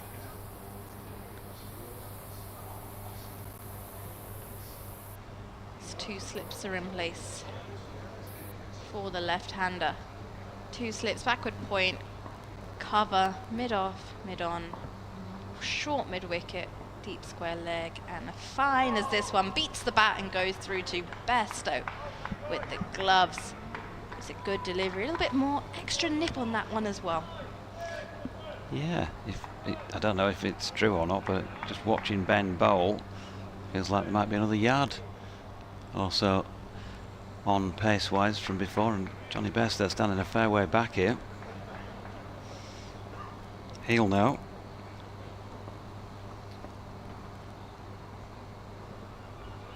Cliff, spin track the ball from mid-off, and it's ready to go again as he's in now past the umpire, and this one a straighter delivery. Stoneman is off the back foot, defends. And Cliff picks the ball up as he completes his action, and that will conclude the end of the 16th over. Hampshire 55 for no loss. Yeah, going well at this moment in time. No major alarms. There's been obviously a couple of decent LBW shouts, but I think I mentioned a couple of times when Yorkshire were struggling with the bat earlier in the day that from around about, well, the start of the afternoon session, but certainly from an hour into the afternoon session, you would think that moisture, it is a warm, very warm day for the time of year, would have been drawn out of the pitch, and it would be significantly easier to bat on, and that's the way it's kind of looking out there. Not looking like there's a whole lot going on with the ball. It's not lifeless, the pitch. You'll still get a little bit of value if you can hit the seam. Doesn't look to be swinging around, nor has it much during the day. Sonny Baker got a few to go that were quick and full. So accuracy has got to be there. George, that's one of his calling cards, George Hill, of the regular bowlers used by Yorkshire after Ben Code and his miserly stats. George is a player who keeps things tight. That was a dot ball, turned into the leg side. Another email here on stolencricket@gmail.com. Lily Olumi, I think I pronounced that right, Lily, but apologies if I haven't, has emailed in saying Yorkshire need a wicket or more before tea. Yeah, turn into the leg side, this latest delivery by Middleton. No run. I think you're right there, Lily. Just the one wouldn't be harm. Ben Code is bowling well as always. Do you think Dom Best will be able to get a little bit of spin out of this pitch? Well, you'd have to say from what we saw from Liam Dawson earlier, yes. A little bit. If he's ever going to turn it, he might actually get some on this, because the delivery that got Will Lux tonight was a beaut. Hill in again. Solid punch of a defensive shot by Middleton. Back to the bowler. No run. Down to 2 slips now in the cordon. He was bowling at a good pace as well, Liam Dawson, so he was able to get a little bit of purchase from it. And Lily also says she's so happy that Johnny Bairstow is the red ball captain, and oh, this is sweet. I'm loving hearing Nikki on commentary. Oh, how kind of you, Lily. And she's enjoying the commentary from... Is that really Lily, or is that your mum who's written in? Here's Hill. Full. You can see what he's trying to do there, and Middleton had to be watchful in defending. My mother wouldn't go through all the effort to write an email and do all of that. No. No, she wouldn't. I mentioned her earlier, right, when I said that if I don't pronounce my T's, and she just messaged me saying oi. So she was like, watch it. So yeah, she wouldn't go through all that effort to praise me. It's tough love in my house. Hill in, dropped into the offside, this delivery by Fletcher Middleton, and there is no run to complete a maiden for George. So that is 2 overs, 1 maiden, none for 1 so far. He's already dropped it on a nice line and length. And if you're not finding taking wickets easy as a team, as Yorkshire are finding is the case so far, then what's the next best thing? Well, just keep it tight. Wait for your opponent to make a mistake to try and force something, and if he can keep this end going like that, Ben Cliff has gone for just the 9 off his 3 so far. Then they can still maybe apply a bit of pressure, but at the moment, full credit to the Hampshire opening pair, Mark Stoneman 36 off 46 and Fletcher Middleton 19 off 56. They have done the sort of job that Yorkshire have been seeing from Adam Lyth and Finley Bean in the last couple of seasons, and they've got their team off to a good start here. And they really are going to ask questions, serious questions, of the White Rose as this game goes on. By the looks of it, we are going to see some spin. Yeah, good call, Don Bess.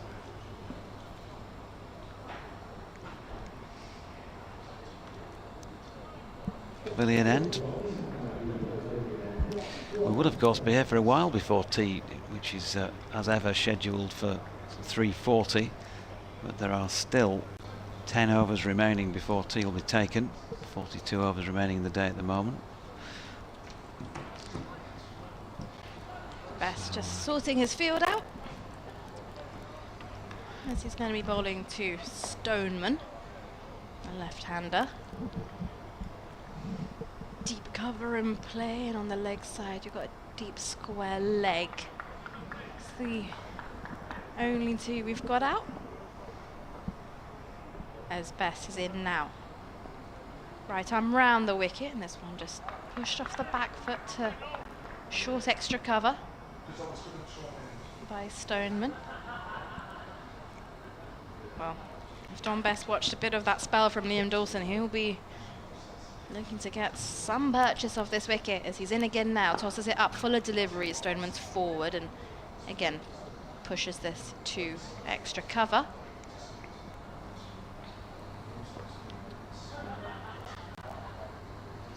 One slip in play. Best round the wicket again. And Stoneman pushes to extra cover once more. Fantastic dive by short extra to stop the single.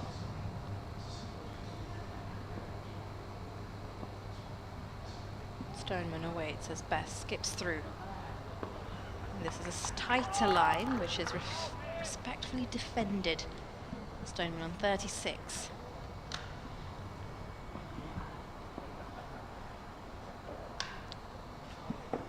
Bess once again is in. This is flatter and off the front foot, pushed into the offside. No run.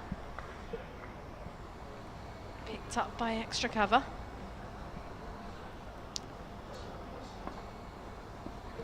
See, you've got your sunnies on now, John, as well. Yeah, it's just got a bit bright, hasn't it?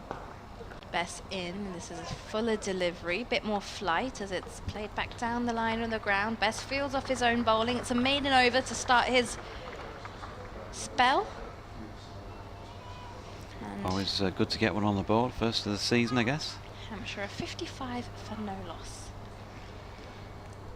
You can get in touch, BBC West Yorkshire Sport at gmail.com, at JD's events. And you can reach us at solentcricket@gmail.com or on X. What is your handle on X?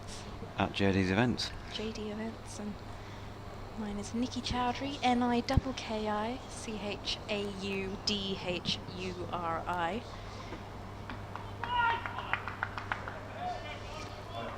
George Hill to continue at the hotel end. Mark Simerson says, bloomin' egg.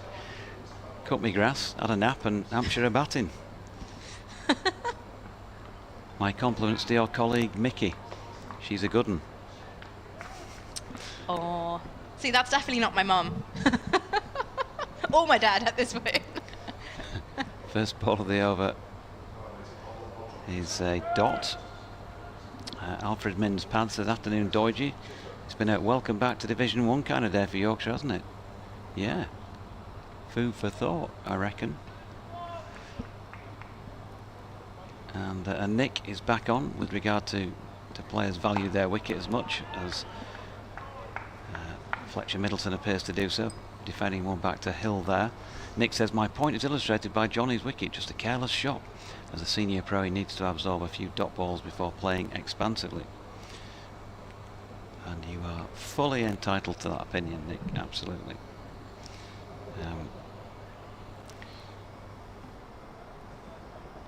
Nick not feeling that the modern day players value their wicket in the way that players of yesteryear did. Hill in, that's turned into the leg side. And what are your by thoughts? Middleton, dot ball. What are your thoughts on that? I don't agree.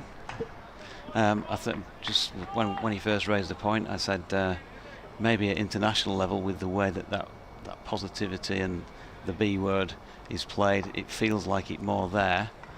But in what I've seen in 6 years covering county cricket, I wouldn't have said that comes through. Really, as Hill is in, and that is pushed back into the offside by Middleton. You can always obviously isolate a single shot to ram home your point. Maybe we can say Fletcher Middleton, 19 off 60, is in my camp, that players still value the wicket. That's just a one-off example. Yeah, I think it depends on the individual at the end of the day, right? Can't paint everyone with the same brush. Turn into the leg side, this one by Middleton, and fielded by Malan. No run. He's keeping himself occupied with a bit of a chat by the side of James Middlebrook, by the looks of it. Mala.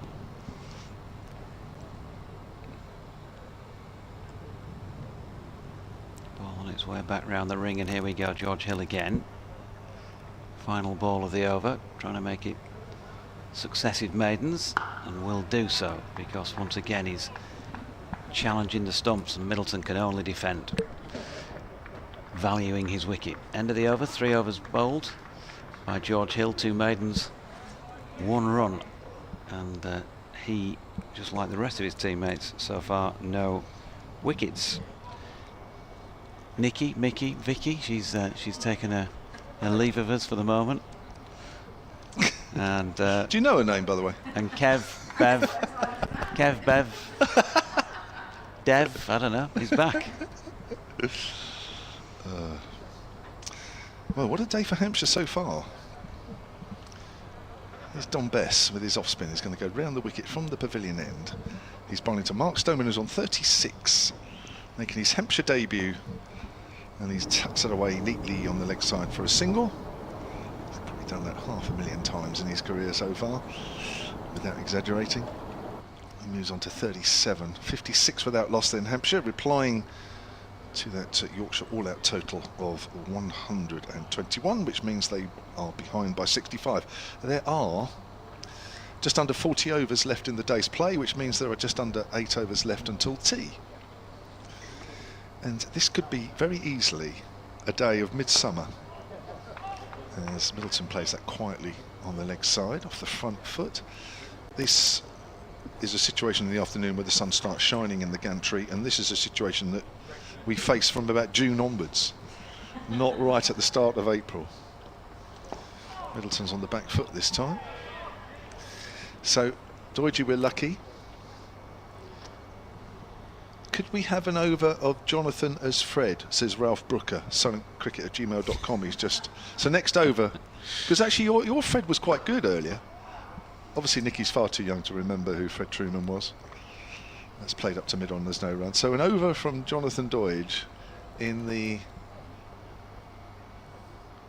taking on the persona of Fred Truman next. That's, now, do you know what? I'm seriously looking forward to that. Middleton works it away on the leg side, keeps a little low. Score remains on 56 without loss. Doidge is obviously mentally tuning himself into his best Fred Truman impression. Getting ready. I wonder if the pay goes up for my Fred overs. Oh, it will do. I'll have a word with those that pay you. Oh, Middleton drives into his boot. That ball just literally stops about a yard in front of him. 56 without loss. Bess has 2 overs, 1 maidens, 1 without loss. Hampshire are 65 behind. Over to you, Fred Truman. Well, Yorkshire really set themselves a difficult challenge here. 121 all out. 56 without loss, hosts. At least 7 down now with a proper bowler on. I'll be swinging it this road and that. Closely in there. catching pigeons. This young lad, George Hill, showing a bit of promise, aye.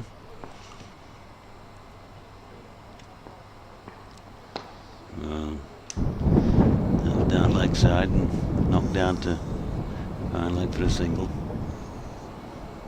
Didn't see much swing in that delivery.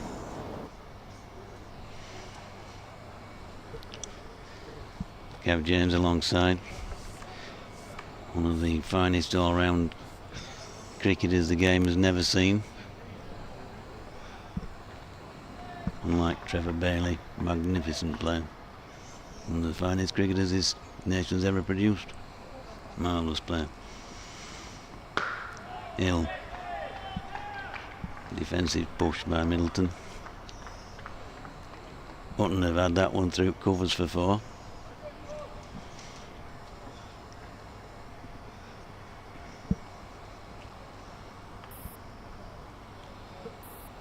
They need to get a lad in this side with some pace.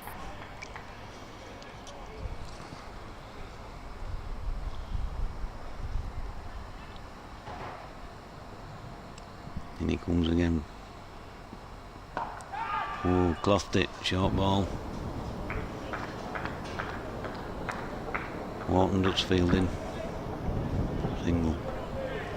That young Binks behind stumps there, keeping lad. Good keeper, Jimmy. Philip Sharp at slip, marvellous. Shelling peas. Just neat bowler to get an edge here.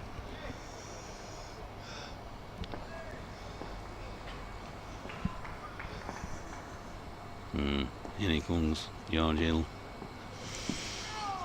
Angled out leg side.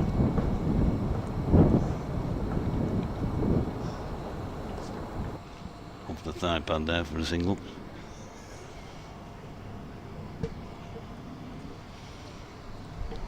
Wonderful to have my colleague Brian Johnson alongside.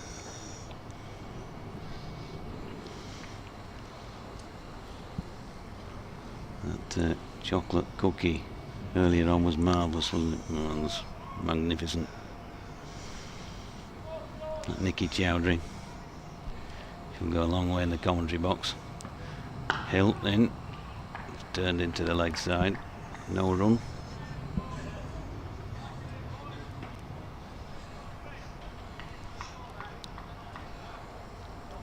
And Barnes say, I have no idea what they're talking about and laughing over there.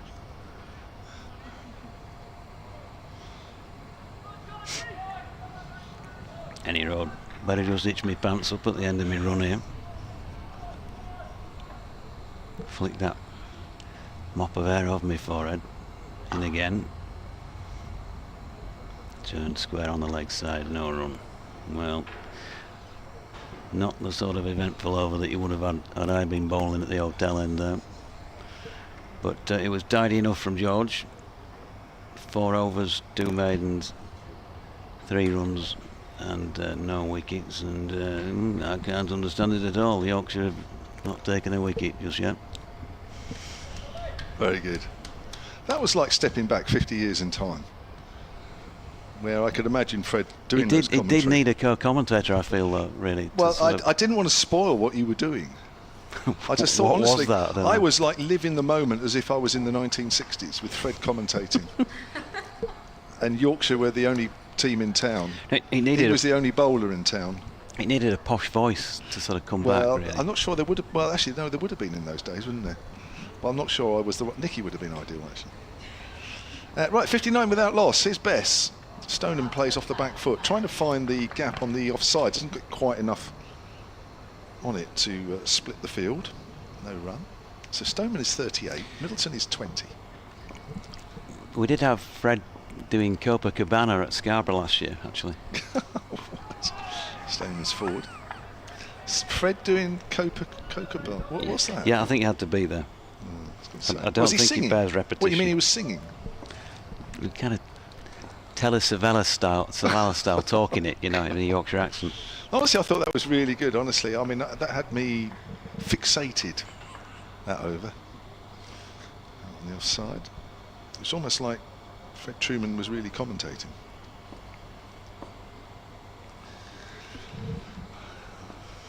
made of Yorkshire's performance today. And Stoneman works it up to mid-on. Field is deep enough to take a single. Well, I think, as he said, he can't understand it as well. Yeah, he wouldn't have been able to handle a day like this for Yorkshire, would he? There might have been an opinion. Or two. Two. Yeah. More, yeah. But that's what he was famed for. It's worked on the leg side by Middleton for another single, 61 without loss. Hampshire are 60 behind here on the first day. I think it's just that it's the character, isn't it, really? You know, I remember attempting to do Fred for the first time, and getting home, and my dad said to me, you can't sort of take the mickey out of Fred. He was the best fast bowler I've ever seen. I said, I wasn't taking the mickey out of him. It was just, you know, that's probably out of reverence for him, really, isn't it? You know, you just... Yeah. It's that thing about joking with people who you like, isn't it? Yeah. And, you know, I'm too young to have seen him, to remember him playing. He was playing when I was, you know, when I was very, very young child, but obviously I've seen some of the footage and listened to lots and lots of the commentary, and that's the thing, isn't it? It's the commentary that you remember, really, and the sort of things he used to say, and he did that. Can't understand it all. And how many times, I mean, I wish I had £1 for every time he said, in Bolton, Trevor Bailey in his commentary box was one of the finest all-round cricketers this country's ever produced. Honestly, magnificent. He always put, every time anybody mentioned an all-rounder that was great, and obviously in those days Beefy was, he'd definitely throw Trevor Bailey's name back in there. My mate Trevor. As Hill is in, and that's turned into the offside this time by Middleton, and there's no run. You know, there might be another Fred type of character on TMS, who knows, in the future, and somebody might be talking about a great all-rounder, and they might be saying, you know, Fred blogs, Andrew Flintoff was the finest all-rounder, this country's ever produced. He might be 30 years out of date by then, or 40 years out of date, something like that. As Hill is in, and Middleton turns that one to Malan at mid-on, and there is no run. Ralph Brooker's emailed soundofcricket@gmail.com. He says, Jonathan, he says, that was magic, thank you. It was like we were all transported to a different era there for those 3 or 4 minutes. Still, you're talking about covered pitches these days. Uncovered pitches in my day. In comes Hill. Oh, nicely played by Middleton. He really did get something on that, and that's well fielded at mid-wicket by David Malan. Saved Georgia probably a boundary there. It was a bit straighter than, maybe a bit middle and leggish, but he bowled well here. He's certainly just managed to tighten up the scoring rate, and you know, once you do that, you might just get somebody to play a shot that's not quite on. They haven't done yet, either of these Hampshire batters, but you never know. Latest delivery is just pushed out into the offside. Pitch is playing well, sun's shining, virtually cloudless sky. Ball's not doing a great deal into the 23rd over of its use, and I think all you can do, J-Mo, and you'd know better than me, having played it at this level, but if it's not doing that much for you, you've just got to keep it as tight as you can and hope you can draw a mistake, an unforced error. 100%. Middleton just pushes that one out into the offside and picks up a single. First thing you do is dry up the scoring, and then you see where you go from there. The rate has dropped to below 3. It was above 3 obviously a little while ago. It's around 2 3/4. So that, you know, you just keep trying to get that run rate to drop down, and then you take it from there. Just take it one little step at a time, because Yorkshire have been outplayed so far. Yeah, and in one wicket, as we know, one can bring 2. 2 or 3 in quick succession, then maybe. I think fortunes can change quickly, so just try and put some sort of squeeze on. Yeah, we're definitely in a quiet phase here, aren't we? Yeah. Final ball of the 23rd. Last ball of George Hill's 5th over. He's coming round the wicket to Stoneman, who's playing across the line. There are some optimistic appeals. I think there's been some pretty good LBW shouts, but that didn't feel like it was one of them. It was short enough, and he was trying to play the pull shot, and you wouldn't say it was a daisy cutter or anything like that. Stoneman 39 survives it anyway. End of the over, 62 without loss. George Hill now 5 overs, 2 maidens, 4 runs, no wickets against his name. Yeah, there's been 1 or 2 shouts, haven't they, that I've thought, ooh, which way's the umpire going to go with this? Fortunately, the umpire's finger has stayed down on 2 or 3 occasions in this innings so far. Email here from Chris Nichol, sonatcricket@gmail.com, as we wait to see Don Bess bowl the next over from the pavilion end. Not the former Aston Villa footballer? No, not that one. Well, I don't think so anyway. Here's Bess. It's a drive from Middleton out into the deep echelons of the covers. Not really timed, but it brings him a single. 63 without loss. He says, hi all, how lovely to have lovely weather on the opening day. I follow cricket through the YouTube channel as I can no longer travel to cricket. Always check in to Hampshire or Surrey as they have perfected this concept. Really enjoying the commentary team today and keep up the good work. Chris, it's very nice of you, thank you. Where's that gone? I must admit I missed that one, it's my fault. It's gone for 6. And apologies everybody, because I wasn't actually looking, I was reading the email. Let's have a look, just watching the replay here. That's my first bit of faux pas. Oh, he swung that away on the leg side, actually a length ball just swung through it.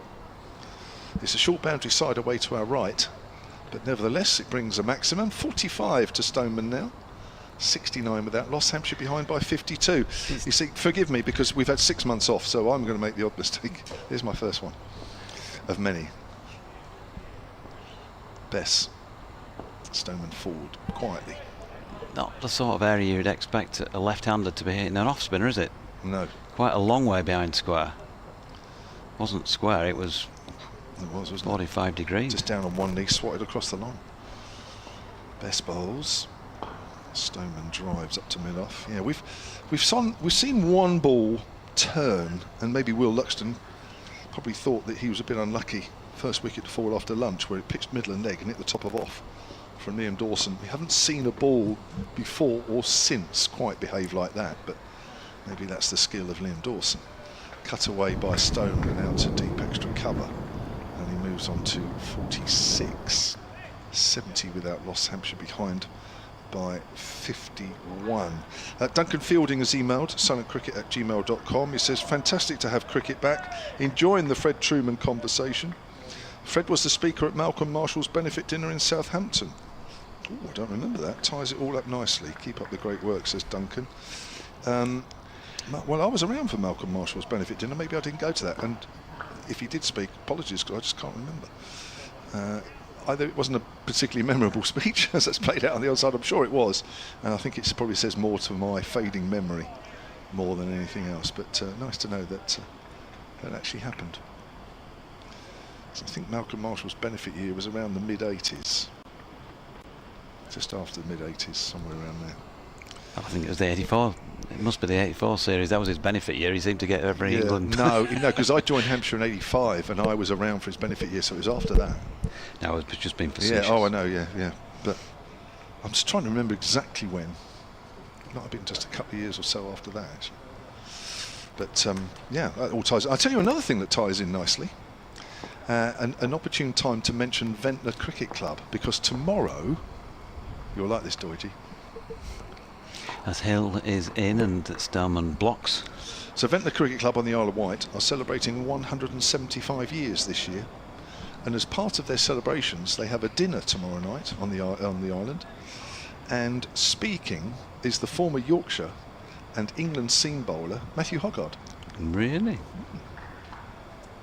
So good luck to all for that one. I'm sure that'll be a really good evening. I have to say, if it wasn't for this game and getting over to the island, I might have even gone myself. Oh, bowled him. First wicket of the season for George Hill, first wicket of the season for Yorkshire, and Mark Stoneman's stump goes cartwheeling. And he's gone for 46, and they are on the board, the visiting side, and there'll be an element of relief about that. And as we were saying, really, if you're not taking wickets, the first thing you can do is start to dry the score up.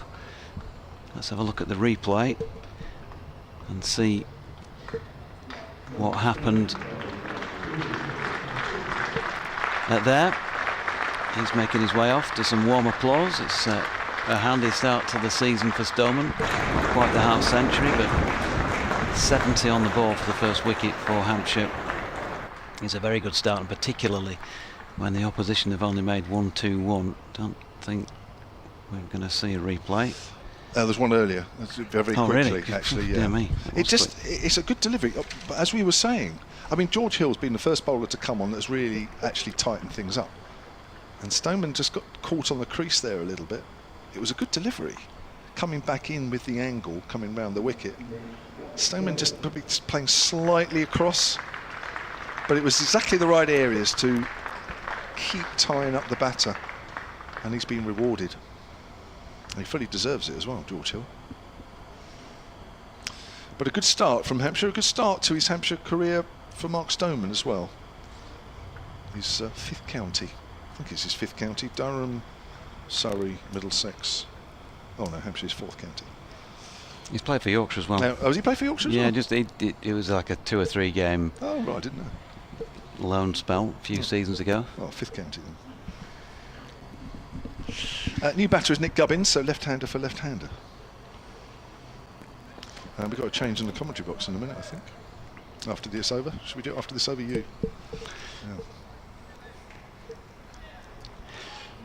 Yeah, 4 o'clock. What have we got? Still got 8 overs, and what remains of this until the tea break, and that's turned into the leg side first delivery to Gubbins. 2 overs after this. Sorry. Yeah, I'm reading the other one. The You were looking at the deficit. Sorry, folks, to cause alarm. I didn't want anybody to think that they had to listen to our commentary for a bit longer than they thought. Yeah. 3 to come in the over. And in comes George Hill once again. It's turned into the leg side by Gubbins. No run. They've got 3 slips back in the cord and a long leg. Wharton is in at mid-wicket. Fairly warm as well. I think he's got a sweater on there. Ben Code. He's polishing the ball for his bowling teammate George Hill. Jack White is in the floppy at mid-off. There's also a cover and a backward point walking in as Hill comes running in round the wicket full, and Gubbins gets solidly behind it.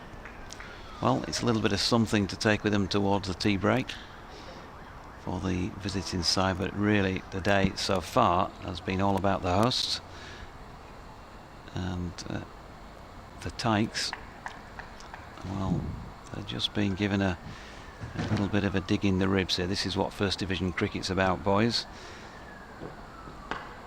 As Hill is in again, and that is pushed up to mid-off. And there ain't no run. Wicket maiden for George Hill, 6 overs, 3 maidens, 1 for 4 is an excellent return from him, and I think you'd have to say he's been the pick so far. Time for me to step out. Yeah, 27 wickets at 23 last year, George Hill, to back up his 600 runs at 38, so a useful all-rounder for Yorkshire. Liam Williamson has emailed suncricket@gmail.com under the heading of Doidgy with his Fred Truman accent, saying there's probably nobody on TMS that fits that sort of role at the moment. Liam thinks that Jimmy Anderson might do that in the future years. That's probably a good shout, actually. Welcome back, Nikki Chowdhury. Thank you very much. As we watch Don Bess with his off-spin come in. Flighted, low full toss. Very, I say low, it's actually quite high. And it's called a no ball there. I think that's just slipped out of his hand. I'm sure that wasn't meant at all. I think he was trying to give that a bit of air and he just overdid it. Yeah, definitely looked to have just lost grip on that one. So 73 for 1 now. The deficit is 48. 34 overs left in the day. It is still very warm. I'm starting to feel myself sizzle. I thought I'd have to leave my laptop behind as well because that started to overheat. Does it? Yeah. It's, Yeah, but I think that's just because it's getting old. yes, we don't normally experience this up here for a couple of months at least. So make the most of it, because I'm sure there will be some cold days not far away. But this is as good as you could ever hope for. Don't jinx at this it, stage Kev. of the season. No, I'm just enjoying it. Don't say there's going to be cold days. Best round the wicket to Gubbins. Just stuck in the wicket there a little bit. Gubbins just pushing forward at that a bit. I wonder what it's like in August. Let's say you've got a scorcher of a day in August when it's like 36, 37 degrees. This place would feel like a sauna. It does. There was one day here, I remember, I think 2 years ago, Somerset, and Gubbins is on the back foot this time, and we had to get some fans in here. It was that hot, and yet with these big windows that are open, you know, it's normally quite breezy anyway, but this day was like, it was, my word. You could have fried an egg in here easily. I was going to say, I would have definitely brought an egg with me just to test how hot it was. I would just be like, right, here we go. Just put it on the floor and just watch it sizzle. It's not quite like that, but it's yeah, we're noticing it, that's for sure. Gubbins is on the back foot. Good stuff here from Bess. Just angling the ball in. Doesn't seem to be too much turn from him. Well, as I say earlier, we haven't really seen a ball turn, apart from that one ball from Dawson to Will Luxton after lunch. And that was a beauty.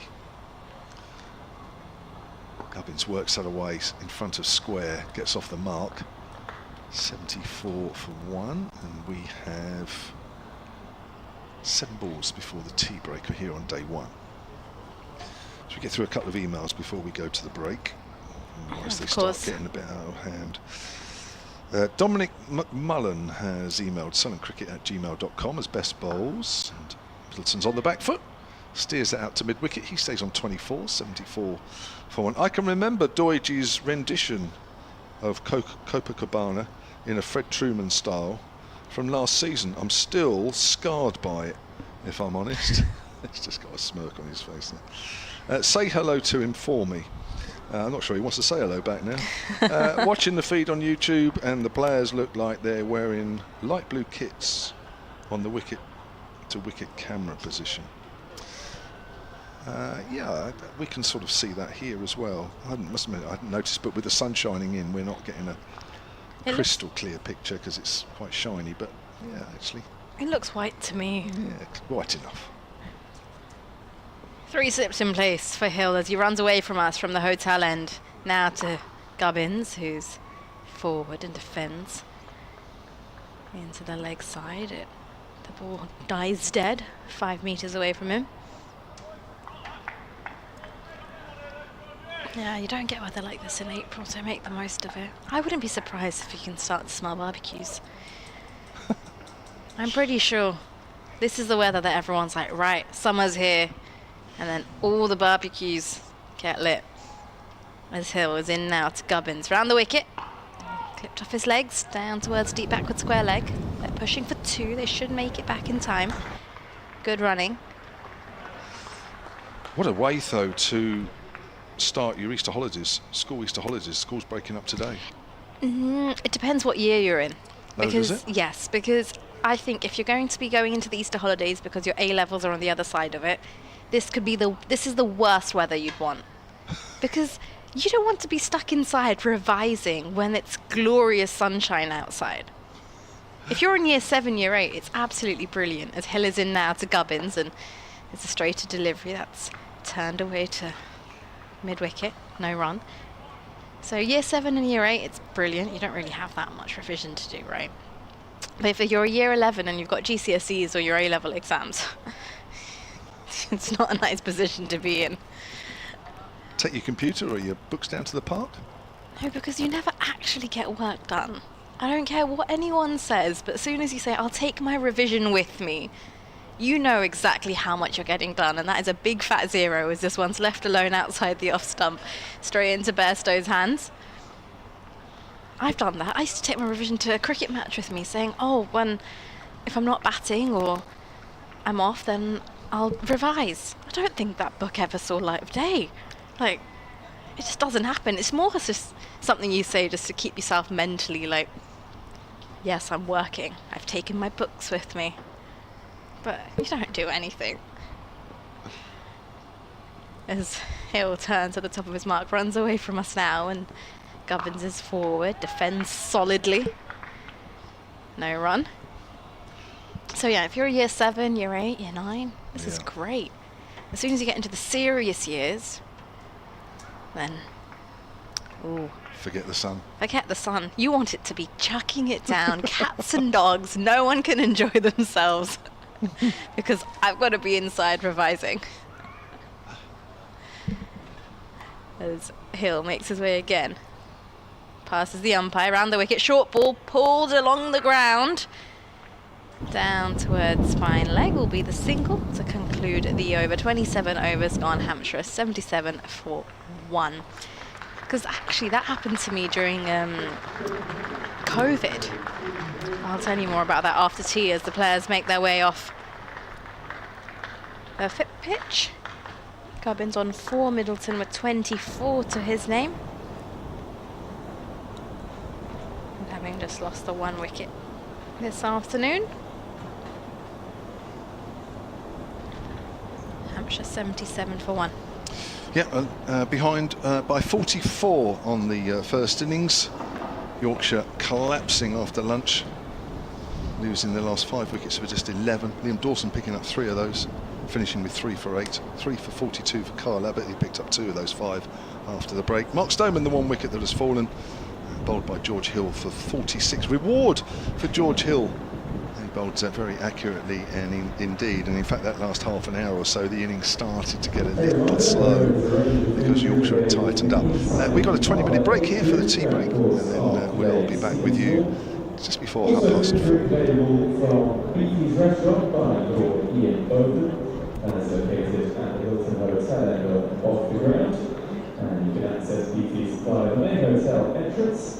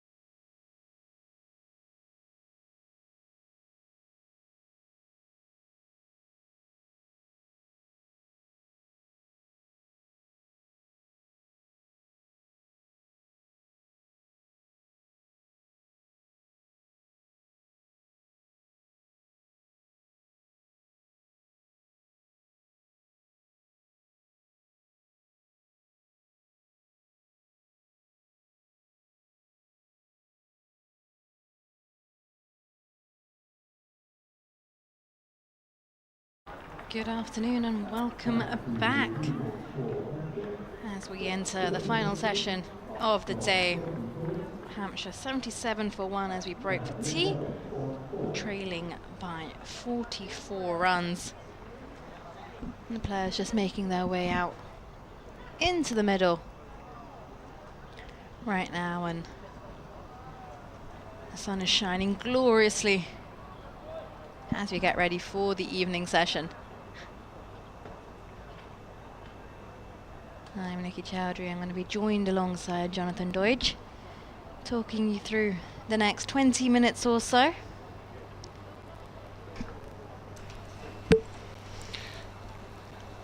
And it looks like... I'm back. I said I'll be back, and here I am. Going to be continuing with some spin. Dom Bess will resume from the pavilion end. Yeah, it looks like he's resumpting. So you're trying to find ways to protect your computer screen as Yeah, it's that Bess is time. in now to Gubbins, who off the back foot just plays that short mid-wicket. I've got these prescription sunglasses. Oh, those are and the ones that change colour? No? No, they're sort of fixed, and they're fairly dark grey, so if you wear them, they're great in the sense that they do protect your eyes. Best is in this one, slightly back of a length, pushed off the back foot to short extra cover. Got a slip and a leg slip in play. You can't see your screens once you've got them on, so then Or you can want to barely take them see off your and put screen your normal anyway, ones. just because it's so bright now. And this one a fuller delivery, which Gubbins manages to play off the back foot, drops dead in front of him. And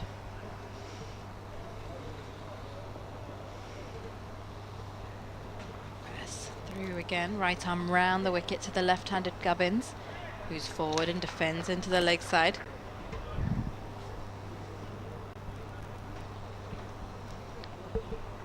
Deep cover in play. And a deep square leg. As Bess is in once again, slightly flatter, and Gubbins looks to make room off the back foot.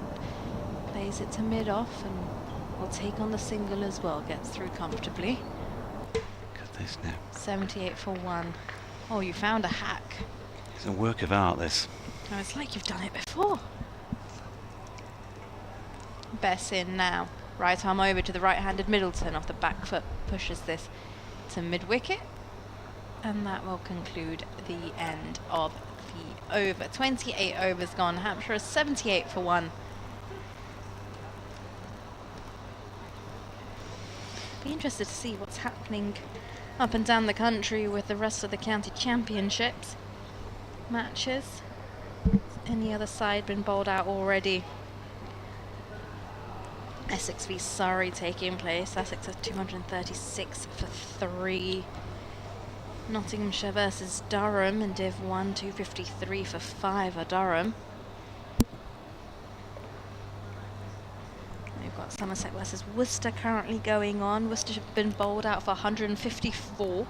Somerset has 70 for 3, so slightly similar situation over there. Looking at Warwickshire versus Sussex. Sussex 254 for 4. With Tom Clark on 82 not out.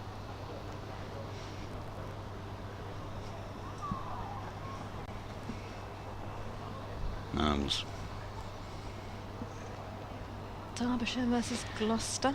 Gloucester 198 for 7. There's Jack White to open up from this hotel end for the final session of day 1. Round the wicket to Gubbins. Dot ball turn into the leg side. Is that round up done, or is it? Is there more to come? There's more. There's a whole. I'm going to keep going. Glamorgan versus Leicester. Glamorgan 191 for 8. Middlesex versus Lancashire. Middlesex are 249 for 8. Northants versus Kent. Well, Kent bowled out for 231, and Northants are 17 for 1 now. Meanwhile, here's Jack White, full, driven, back to the bowler by Gubbins. And fielded. And that's all of them. That's all of them. Up and down the country, county championship cricket well and truly underway. It's always nice to be up to date, especially at the start of the session. Jack White then. Yorkshire picking up that wicket fairly close to tee. We're looking to try and do the same on the back of the tee break. Not with that delivery, wide of off stump. And that width used by Gubbins with a sort of defensive steer really down through third man for 4. Brian of St Leonard's says the Code LBW appeal against Stoneman was out. Lyth was not out. The ball was too high and struck outside off stump. I've watched both several times and criticises the standard of umpiring. Got an email here from Paul Radley, solingcricket@gmail.com. Currently watching the cricket on a flight to Dubai. As that is turned into the leg side this time by Gubbins, and there is no run. Although other airlines are available, he said it would have been there today, but a holiday beckons. Great start by Hampshire. Well, Dubai's not a bad place to go on holiday. Although at this time of the year, it's absolutely scorching. Never been. Never been? I think it's a bit like Marmite Dubai. Some people love it, some people hate it. Jack White, straight, angled in towards the left-hander and blocked. I think get the impression from the attendees that there are maybe fewer than there were, or have they moved down beneath our commentary position?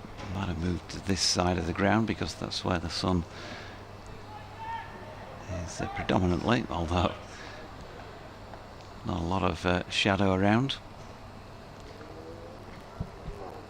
And shade. 82 for 1. White in again, back of length, and from the crease Gubbins defends to complete that. The 29th over of Hampshire's first innings at 82 for 1. 39 behind the 121 that Yorkshire made, and still 9 wickets ample in hand here. And they're probably already thinking we only want to bat once in this match if we can. At once stick on a mighty mammoth total and rely on your bowlers to do the job like they did early on today. Dunbess has ball in hand as he gives the ball a flick at the top of his run up. Skips past the umpire to the right-handed Middleton, who's forward and defends the full face of the bat. It's a dot ball. I have another email here from Vincent Costa, which I'll read out at the end of this over because Dunbess gets through his overs way too quickly. He's in again, and this time use of the feet down the ground by Middleton. He drives this rather hard to mid-on. There's no run. Got a little bit tempted by the flight he just saw an offer there from Bess. And Bess is flirting with the flight a little bit. He's in again now. This one's flatter. And he looks to turn it to 45. It's fielded immediately, no run. I think it could have been a mirage, but it felt like there might have been a minor puff of dust there in session 3 on day 1 of a county championship season beginning in April. Slip comes into play. As Bess is in again now, slightly faster. Delivery once again, which is played off the back foot to short mid-wicket. Yeah, definitely a bit of dust down by Fletcher Middleton's feet. Who would have thought this time in the year? Bess in again over the wicket. This played off the back foot to short mid-wicket. No run. Absolutely steams through his overs.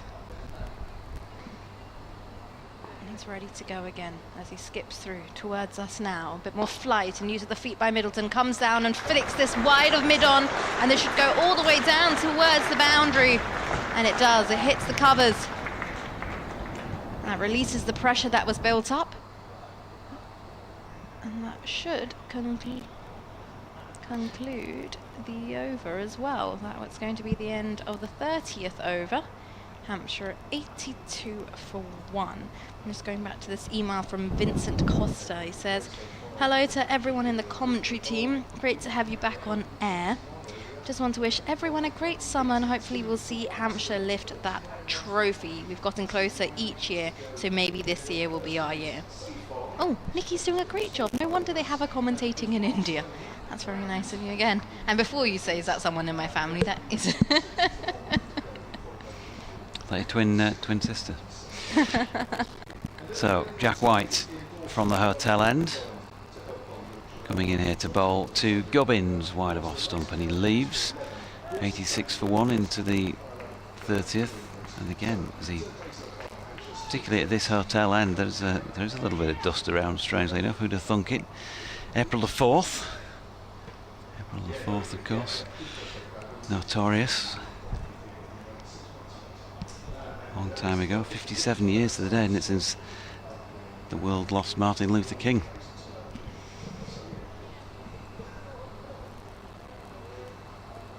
Here's White. Shouldering of arms there by Gubbins. No run. Slightly different field set. 2 slips. Backward point to the left-hander. Cover mid-off, mid-on. And then 2 men on the leg side. James Wharton, you would say, is in a catching position really for maybe a mistimed and uppish flick to leg. He's at a fairly shortish mid-wicket, but he is walking in. He's taking a catching stance actually as the bowler comes in, and the ball is hit with a couple of bounces to him.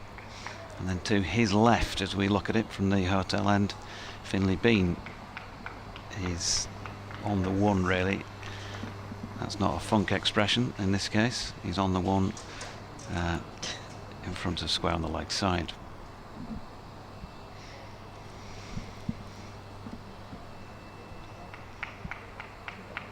Sorry to rouse the James Brown fans among the audience. Here's Jack White. Oh, that's full and straight. Just for a moment it felt like he might have crept through, but no, he solidly defended it. Nick Gubbins.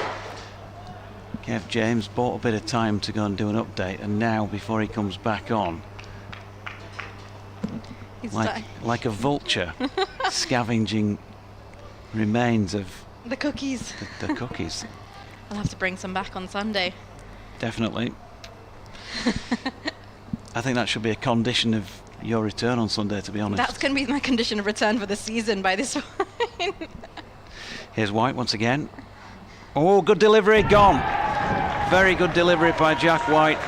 Gubbins, he just couldn't get forward or back to it really. He steered it to first slip where George Hill, I think it was, doing the catching. It was indeed. And Gubbins has gone for 9, and a second wicket is gone. And just that tighter bowling that we talked about in the last, 20 minutes, half an hour before tea, helped to earn Yorkshire a wicket then. And they've got a relatively early one in the final session. 86 for 2, Gubbins gone for 9. Yeah, good delivery there from White.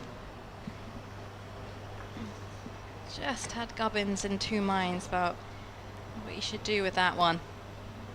And when you get stuck in the middle, well, that's exactly what happened here. Gave them the opportunity, and Yorkshire were not going to miss out. That'll make Jack White feel pretty good, won't it? First Yorkshire wicket for him. Lots of firsts today. And of course, always feels good to contribute. 86 for 2. Toby Albert. Out.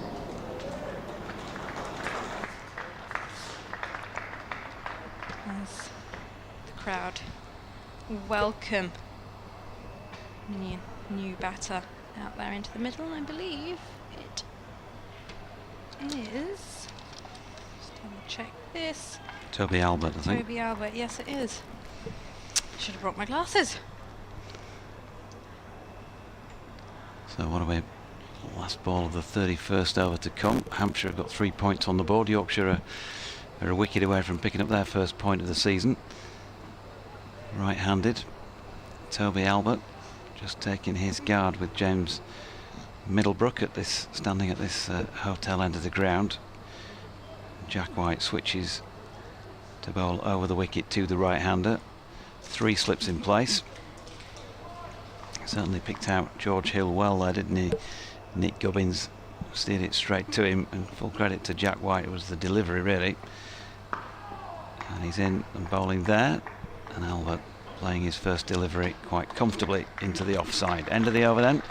Jack White, 7 overs, no maidens, 1 for 29 now, and 86 for 2. Another breakthrough which was greatly needed by Yorkshire. Wicket maiden. As the sun beams, and I believe, are we having a change in bowling from the pavilion end? It looks like it. It looks like a longer run-up than what I saw of Don Bess.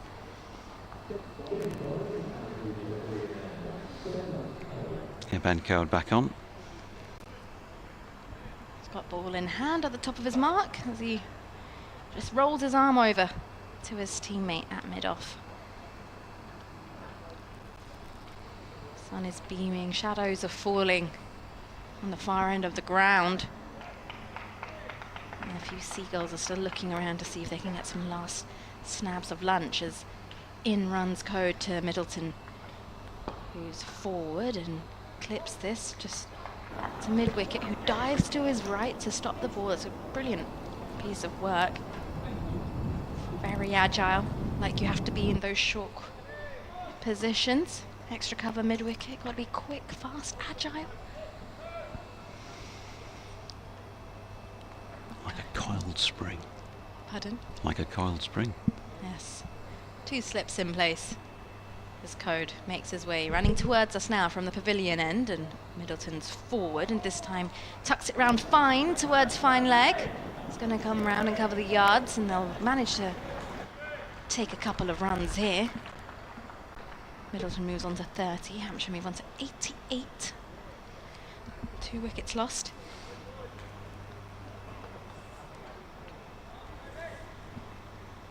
Fine legs pretty wide. Say not too far off from a deep backward square position as in runs Code again, and this time Middleton closes the face of the bat a little early as the ball goes to mid-on.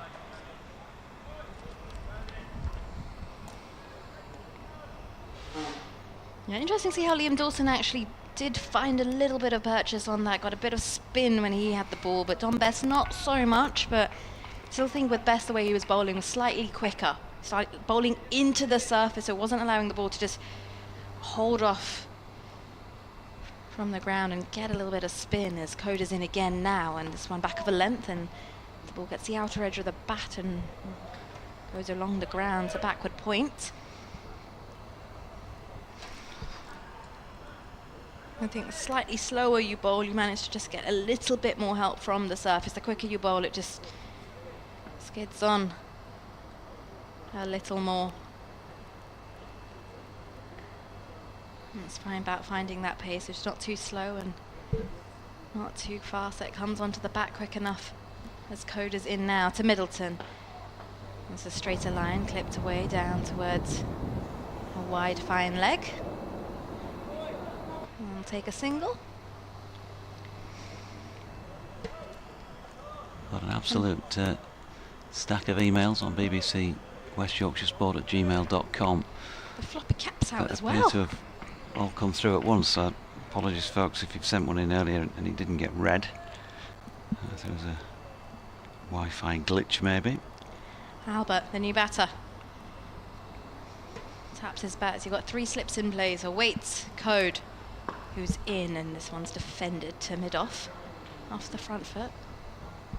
Slightly back of a length, as that will conclude the end of the 32nd over. Hampshire at 89 for 2. Albert yet to get off the mark. Middleton on 31. And of course, emails, you can get in touch with us. You've got a bunch to read out. Yeah, Martin Bloomfield in Retford up in Nottinghamshire. Says morning JD, so that's how long ago it was sent. It's kind of just appeared. Delighted word to be blessed with another season of excellent commentary and associated banter. Now Yorkshire are back in the big time. I'm particularly looking forward to upcoming battles both with the Vauxhall Vagabonds south of the Thames and our north-eastern rivals in Chester Street. New season, new captain, and who knows, potential success? You never know. This year we may even achieve the impossible. A one-day win at Chesterfield. Yeah, that is as rare as the dodo, as in comes White, and that's turned into the leg side by Middleton, and there is no run. Nice to hear from you, Martin. Nick Briggs, great to be back. ECB back to their usual tricks, he says. Ridiculous decision to stop Joe Root from playing in this match.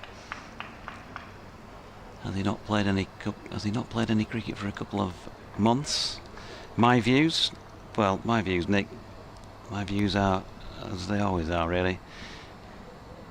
He's an England player on a central contract, and once you bring that in, the national side's got control.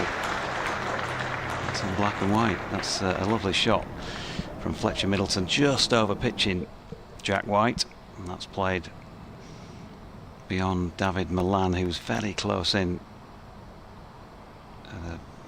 Wide-ish mid-on. In fact, it's Don Bess, I should say. Apologies to David, who's chased the ball down over the boundary and brought it back.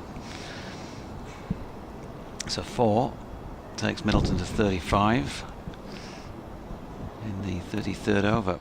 Hampshire 93 for 2. Better from White and defended this time. Bill Kelso.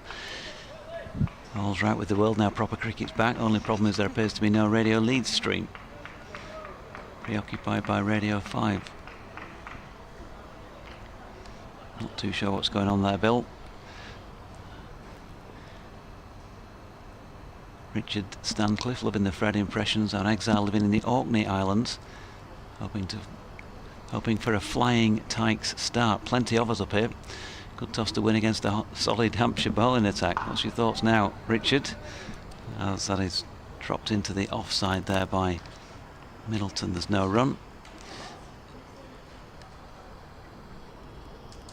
What else have we got? We've got Malcolm Palmer. Just amazing as I start my 87th year to see county cricket and hear your velvet tones again. Thought both openers a touch unlucky. Well, I've got a 50-50. Bean's shot was a nearly one. Afternoon, Mark Woods. What a great time of year. Cricket season starts, Grand National and the Masters. Mark in Suffolk there. As this one, I must confess, I missed, but is a dot. Either way, Miriam in Brighton, calling herself Random Scarf Lady as ever. Hi Jonathan, wonderful to have county cricket back.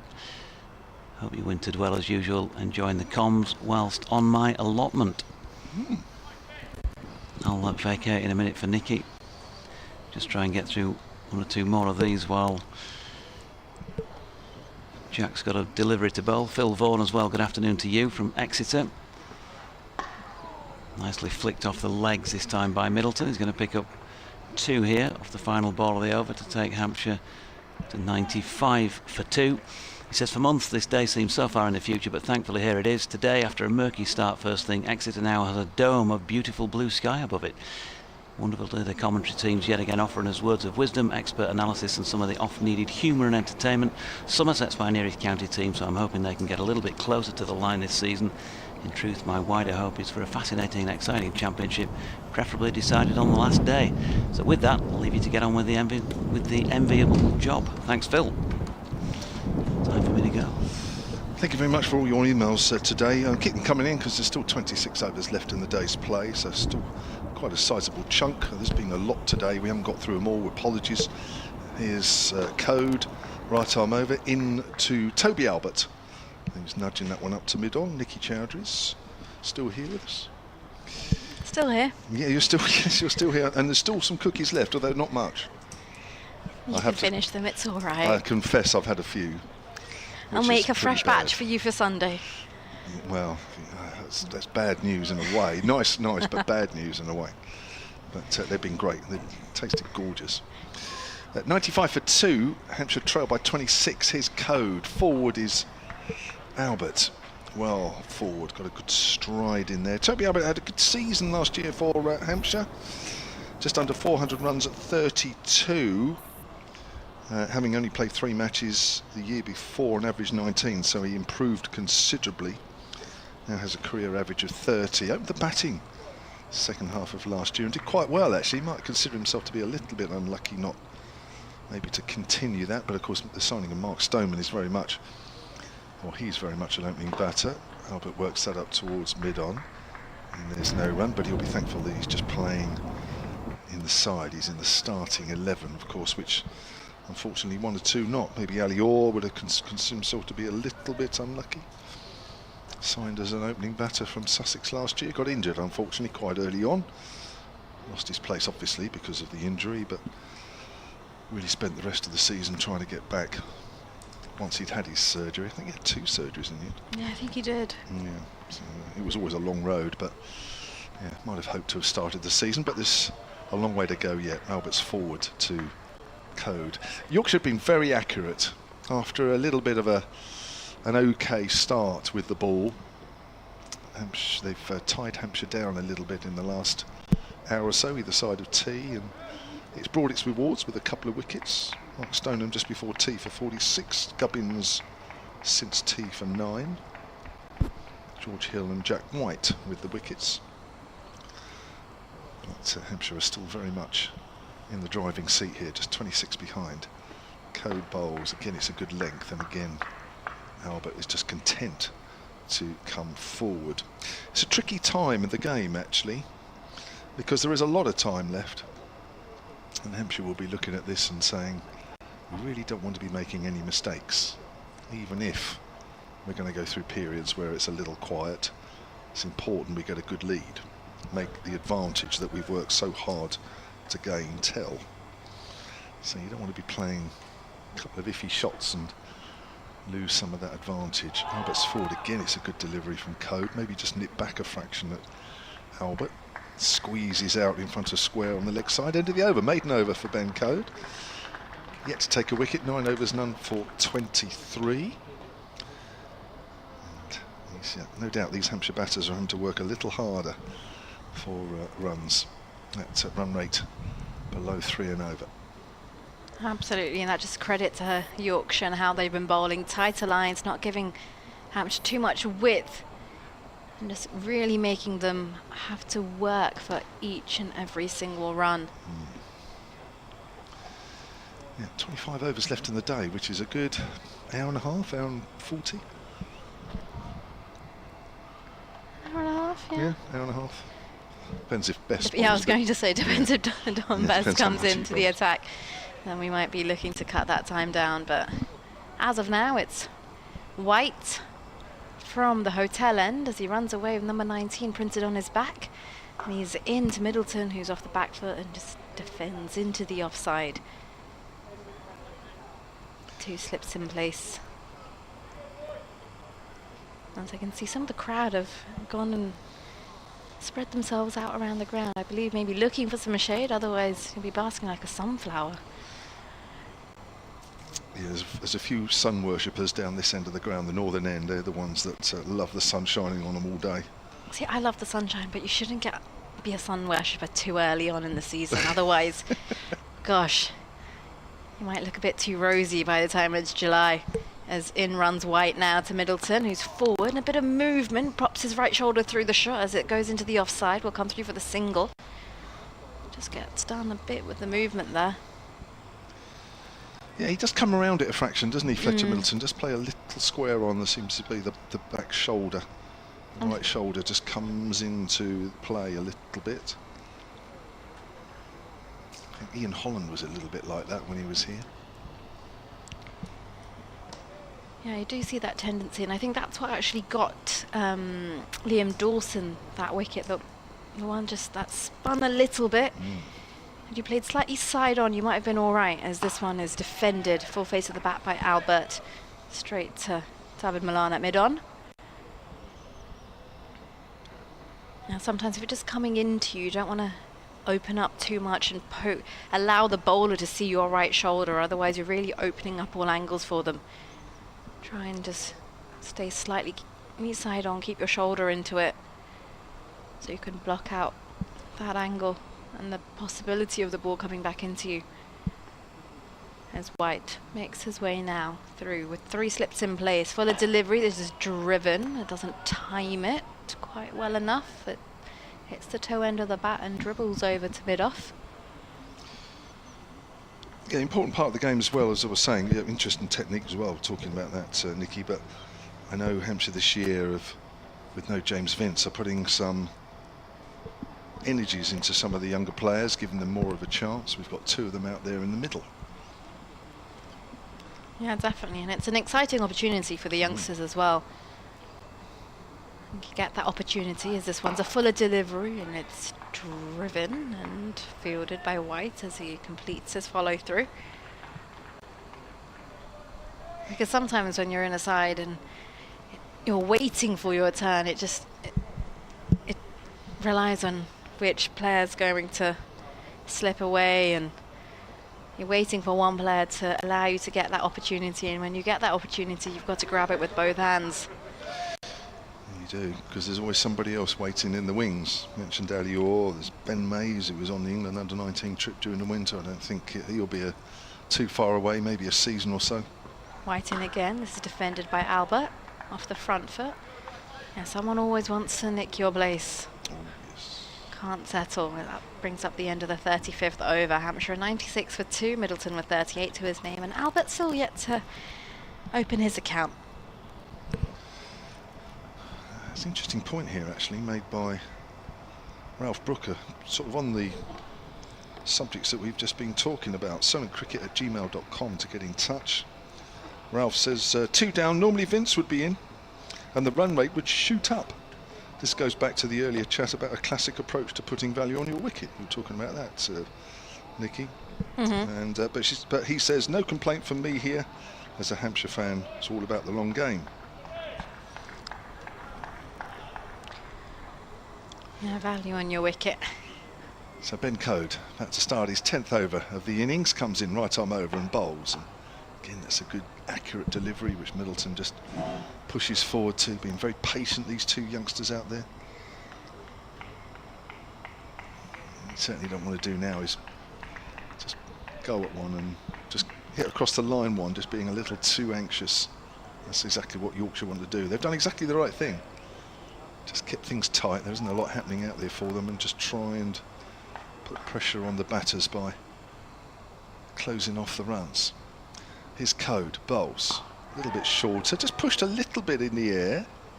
Didn't quite carry to Code as it makes its way up to mid-off. And I think the skill is in not getting too anxious, right? How long can you just like suppress your emotions and just keep going? Because at the end of the day, these 2, they can bat for as long as they want. There is no pressure on the scoreboard as such. They can literally consider that blank and go about their business and enjoy the batting, enjoy the process, play each ball on its merit, and use this time to really capitalise ahead of the season. Code in again, slightly fuller. It's worked just in front of square on the leg side by Middleton. Again, probably a little bit squarer than he was aiming, but it was into a gap.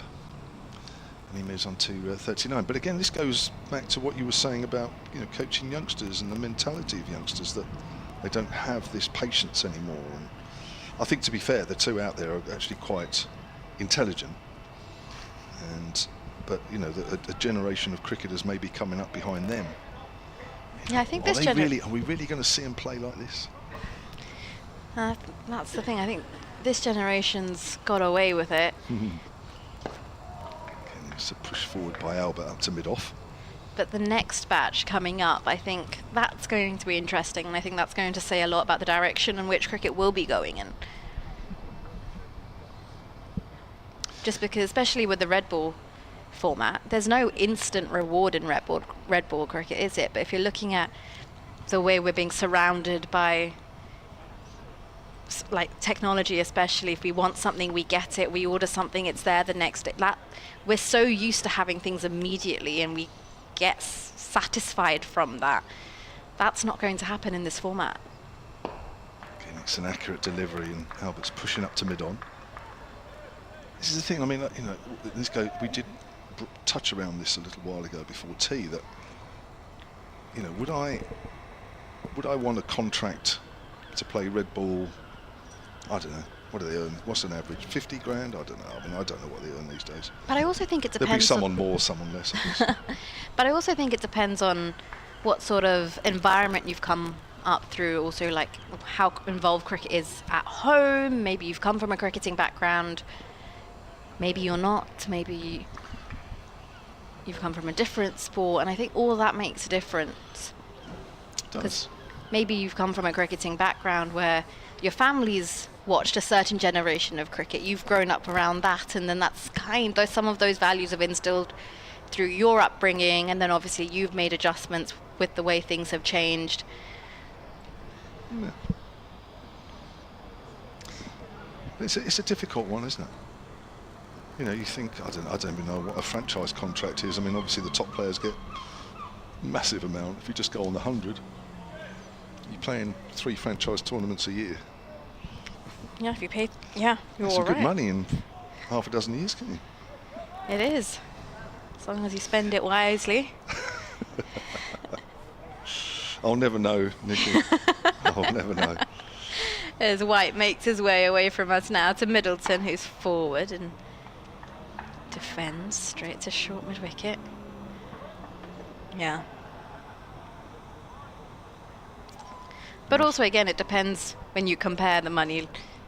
White ball seems to be slightly more attractive because there's more money involved in it. You tend to have more sponsors involved. All of those factors that come into it, that if the money part was equal, then would you see the same levels of interest in both formats? You could discuss this for hours. As White is in again. And this is defended into the offside. What it meant, if some of these guys playing today were on for 6 months, what, a couple of hundred? Would you get a different type of player playing for the season here? Is that what you're saying? So if you were to be paid more for red ball cricket, for the time you're giving, for the format, for what it's required of you, compared to what you're giving in a T20 game, would you see more people then turn to red ball cricket and say, actually, I fancy that?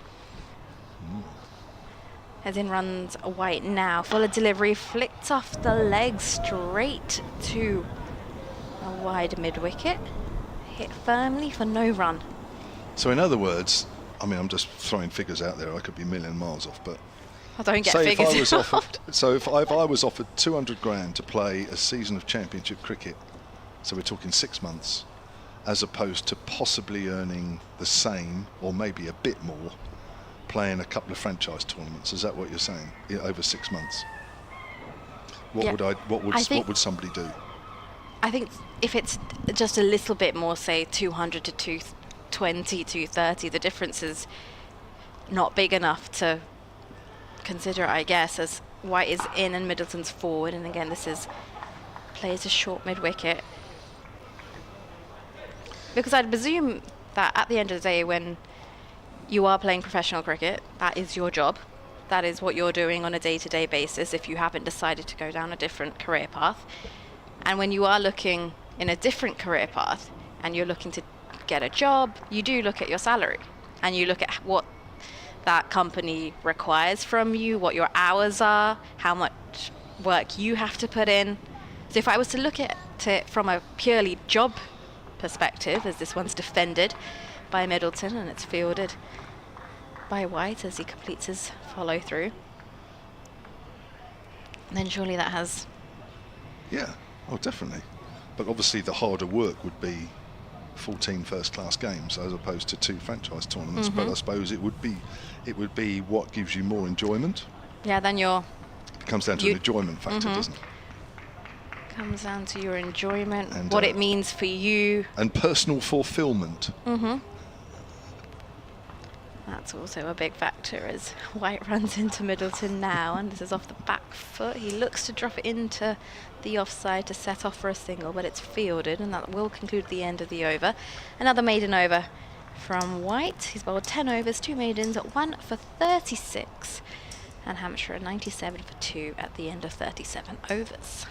Yeah, I suppose if you're overseas, i.e. you're not from here, you'd probably think a couple of franchise tournaments would be ideal because you could be in and out. You have more time at home.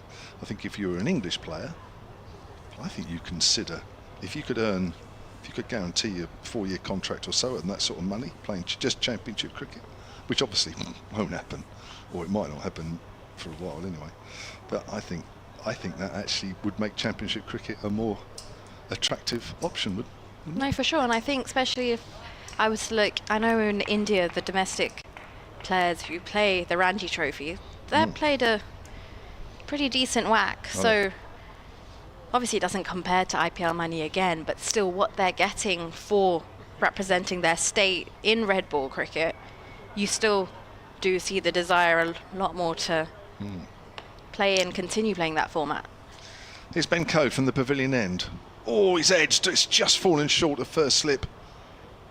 Good delivery. Code. He's just probing away there as he has done so often over the last few years. It's brought in many wickets. Albert playing with soft hands did well actually. Just kept the bat facing the pitch, which just made sure that ball didn't carry. But again, this is a good spell here from Yorkshire, just drying up the runs here for Hampshire, who are currently 24 behind on the first innings at 97 for 2. Code again, 2 slips, 2 men on the drive. Straight, that's worked to mid-wicket, and there is no run. Yeah, so that's a... I'm just thinking, what would I do if I was still playing and that was the situation? Whether I was good enough to play franchise cricket, I don't know, but if you did have that option, I don't know, I think maybe there's too many options. That's the other thing. Yeah. Maybe there's too many options. But I think maybe as an older player, say you've done a few franchise tournaments and you just wanted to be at home a bit more, just quietly forward again, Albert. Can do nothing with that. Good stuff here from Code. Then I think you'd want to play a bit. You'd want to finish your career off playing a bit of championship cricket and forget the franchise, even if you had a couple of offers saying, no, I don't really want to go overseas anymore. I've done my time, done my fill. It depends, but then you see some players giving up their national contracts because franchise cricket seems more lucrative. Well, it is at the moment, obviously, isn't it? That's the thing, isn't it? I mean, a county contract relative to what you could earn if you were a decent franchise player is still there's still a big discrepancy, isn't it? Here's Code. That's just worked up to mid-on. Really good field here as well, Code's got 2 slips. As I say, 2 men on the drive on the off and leg side who are fairly straight. Mid-on, just to the right, just to the right of the man short on the leg side, and Albert playing straight really can't find a gap. And this is all really down to Code, just keeping their really tight line here and not giving any options to Albert. And now they've pulled. There's now 4 on the drive. This is a very interesting 2 field. either side. It's a very attacking field, very intimidating field to Albert, who is just playing a forward defensive there. It's gone to one of those close-in fielders. Well, I can see why they're doing it. He's on his 20th delivery, yet to get off the mark, and they're just trying to keep that pressure building because inside of him he must be desperate just to get that one on the board. As a batter, that's all you want. Get that first run on the board. 20 deliveries he's faced so far. And they're really making him work for it. Brought another one in now as well. 5. You're right. Albert again just pushing forward. Well, he seems to be quite happy at the moment just to play defensively. Trying to put the pressure back on Code, I guess, by saying, well, OK, you'll have to keep it in the right areas because with that field, anything slightly loose, it's going for 4. But Code at the moment has bowled absolutely nothing loose. He hasn't at all, and I think it's time for a quick change. I'll make way for Jonathan. Is it? Unless I think you're right, yeah. Yep. Yeah, sorry, that's me, yeah. Time flies when you're having fun. Yeah, Doigy's looking perplexed. He doesn't know the time. Thank you, Nikki. Right, Sam Townley has emailed solentcricket@gmail.com. He says, hi team, he says, great to hear everything again. Sorry if this has already been said today, but is there any sign of Barker and Curry? Curry seemed good for Leicestershire in County Championship last season, so it seems strange to leave him out if not injured. I must admit, I don't know if Curry is injured, but let's take Barker first. We have been told that Barker has a bit of an injury at the moment and won't be seen for the first part of the season. They are looking at the ball at the moment, which to my knowledge is the first time in the game. So I don't think we'll be seeing Keith Barker for whatever the first part of the season is, however long that could be. As regards Scott Curry, yeah, I think Hampshire are very much looking to him to play, but having signed Brett Hampton, and of course if it hadn't been Brett Hampton it was going to be Jack Edwards, who unfortunately got injured at the back end of the Sheffield Shield season. They are two players very much similar to Scott Curry. So I think it would be fair to say at the moment that with the players available, that Brett Hampton, who's only here for 2 months, will get the nod ahead of Scott Curry. And I have to say, I thought Brett Hampton looked pretty good today. He's a tidy bowler, probably similar in pace actually to Scott Curry. But he's a bowler that bowls just back of a length, gets a bit of bounce, rewarded with a wicket of Finley Bean in his first over this morning. And I think he's a bowler that's probably ideal in English conditions, so it'll be interesting to see how he goes over the next 6 or 7 games, I think it is, in the first 2 months of the season. But I think on today's showing, promising. Jonathan Doidge is back. Hello. Hello, we have our first ball change of the 2025 campaign by a Yorkshire team. 38 overs of use with the previous one. But they have, I think, by the looks of it, consented to a change because Will Luxton skipped off over the boundary rope and brought the little case, whatever it might be, box. Another one, an alternative has been chosen, so we'll find out, I guess, in the next 21 overs of play whether or not that is a beneficial change as far as Yorkshire go. Things get worse. Jake Willis, afternoon to you. Hope you're enjoying the sun. He says, I'd like to shout out Worcester Park Cricket Club, big season ahead. There you go, good luck Worcester Park. Where do they play?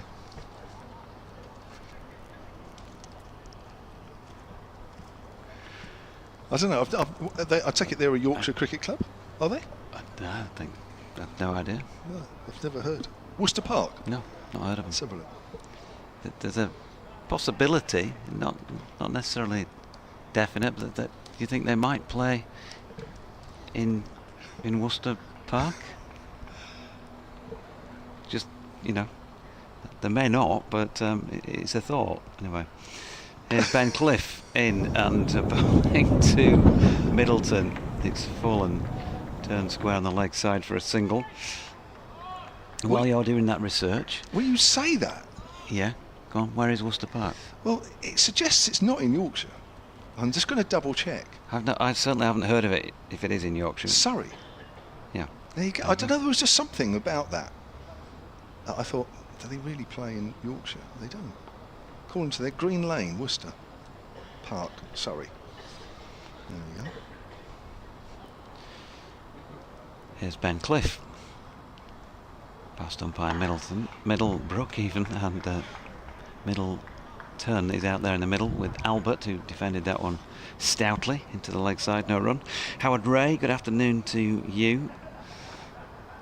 Certainly not the opening innings we were wanting when one considers.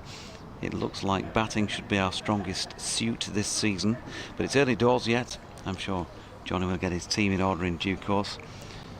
Disappointing to hear today that the Howard stand will not be open for any championship cricket this season, he says, as a cost-cutting measure. Certainly many members will be upset about this decision, as that is turned into the leg side by Albert, who is off the mark at the 23rd attempt, to some irony from the applauding crowd. Howard goes on Members will be upset about the decision. On a brighter note, our Liam, that's Liam Holgate, is currently en route to Pakistan to act as analyst for Islamabad in the Super League starting next week. Yeah, great young lad Liam, and wishing him all the best. What a great opportunity for him as a budding analyst. I thought you were going to say, Howard, that your name was going to be removed off the Howard stand or something, but Which one's the Howard stand? the Howard stand is still the Howard stand, which is what was known in the old days as the football stand end of the ground. Oh, far end, bottom end. Yep. Yeah. It doubles up as the rugby stand. Yeah. Yeah. Malcolm Palmer, hello to you for the first time this season. Thought our batting was going to be our strong suit, he says. Daft mistakes won't help. Here's Cliff. And Middleton getting solidly in behind that. And there's no run. And Malcolm thinks there is room in the side for both Bairstow and Tattersall. You can have your say, folks. BBC West Yorkshire Sport at gmail.com or at JD's Events. Lily, afternoon JD, Kev and Nicky. Yorkshire needs some wickets soon.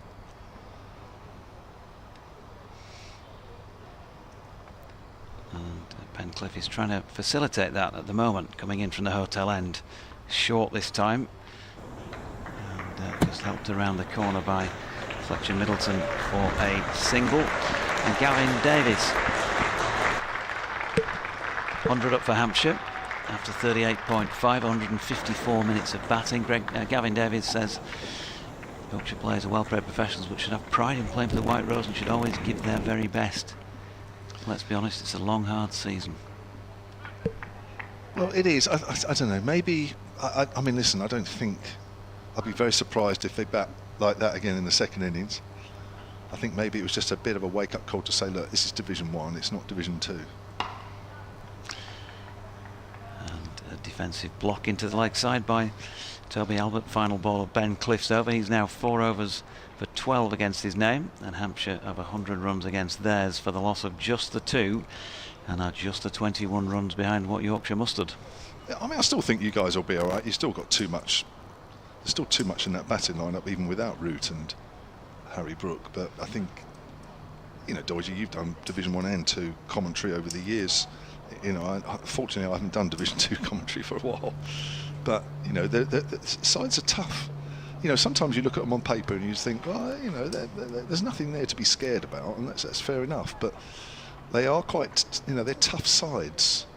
You know, they dig in and they hang in, and you know, they might not always be spectacular. But you know, just this little moments that Division 1 sides, I think, win. That, you know, maybe a Division 2 side on the whole wouldn't perhaps necessarily win that little battle, and it makes a difference at the outcome of the game. So, you know, I think the 2 sessions today were very much maybe just a bit of a wake-up call for Yorkshire, but I don't think it's any more than that. Yeah, I mean, just going back through those last couple of years, Kev, they were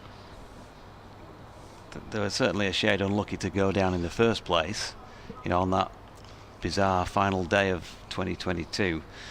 Well, it was all because of Liam Norwell's 9 wickets against us, wasn't it? Yeah. So it's your fault, really. Yeah. And then, of course, the points deduction the year after, when they had gone down, made it nigh on impossible to come back. And even for all of that, I can remember banging on time and again at the end of that season saying that they'd lost, what, 30-odd% of their actual playing hours on the field, a third of the season. Really? And saying, you know, if that was football, and you know, you got a team who couldn't get promotion because they'd had a third of their matches not postponed like football matches are, but abandoned, you know, how would you know, hope to get promotion with a points deduction as well? So I think they were good that season. We've got some more Don Bess, the off-spinner. It's full. It's driven through the covers by Fletcher Middleton, and a welcome boundary. Not just for Middleton, but for the innings and maybe for the crowd as well. They've been few and far between and over this little while. 104 for 2. They trail by 17 now. So they've kind of still felt like a Div 1 side playing in Division 2. But of course, during those 2 years, there have been, you know, 1 or 2 players who've come through who haven't experienced cricket at this level so far. So yeah, I just think it's a reminder. I just think that's all it is. I don't think anybody needs to worry too much. I mean, it's not great, 121 and all that. Of course it isn't, but it's early season. Best bowls, a little quicker this time. Just hurries Fletcher Middleton into a back foot shot towards mid-wicket. And there is no run. So we have just under 20 overs left in the day's play as Middleton works that out towards extra cover. Got an email here from Simon Jones from the Hampshire Cricket Board. Hi Kev, Nicky and Doiji. SolentCricket@gmail.com. Keep in touch with us. Middleton just dabs that away behind square on the offside. Great to have cricket back. Day off for me today, he says. So he's at home listening to the cricket. And I've also fitted in a quick look at Kerala. They're based in Portsmouth, their rugby campground in Portsmouth, where Ricky Clark scored a double ton last year and lost. He's playing a missing outside the off stump there. That's right, I remember that. Ricky Clark played 2 or 3 games for Shrewton out in Wiltshire over the last couple of years and has made the headlines because he's hit double hundreds. And he did in a game last year against Kerala, and he was still on the losing side, would you believe? Played behind square on the leg side. We actually had him on the radio talking about that. He was really good value as well. Shrewton in Wiltshire sounds like a sort of Midsummer Murders type village. It's a nice spot, I have to say. But his boy plays out there and they persuaded him to play a game or two.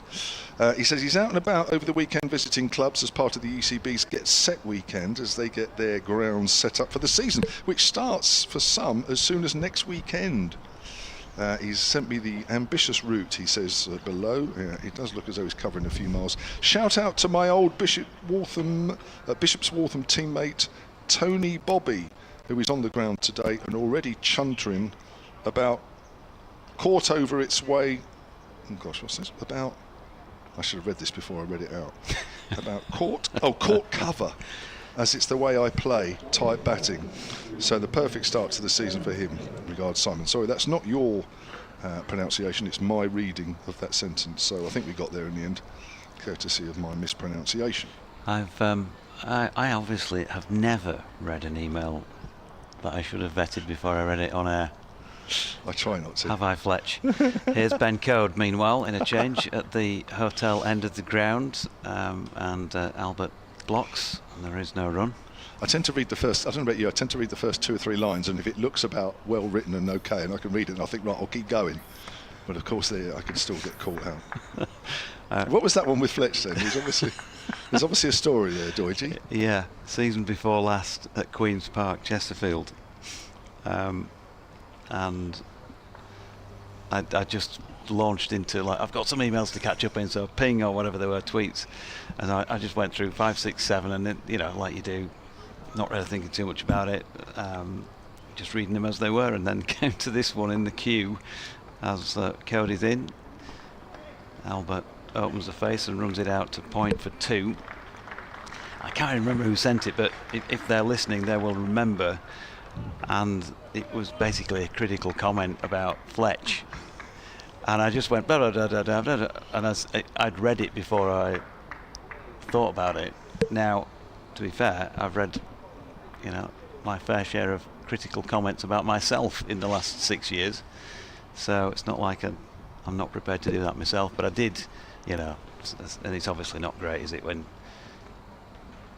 your mate stood next to you as Cody's in, and that's blocked into the offside, no run, and it had just gone, I'd said it, and then he just looked at me and I thought, oh no, oh. Ouch. And he said something in that typical, you know, Fletch way, whatever. There was a retort anyway, and then let's just say, when we finished the broadcast, which was very soon after for that day, he wasn't best pleased. Unfortunately, it doesn't take much for Fletch to get a little bit annoyed, does it? You know, we laugh about it now, as that's wide of off stump and there is no run. So yeah, I have done that once where I just read him hell for leather, forgot about what was going on in terms of vetting him first, and I paid the price. We've all done it, Toiji. We've all done it. I mean, yeah, I've had emails. I've seen a couple on somebody else's screen. I've certainly, in the past, I've seen an email which has criticised me about something, And I know as they've been going through the list, they've just omitted that one. Yeah. And saved me the embarrassment. And I'm thinking, well, actually, I don't mind too much. His code, and that's punched into the offside. And there is no run. So anyway, let's get back to the correspondence. Will you tell that Kev James to shut up and get off the air? It's absolutely disgraceful. Nikki Chowdhury. She's been trying to send you that all day and you finally read it out.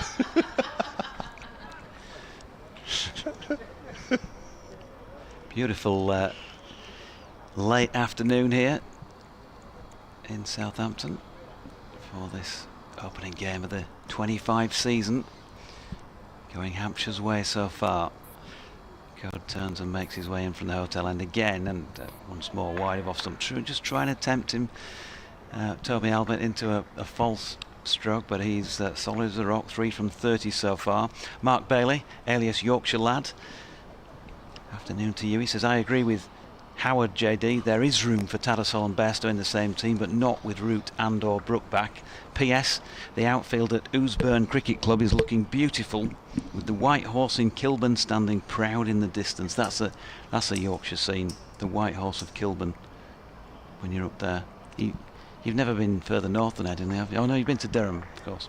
Yeah. Well, if you're driving up towards Durham, it probably, I'm not sure if it is viewable from the A1. It won't be far out of sight. It's on a hillside, and it's a chalk horse. I probably have seen it without realising. Yeah. Oh, nice. Okay, well, I'll look out for it a bit more next time. We're not up at Durham this year, so I'll miss.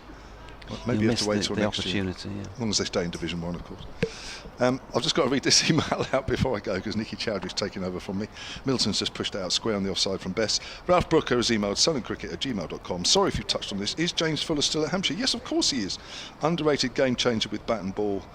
Don't look at his figures, though. Just watch him play. Yeah, he's around. I think he's just not been selected. Oh, there's a caught. Yes, it is. It's just flicked up off a bat and pad. And great running around from behind the stumps from Johnny Bairstow, who's taking what would have been a short leg catch. And Middleton goes for 45. I'm going to get off actually now, because I just feel I might be putting the jinx on. He goes for 45. Caught Bairstow, bowled Bess.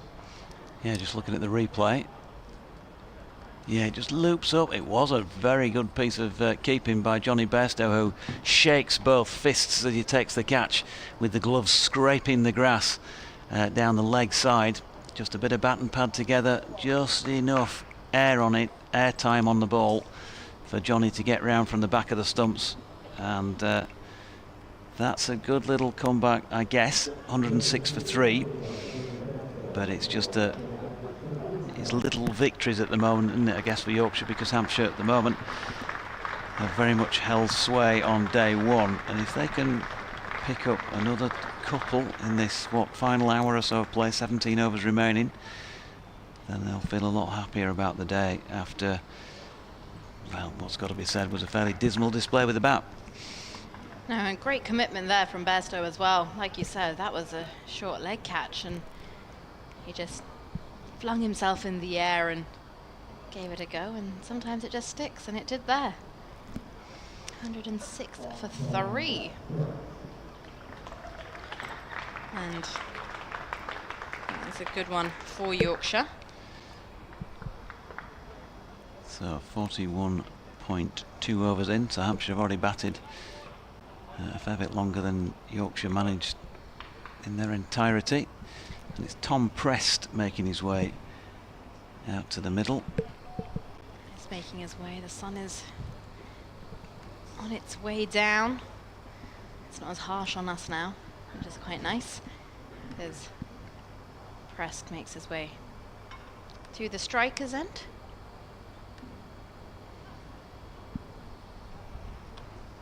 .106 for 3.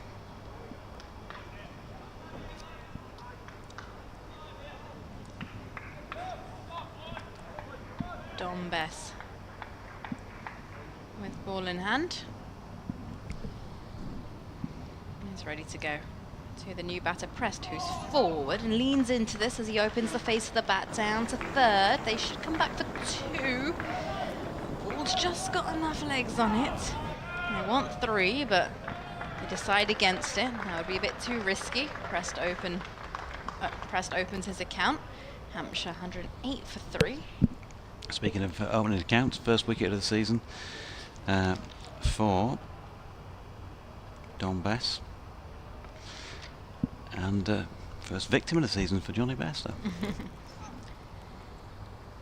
Bess in to Prest now again, who's forward, and this one rather similar to the last, gets an outer edge and rolls down towards the vacant short third region. He'll come through for a single.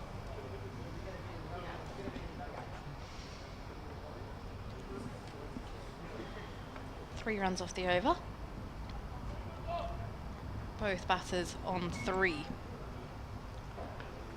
The slip in play. Yorkshire have been good. As Bess is in once again, back of a length off the back foot, drops it into the leg side, takes on the run. Slightly risky, but makes it in the end. 110 for 3. Bess to Prest, who's forward and defends, and the ball goes to short extra cover. That will conclude the end of the 42nd over. Hampshire 110 for 3. Yeah, Yorkshire just managing to just keep things, lid on things to some extent. It still took them, the best part of an hour to pick up that third wicket, having taken the second. But after Hampshire got off to a start, 70 on the ball for that first wicket. Yeah, Stoneman went first wicket, and it's 86 for the second when Nick Gubbins departed, and then 106 for 3 when we lost the wicket of Fletcher Middleton just a few balls ago. I believe this is your over, because I came in and I nicked half of your run. It is. It's Ben Code going to bowl from this hotel end of the ground, with Toby Albert playing to Don Bess, who's still got number 2 on his back. So has he slipped in a change of number here that we're not aware of, instead of the usual 47? Check that out at the end of the day, actually. I always Could wonder. be a permanent change, or it could be just he's borrowed somebody else's kits, like you sometimes see. Yeah, I always wonder how much thought players put in behind their numbers, because some people put in a lot of thought, some people just choose a random number. Yeah, here's Code. Ooh, just a little fish from Albert, and a yelp. But no wicket on that occasion. 2 slips, point. Will Luxton's at point.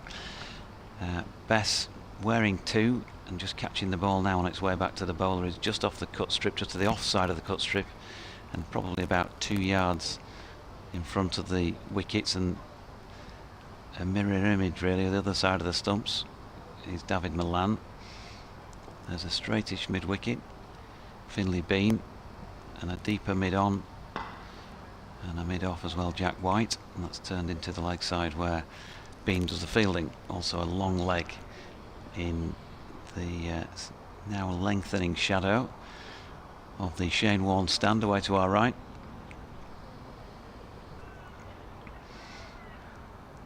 I think in terms of conditions, this is the best first day of the seasons in 7 years I've been sitting in the comm box. Fantastic day. Code is in, and then has nipped away slightly, but started a bit too wide. Dot ball. Yeah, it's an absolutely glorious day, and I hope it's just an indication of what's to come this summer, because I think it's safe to say last year we had a pretty poor summer. I don't think we had its full potential. So let's hope that this is just an indication of what is to come, because I could quite get on board with this sort of weather. Yep. Bring it on. Code just wide of off stump. Toby Albert opens the face, runs it down through wide of the cordon and picks up 4. No third man in place. 114 for 3. He's on to 8. Ben Code, unusually, nearly 13 overs into the season, is wicketless at the moment. Still not costing many. going at under 2.5 and over.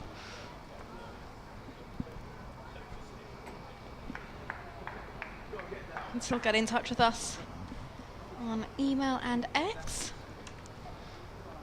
Gordon again, straight. Turned to Bean to complete the over at 114 for 3. 43 gone. So 5 overs now, Nikki, with this change of ball. Nothing apparently happening. No, nothing major happening here. And of course, you can reach us at solentcricket@gmail.com or on X. I mean that in a seaman's sense, of course. Don Bess didn't take the wicket. What's your handle there, Doji? Sorry, on X it's JD's Events, JDZ Events. And solentcricket@gmail.com on the emails. Wherever in the world you're listening from, we've had some emails from some exotic places as Bess is ready to Prest, who's forward and casually drives this to extra cover. Yeah, seamers haven't got much from this. As Bess is in again now and defended back down the line of the wicket by Prest.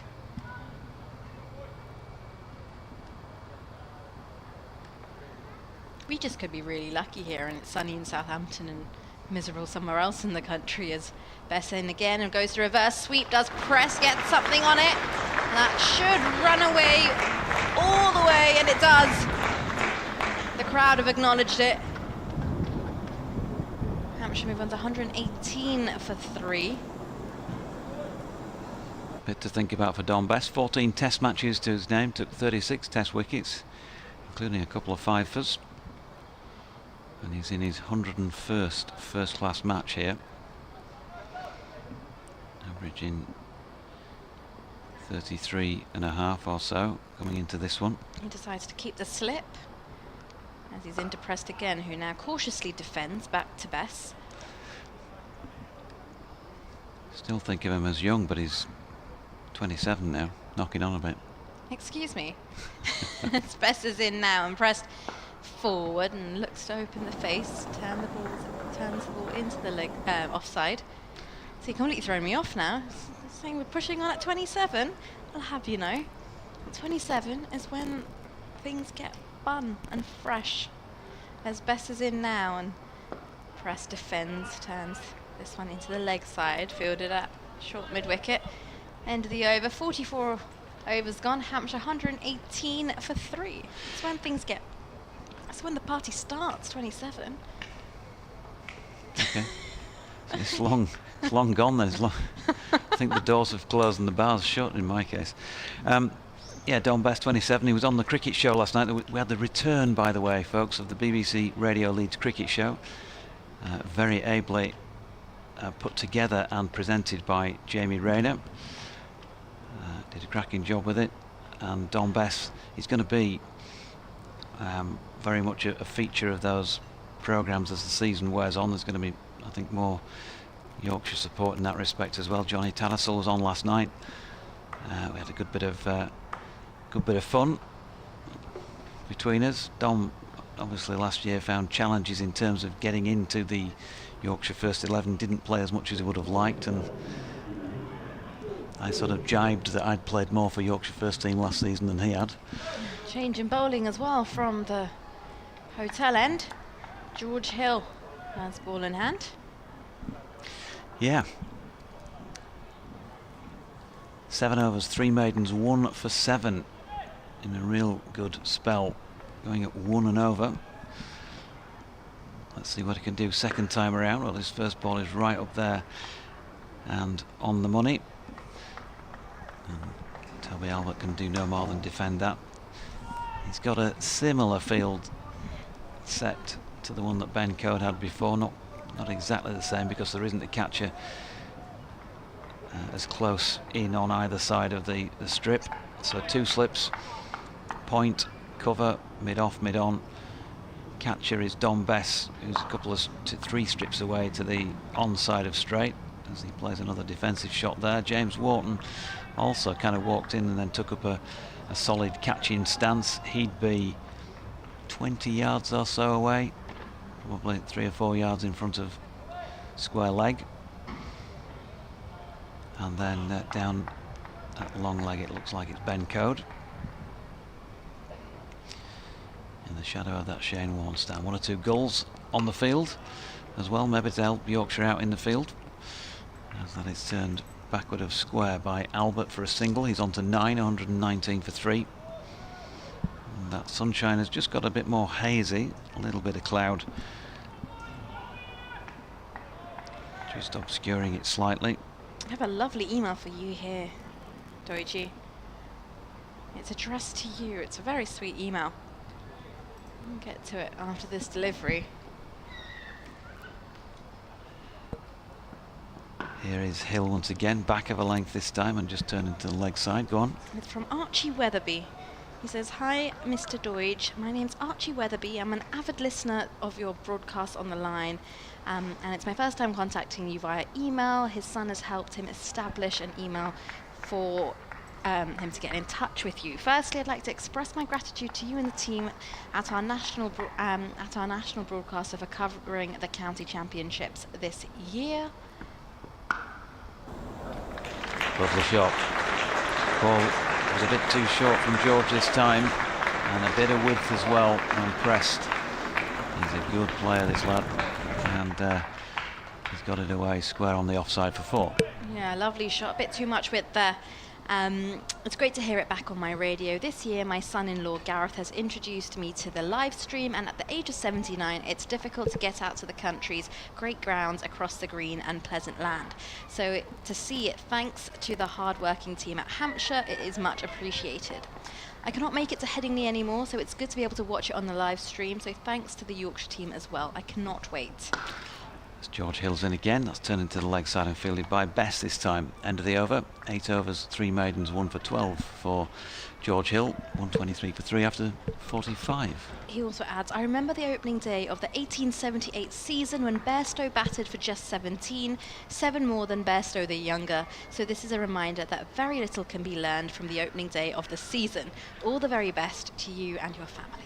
I suspect that might have been a typo and more like 1978. I think so, because 1878 seems far off. 1978. Yeah, thank you very much. Lovely to hear from you. Archie Weatherby. Thanks, Here's Archie. Bess. Through now, a bit of flight, and this is pushed to mid-off by Albert.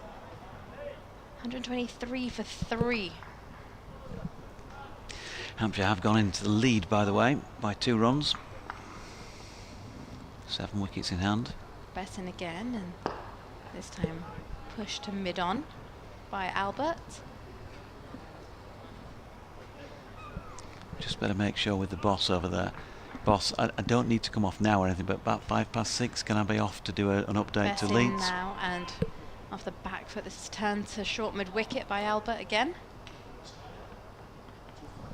Well, I can't remember what the rota says now. When am I supposed to be off next? Here's Bess in now. Skips through, flatter delivery off the back foot, turn to square leg. Oh no, that's fine. I can come off in a few minutes. Yeah, that's okay. That's okay. He's done a me. I get people laugh at me for doing a rota, but he's sorted it out today. Bess in this one, left alone outside the off stump. Bairstow swift with the gloves.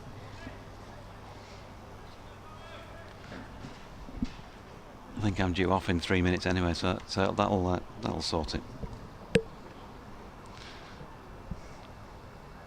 Bess in again, this time defended carefully by Albert off the front foot to conclude the end of the over.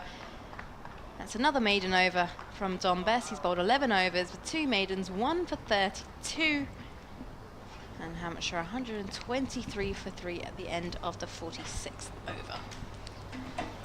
So I'll just do this next one then, shall I, Chief? Yep. There we go. I've got, it's written in hieroglyphics there. It's written in Hampshire-ish. Well, actually, no, Kev's a Londoner, really, aren't you, Kev? You're a Londoner, aren't you, really? You sort of London in exile down here. Here is George Hill driven back down the ground. He got a hand to it. Tom Press was the man striking the ball quite nicely. Lambeth, is that right? Whereabouts? Where do you hail from? You? Where do you hail from? Where were you? Yeah, thought so. Somewhere like Lambeth. North London, okay. That's not North London, is that? That's South London. Which part of North London? Enfield, okay. Oh, George Hill with the ball wide of off stump, and Tom Press was not far away from getting an inside edge onto his stumps. He did get an inside edge, it missed his stumps and down to fine leg for 1. Just a little scare there. And again, George Hill asking some questions here. No immediate replay on this occasion. 124 for 3. And in comes George Hill once again past Middlebrook. A little bit on the leg side of straight this time, but Albert couldn't make the most of it. With a flick into the leg side, wraps the pads, no run. Could have a quick look around the grounds in a mo. Well, I could do if I could hit the right buttons. There we go. 4th ball of this over. George Hill coming scurrying in again. That's another good straight delivery. Has to be defended. Dot. Worcestershire 154 all out. Somerset 143 for 3. 143 for 4. Sussex 361 for 4. Going well against Warwickshire at Edgbaston. Kent 231 all out in Div 2 against Northamptonshire, who are 63 for 4 already, so wickets are tumbling there today. Just like here, Essex 320 for 4 against Surrey at Chelmsford in this division. Ooh, now then edge again. Edgy anyway, opened the face as well probably. He's run it down to 3rd man. I don't think there was any claim from Yorkshire that it was any semblance of a chance, and it's picked up 4. Toby Albert 13, 128 for 3. Div 2, Middlesex 260 all out, Lancashire 37 without loss. Glamorgan 229 all out, Leicestershire 23 for 1, also in that division, and Gloucestershire 222 all out, Derbyshire 58 without loss in response. At Trent Bridge, Durham still batting, 347 for 7 in the 86th over. As George Hill in again, that's turned square on the leg side, no run. And that is up to date as far as we go around both divisions. Time for me to step out. Thanks so much, Doidgy. He'll be back a little bit later on. So we have 12 overs left on day 1. We'll certainly get through those. It's a beautiful evening here just outside Southampton at the Utilita Bowl. Hampshire 128 for 3. They lead by 7, but runs have been hard to come by since just before tea and just after, with the Yorkshire attack being very accurate indeed and making this pairing of Albert and Press work very hard for their runs. Nikki Chowdhury. Yeah, they have been making them work extremely hard. It's been good. As Bess is in now, tosses this one up outside the off stump, and Press gets his hands through as it's played down to deep cover. They'll come back for a couple of runs. Takes the score to 130 for 3. Enthusiastic fan. Supporter in the crowd. Very enthusiastic. Extremely. Yeah. This time of day. I've noticed actually either side of us where the hotel rooms are, there's quite a lot of Yorkshire flags sort of hanging off the balconies of the rooms. There's a few Yorkshire supporters in the hotel here. Doidgy will be well looked after tonight. Have some company as Bess is in now. Straight a delivery to which Prest is forward and defends. Must be lovely sort of getting in the hotel bar and talk about Yorkshire all night. It's my idea of heaven. As Bess is in now, and off the back foot, Prest manages to just play out this fuller delivery. Remember that great storm of 2022, 2023, 2024? Bess into Press down. This one just gets a tickle on it as it runs fine. It's fielded at 45, so they won't come through for the single. Remember those cold snaps? Too many to mention. Here's Bess again. Skips through and Press leans forward into his defence. You're finding this hilarious now, aren't you, Kev? Honestly, I wish I was there. Honestly, I wish I was booked into the hotel as well next few nights. Bess in now, slightly quicker arm through the ball, and this one's played down the ground. Use of the feet by Press, and it's going to go all the way down towards the boundary. Releases the pressure, 6 runs off the over. And Hampshire move on to 134 for 3 at the end of the 48th. Yeah, some class batting from Tom Prest here. We know he's good. He's got a season here really just to prove just how good he is to everybody. He's just got that certain flair about him, isn't it? I saw a couple of written articles about him coming into this season, and they were saying, well, we've lost the flair of James Vince, but Tom Prest could easily take that place. And he's looked pretty good for his 18 off 20 so far. And Hampshire lead by 13 with 11 overs left on day 1. A few seagulls around. Actually, there's not as many as last year. I tell you what, Nicky, there was dozens of them here at times last year. They made a right racket. Here comes Hill. He's wrapped on the pad. Shout for an LBW as it flicks away down to Johnny Bairstow. Did seem to come across that slightly, Toby Albert, but it was, for me, it always felt like it was going down. Yeah. Oh, maybe they were asking for a caught behind. Either way, not out, says the umpire. I just want to give a shout out actually to a mate of mine who I haven't mentioned today. I think he'll still be listening on the live picture feed and watching. A very good mate of mine, Kevin Rowe, who's not been too well over the last couple of months, and popped in to see him a couple of days ago just to check he was okay. That's pushed out behind the square on the offside, and he's made a very good recovery. So when I went to see him, he said, "Yep, I'll be watching and listening on the stream." And I got the impression he would literally be from the start of day 1 through to day 4. And he's a very avid cricket watcher, and he's a member here as well. So if you're still listening, Kev, good to know you're on the mend. 134 for 3 in the 49th over of this Hampshire reply. Albert works that good length ball to mid-wicket. He was into his 10th over, 1 for 17. Done a really good job actually. He started the sort of spell where Yorkshire just made Hampshire's runs dry up a little bit, and the others kind of fed off his initial few overs. Yeah, he has, and they've done a fabulous job of it. Really drying things up, make Hampshire work for every single run, and in the process they've claimed a few wickets as well. Hill bowls, right arm over, and Albert is forward. Right, another email. Let's get through these emails. Lily Olumi has emailed in again, says, "Good afternoon, Doiji, Kev and Nikki. George Hill has bowled really well. He never gives away many runs, and he breaks partnerships. Tom Bess is getting some good turn as well. And there was a very good catch by Johnny Bairstow. She's looking forward to being at Headingley. It is sunny but windy here in Moulton, North Yorkshire."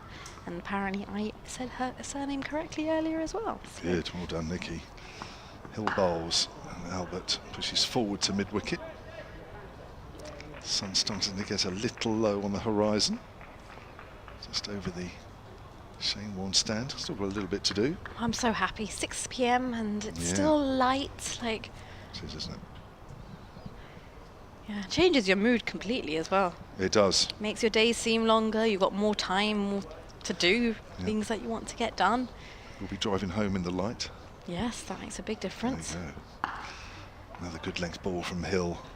Just have to be patient with him at the moment, and Toby Albert is. Maiden over. 4 overs, or 4 of those overs of the 10 have been maidens, 1 for 17. Yeah, that's good, because mainly it's not safe otherwise if I'm driving at night, because I'm squinting my eyes half the time because I'm like, oh, the lights are too bright from the other cars. Yeah. So the men out for Hampshire so far: Mark Stoneman before tea for 46, Nick Gubbins after tea for 9, and Fletcher Middleton for 45. Wicket for George Hill, Jack White and Don Bess. Wickets have been spread around for Yorkshire as they were for Hampshire.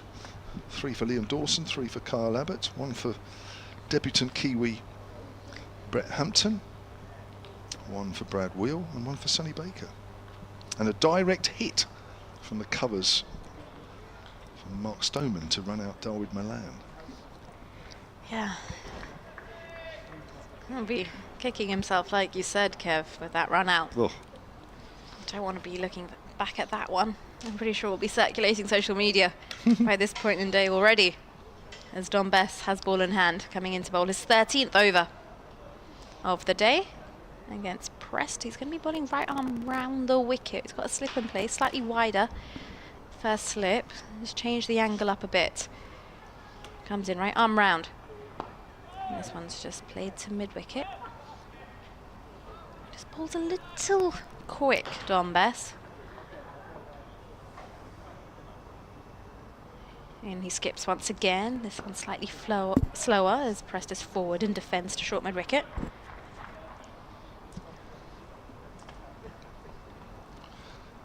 People making for the exits to the right. They want to beat the traffic as this one's a bit of width this time, and Prest makes some more space as he opens the face of the bat, runs it down to deep point, will come through for a single. Best doesn't want to go too wide, just the angle he has will allow the batter to create that space and access the offside. He's back over the wicket now and off the back foot. Albert defends. It runs to 45.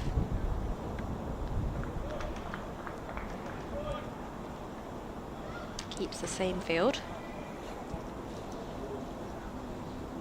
Right arm over.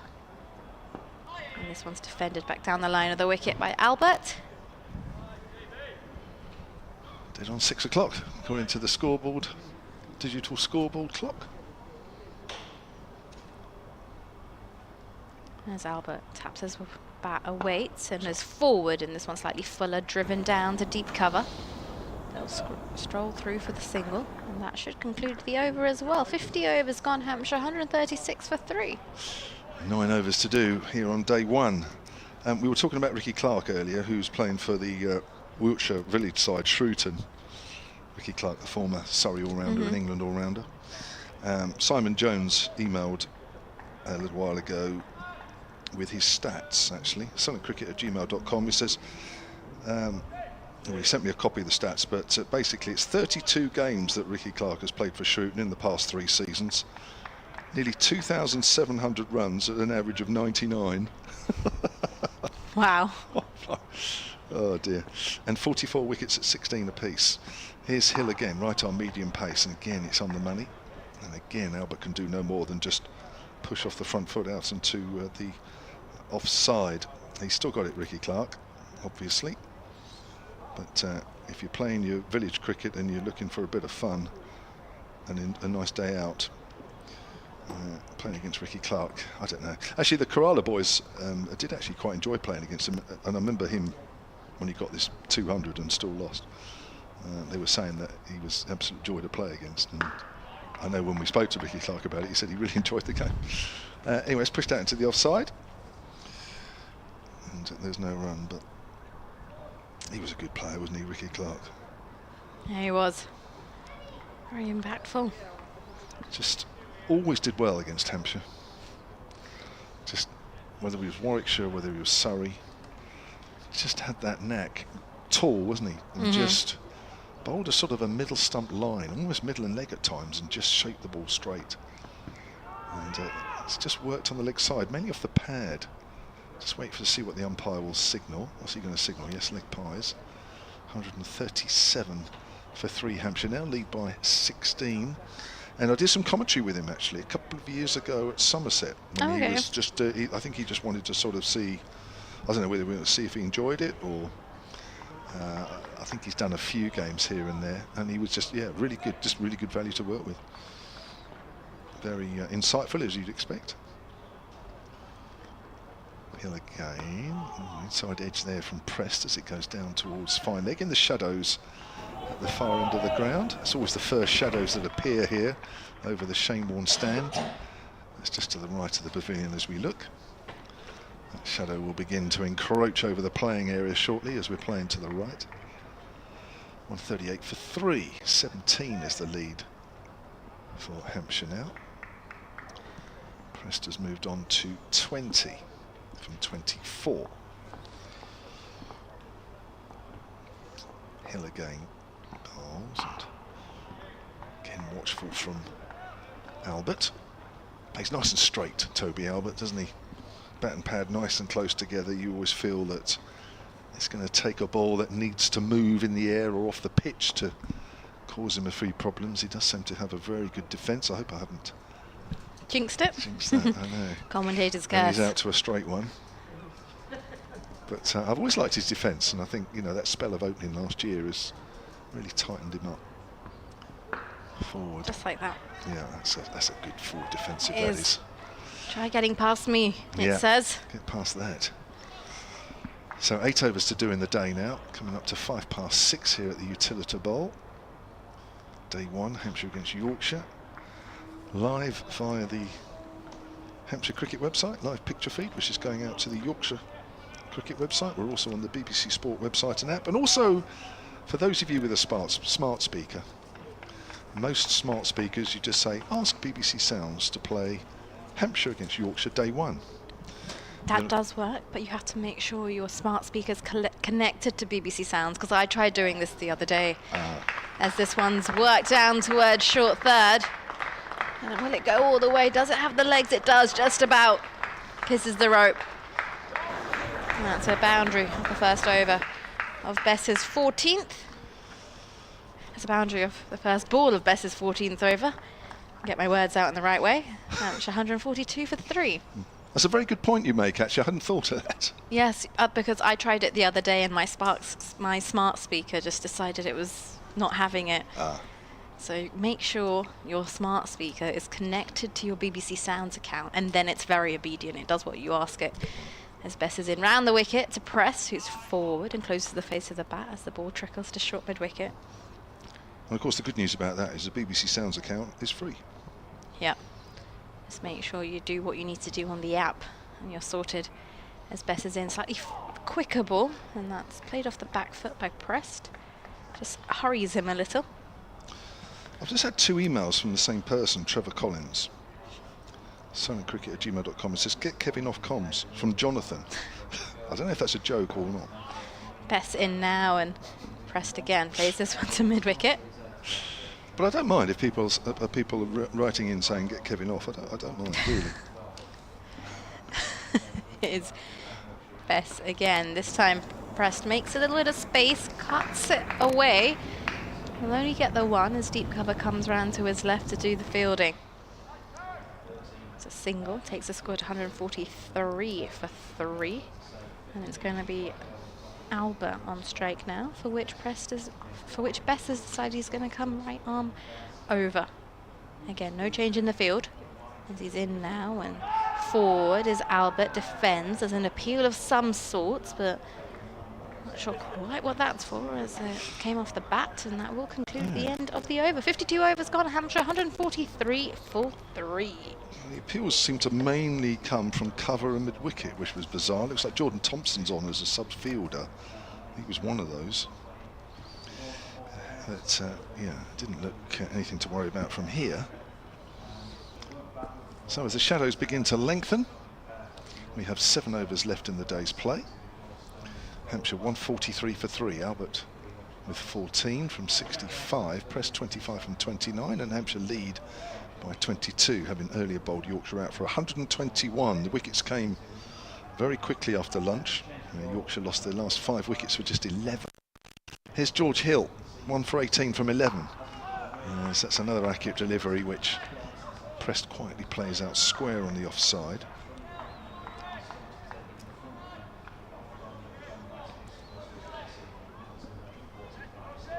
And 43 for 3 then. Just under 7 overs left. Hampshire have 3 points today. Yorkshire have the 1.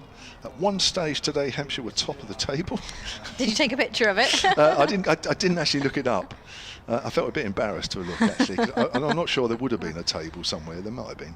That's a good bouncer, and it's pulled, and it's gone over the top of Johnny Bairstow behind the wicket. And it's gone for 4. That was a good line as well for a bouncer. Really crammed him up. Had a bit of nip on it. Yeah, that was a surprise delivery there to Tom Prest. And he got it high, which was the main thing from George Hill. And that wasn't very convincing from Prest. Chris Nichol has emailed silentcricket@gmail.com. Jonathan Doidge made reference to, was he the former Aston Villa player emailing? Well, he's emailed back on that, as that's turned out on the leg side. Prest picks up a single, moves on to 30, 148 for 3. He says, with reference to me being Chris Nichol the footballer in your earlier comments, there is an interesting story about this. I'm a Luton supporter and Chris played for them while I had a trial for them at the same time. He was a good player where I wasn't. Oh, he was a good player where I wasn't, but it didn't stop a lot of people thinking I was him. Also, there is an H in his surname. And he says, yeah, of course, unfortunately he's deceased. That's right, he died, passed away. Ooh. Actually, I don't want to say, but it wasn't that long ago. That's pushed out on the offside. But I do remember, now he says that, he did pass away, sadly. I think it's the same Chris Nichol that was Saints manager for a little while. Yes, it is, yeah. My football knowledge is not the best, but yes, I do remember him passing away not too long ago. George Hill from our commentary end. He passed away aged 77. That's turned away down to fine leg by Albert. Moves on to 15, 149 for 3. Sadly, yeah, passed away in February last year, 2024. He joined Southampton in 1983, and he joined Aston Villa in 72, but not the same Chris Nichol that's just emailed. Hill bowls. Prest works that away square on the leg side for a single. Ralph Brooker has emailed silentcricket@gmail.com. That's the 150 up for Hampshire, and that's come at the end of the 53rd over. Remember, Yorkshire bowled out for 121. Ralph Brooker says, fantastic attitude to the game from Ricky Clark. Not criticising pros who hang up their boots and gloves after first class or list A careers, but think of all us mortal villagers who get to compete on the field with players of that calibre. That's right. I think some look at it positively. I think others think you've ruined my day, having had a long day working, and I wanted to come out and play and enjoy a bit of cricket. But I think on the whole it's positive. Exactly. What was the need? Anyway, I think it's time for a comms a box change. So I shall leave you to it for the last few overs of the day, and I'll catch you back on Sunday with more cookies. Yeah. Oh, Nikki, thank you very much. Nikki Chowdhury. Yeah, she'll be back day 3. Safe journey back home. As Best bowls around the wicket to Press. Best starts his 15th over. He has 1 for 45. Picked up the wicket of Fletcher Middleton, the last wicket that fell at 5:30, where it just ballooned a little bit off an inside edge off the pad, and Johnny Bairstow coming quickly around from behind the stumps, showing very good agility. Took a catch where probably short leg would be standing. Prest facing Bess. Bowls, and Prest just eases that to mid-wicket. Welcome back, Mr. Doidge. Thank you very much. Thank you very much. Thank you. Yes. Or should I say Fred Truman? A lot of people enjoyed your over of commentary. You're a Londoner, but you love London too. It's great you can just switch accents as easy as you like. It's played out behind square on the offside. Prest picks up a single, moves on to 32. No, seriously, I've had so many cookies that. Have that on your way home, Nicky. Yeah, but thank you very much. Nicky bought about 15 cookies. And do bring more on Sunday. God, we're going to be about 20 stone by about the end of April here. That's pushed out quietly on the onside by Albert. See you later. Cheers, Nicky. Great stuff from her. Enjoyed her commentary today. I know 1 or 2 of you have as well. Or more than that, of course. Press just jags down on that one, kept a little low. 151 for 3. We have 5 overs left on day 1. The sunshine is still out. It's a glorious evening. It's been a glorious day. What a start to the season we've had here today. We've seen some good cricket. We've seen some not so good cricket at times, but on the whole, I think anybody that's been here, anybody that's watched on the live picture feed, and hopefully anybody that's been listening on the BBC Sport website, and that will have enjoyed and thought that the first day of the new season here at the Utilita has been worth the wait. Yeah, quite agree. I quite agree. George Hill's going to continue from the hotel end. Pete, Bandmaid fan, says thanks for the great comms today, and great to hear Nikki or Vicky for the first time. She talks a bit posh, which is a nice contrast. Thanks to Yorkshire for ridding me of any early season optimism quickly. Here's George Hill. Look at the bowlers, 1 for 25 off 12. That is eased out into the offside for Besterfield. No run. Mighty Mariners says, as Kevin James got his shoes on, remember last year at Leeds v the Vipers? Ooh, have I got my shoes on? Hmm. I remember doing the commentary up there. Yeah, can't remember the shoes thing. I can't actually. You were there, and Jane Powell was doing it with us as well, wasn't she? Oh, bowled him. Neck and crop. Tom Prest has gone. His stump poleaxed, and that really does cement George Hill as the pick of the Yorkshire bowlers on day one. If he hadn't done so already, off stump gone. He just, well, yeah, just beaten. I'm not sure what he's quite trying to do there, No, Prest. he's not really played anything of a shot, has he? He's just leant forward on it, really, not got any sort of a stride in to try and get to the pitch. But I think you've got to pat the bowler on the back there. 2 for 25 now for George. I mean, he's just made the batters play, hasn't he? That's all he's done, George Hill. Bowled at the stumps, hasn't he? Yeah. He's got 2 for 25 from 12 and a bit overs, and he's just bowled straight. And he's been rewarded with the wickets of Stoneman, who he bowled, and now Tom Prest. I think Prest will be disappointed there. I'm not sure if he's trying to play a little fancy play it late and get it on the outside half of the bat so it works its way down to third. I don't know, but I just think that's a bit of a soft dismissal. But it's another batter that's got in and got themselves out, and we're talking of Malan, who made 31 before he was run out from a direct hit from Mark Stoneman. George Hill made 20 before he was caught behind off Kyle Abbott. 46 from Stoneman before he was bowled by Hill. We had 45 from Fletcher Middleton before he was caught with a little inside edge onto the pad off Bess, and now Tom Prest bowled for 32. So we're getting some batters in, but nobody's really making it count. Now 39 balls, 5 fours there for Tom Prest.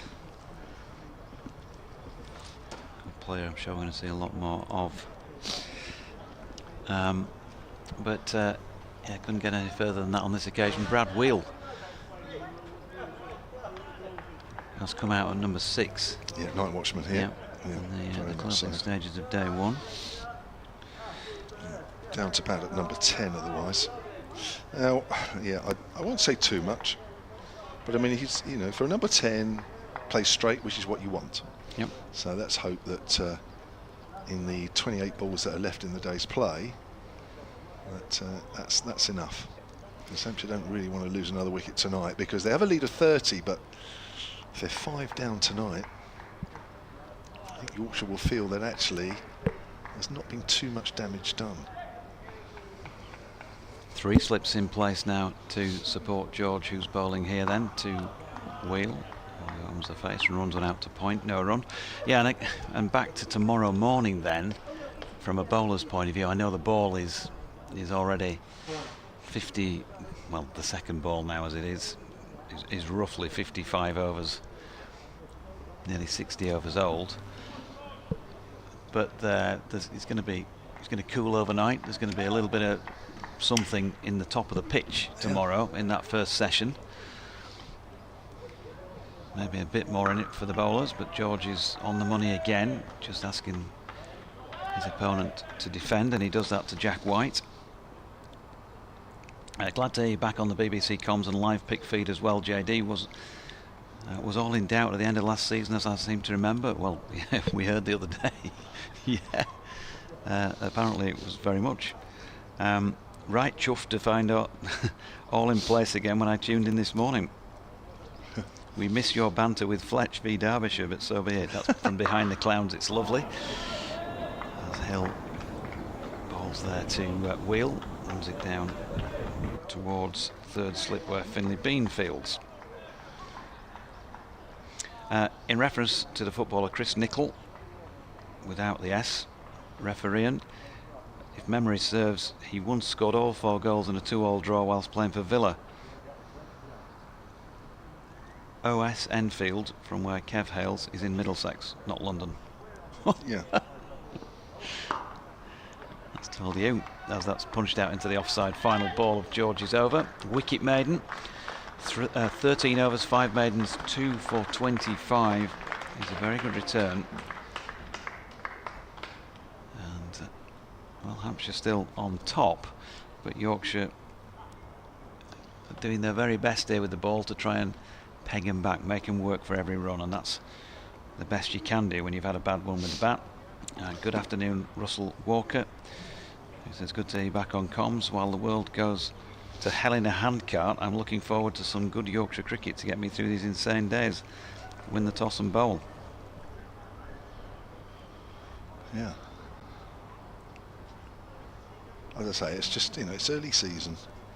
Whatever anybody thinks of the Yorkshire innings, I'm sure that that's just, as I say earlier, it's just a wake-up call really. It's just a reminder that this is Division 1, and if you're going to have a little bit of a wobble, do it early and then put it behind you. You've got the second innings to come yet, which from what we've seen here, I mean, this is a decent pitch here. And then of course it's not another 13 games to go, so there's an awful lot left of the season. And, just get a little average batting performance out of the way early. So we've got a change of bowler here as Jack White is in. Right arm over, outside the off stump, and Albert leaves alone. He's worked hard. My word, he's worked hard for his 15 runs, 70 deliveries. But Hampshire really don't want to lose another wicket tonight. They've got a night watchman in. They've still got Dawson to come. They've still got Ben Brown to come. Brett Hampton, the all-rounder. So there is batting to come, but Hampshire really will want to take advantage of getting Yorkshire out for what does look a below par 121. At the moment they're only 30 ahead, outside the off stump, left alone. But Yorkshire made Hampshire work really hard the last couple of hours or so for the runs, really hard, and that's exactly what you've got to do. The run rate is just over 2.5. Anything below 3 is really good. George Hill not even going for 2 and over. Terrific stuff from him. Yeah, I mean, like 100 lead. If you can keep it to that and you bat well, yeah, on a pitch that's not going to be getting any worse. Good. Straighter delivery, and Albert works that on the onside. Yeah, I think if Yorkshire can keep it down to 100 lead, I would say they'd be really happy after what happened straight after lunch. I think you'd take that any day of the week. Hampshire should really look to get 150 plus. And the way things are at the moment, they're going to have to work hard to get that far. Afternoon, by the way, to Gaz Johnson, who just messaged me. Jack White from the pavilion end, 2 slips weight. Bowls. Albert again gets a straight one, works it to straight silly middle. What's he said then? Or can't you read it out? He messaged me asking for the email address. Yeah, he's not been listening all day. Work, of course, but he's tuned in for the last hour, he says.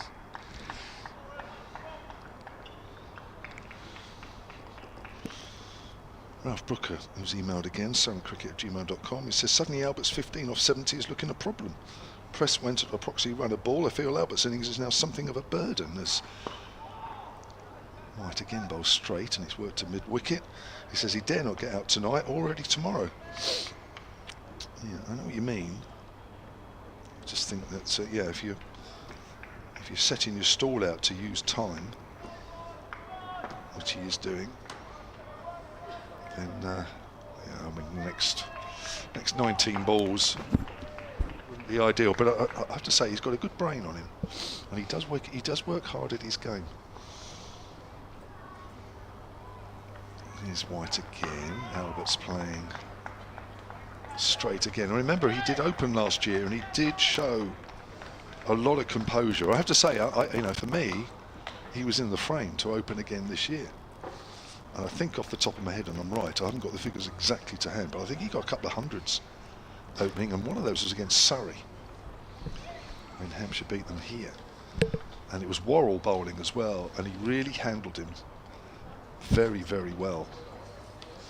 And he has a good technique, there's no doubt about it. So, yeah, I wouldn't worry too much. Yes, it's slow, but if he sees Hampshire through tonight and through the morning tomorrow, then, you know, even batting at this rate, you know, Hampshire will be 100 ahead, 100 and a bit ahead, and then they've still got wickets in hand, and then you're starting to think, well, okay, Hampshire are taking charge of this, but Yorkshire are doing well to stay in the game here, and they are very much still in the game. Yeah, just trying to get themselves into the game. They're sort of trying to hold the game up and get themselves into it at the same time, and reasonably effective in the latter stage of the day doing that. 3 slips, leg slip as well, wideish leg slip from leg gully. That's not the sort of ball that you would have wanted having set that field from Ben Code. It's just a little bit too full and wide, and square driven for 4. Brad Wheel off the mark with a nice pleasant looking boundary. Good shot that, wasn't it? Got his feet and his body weight outside off stump nicely. I'd have been happy with it, yeah. I was going to say, that's as good a, you know, drive as we've seen out in that area. Good use of the head, needing the body. Perfect. Perfect in every way. Well, Luxton back in place, having chased that one over the boundary rope. Here's Code in again. Wheel watchful. She's back past the bowler for Malan to field. Passing goal traffic in the air. Yes. They're not peculiar to Southampton. We do actually have them in Yorkshire as well. Do you? Yeah. They don't mind cold climates. They don't mind cold climates. No. Code again. Oh, good delivery this time from Ben Code. Beats Brad Wheel to the outside edge, through to the gloves of Johnny Bairstow. I wonder what Johnny's thoughts are at the end of his first day with the metaphorical captaincy armband on.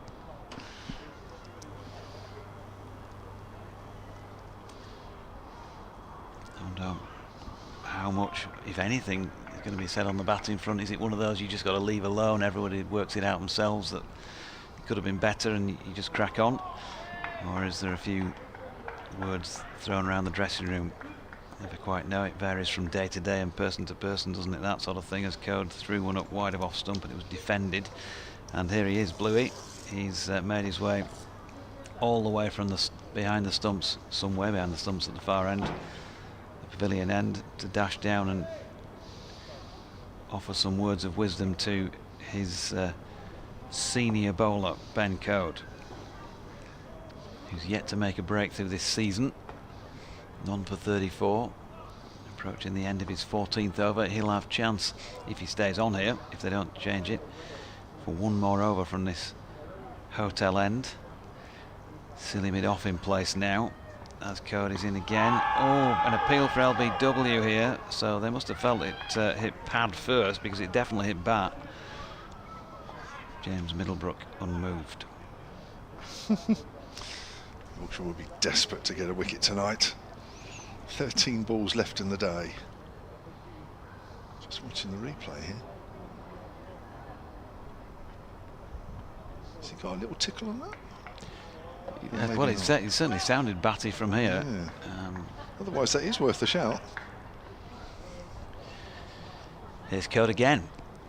What's he going to offer up this time? He's going to get his man drawn forward. There's no more than a push of a drive through the covers. He's picked up 2. They're going to go back for a 3rd. Yes, they are. Well, Luxton's had to go a long way on the chase. So Wheel on to 7. And that is 7 off the over for Ben Code. Expensive by his standards. 14 overs, 2 maidens, none for 37, still going at just over 2.5 an over. And 158 for 4, the lead is 37. And that's really good running between the wickets, because ideally you want your night watchman facing the majority of the bowling, and they really had to get 3 there, and they really did scamper between the wickets to make sure. So that's good batting, good awareness, and it means that Wheel starts facing the next over with 12 balls left in the day's play. 158 for 4, Hampshire lead by 37. My word, they've had to work hard for what seems like quite a while now. Since before tea, those runs have come at a real snail's pace. But they are inching themselves further ahead, but it's still only 37. They're nowhere near out of sight, and I think Bairstow, the captain, will be happy with the way things have gone in this last 2.5 hours or so. Here's White, bowls a little bit shorter. Wheel just keeps the bat inside the line as it goes through to Bairstow. Shadows covering almost the whole of the ground now. Wheel's 7 from 10. Albert's 15 from 75.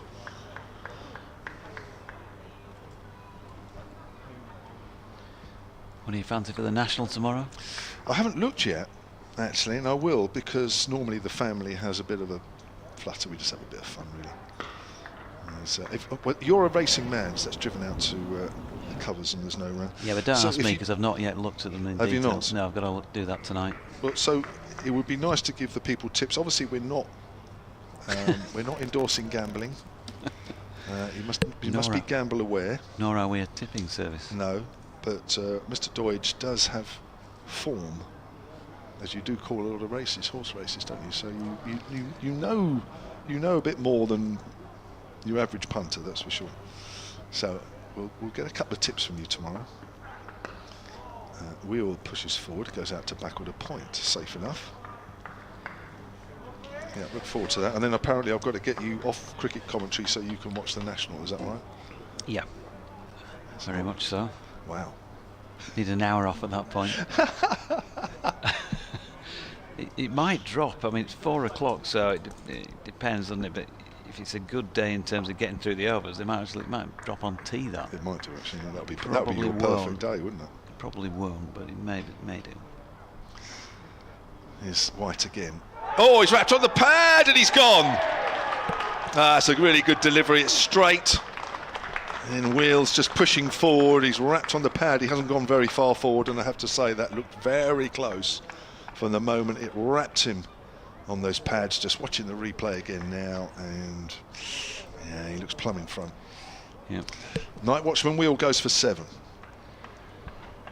Wow. So that's 15 wickets in the day, which normally triggers, I think 14 triggers an automatic look at the conditions, doesn't it? No matter what. I mean, for me, it's not been a bad pitch early season. No. I think there's been some good bowling, no doubt about that, and there's been some average shots at times, but that's just a good straight delivery bowled to a night watchman. Yeah, he was right across, opened up, wasn't he? Squared up in front. Seeing it from behind as we were naturally, it sort of felt like, that's feeling like it's fairly close, so no surprise to see the finger raised. So an interesting game continues to develop. Yeah, it'll be Liam Dawson coming in, by the way.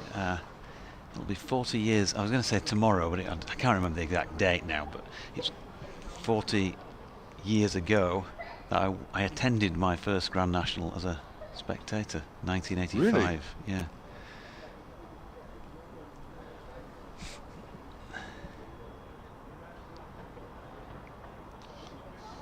Wow.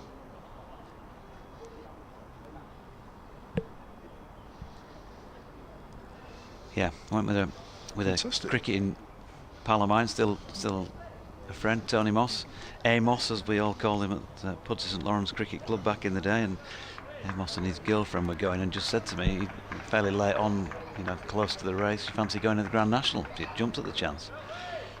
We got stuck in some traffic nearby on the way in. I remember a car going zipping past us up the hard shoulder, and then a blue flasher following him. Okay. And he said to me, "Who's the bloke in that car?" as we drew alongside, you know, slowly moving forward. I said, "Is that jockey, Ewell Davis? Has he got any chance today? What's he riding?" I said, "No, he's riding Last Suspect, 50-1, he's got no chance." Wow. You know what won? Liam Dawson to face White. Dawson clips that away to mid-wicket where there's a fielder, but it came in at 50-1. That was my that was my call that morning. I went off down to Beecher's Brook to watch him because I'd, you know, seen the fence on television so many times. I wanted to go and experience the race from Beecher's Brook, and I backed West Tip. You remember West Tip? Yes, I remember. But he won it the year after. But he came down, still going well, but the second time around at Beecher's right in front of me that day, and I was legging it back from it's about a mile from Beecher's back to the start. Me thinking I could get round before the horses did to the finish. White bowls to Dawson, who's on the back foot. Safely negotiated those two deliveries. And we have 6 balls left on day 1, 158 for 5. Wicket maiden for Jack White, 2 for 36 from 12. And of course I only probably got half of the mile because I had to get across the course to the inside to run. So yeah, I never actually saw the finish of the first Grand National I went to live because I could just hear the commentary echoing around on the old, you know, the old tannoy PAs that used to be on poles. Yes. I think Derek Thompson was the racecourse caller at the time, Tomo, calling Last Suspect home in front of Mr. Snugfit, I think, that year. Okay. Yeah. How far, I mean, Beeches, when you were standing next to it, how much higher was it than you? I think at its highest point compared to ground level, remember the ground dropped away, so they reckon from a horse would never get to that point to touch down, but 12 feet 2 from the top of the fence down to where you first touched the ground. Good delivery from Code here. Ooh, they're appealing and feeling pretty confident about it, I think, in the cordon. James Middlebrook unmoved again at the hotel end. Oh, this is a nervy end, isn't it? It is. It was Toby Albert who was pulling his back across the line, sort of curtain rail style, really. Ben Code lingered, possibly saying, "Excuse me, old boy, did you manage to nick that?" I have to say, 5 balls left in the day, and this could be a long 5 balls. 3 slips, leg slip, short leg, Code bowling, and this time Albert with a solid defence to show for his forward push. Yeah, so 40 years. I've not been, obviously, you just can't get there every year, can you? Because you're not always, for whatever reason, but I've been to quite a few over the years. I was there during the bomb scare year, 1997. Yeah, I was. Everyone must leave. So I never saw it that day and went back a couple of days later for the rerun, or for the run. Never the same, is it? Code in again. Turned backward of square on the leg side. Albert will pick up 1, and Liam Dawson will probably try and just see this out for the last 3 deliveries. Well, Yorkshire have done a terrific job here. Absolutely terrific job. Defending 121. And Hampshire have lost 5, and they're only 38 ahead. And bearing in mind that they put 70 on before they lost the first wicket. It's terrific. So Terrific really ground away with the ball. Yeah, they have. And I think at the end of the day, that's what they'll be looking at tonight, isn't it? The positives. They'll just have to think about that batting and put it down to experience. As Code's in again. Bairstow standing up. And it's turned backward of square on the leg side to get Liam Dawson off the mark. He bowled, well, one of the, arguably the ball of the day to see the back of Will Luxton. Absolute peach. First day of the season, and a left armour gets it to pitch on leg and take the top of off. And we haven't really seen a ball like that from either Dawson or Best since. No. It's funny how it goes. 160 for 5. Albert back on strike, and Code into him again. pushing firmly into the offside for Jack White to field, and there is just one ball remaining on this opening day, and a hardy few souls have stayed. I say hardy few as if it's been horrendous conditions, but you know what I'm saying. They're still here at 6:38 on a Friday evening. It's been fabulous weather, interesting cricket, some really good stuff, some not so good stuff, but that's all part of the game, isn't it?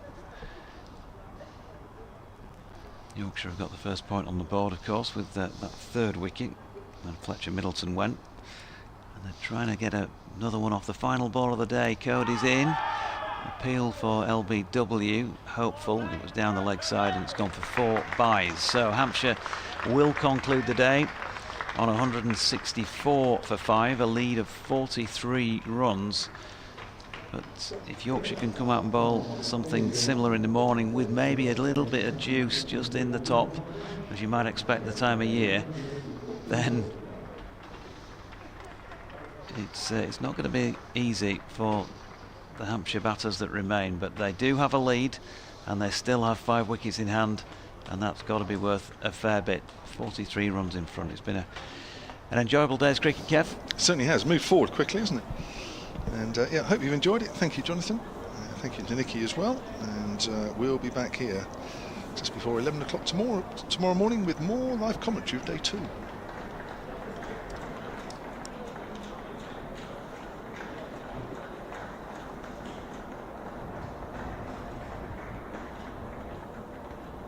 So, a big thank you for your company today. A reminder, of course, we will be back tomorrow for day 2.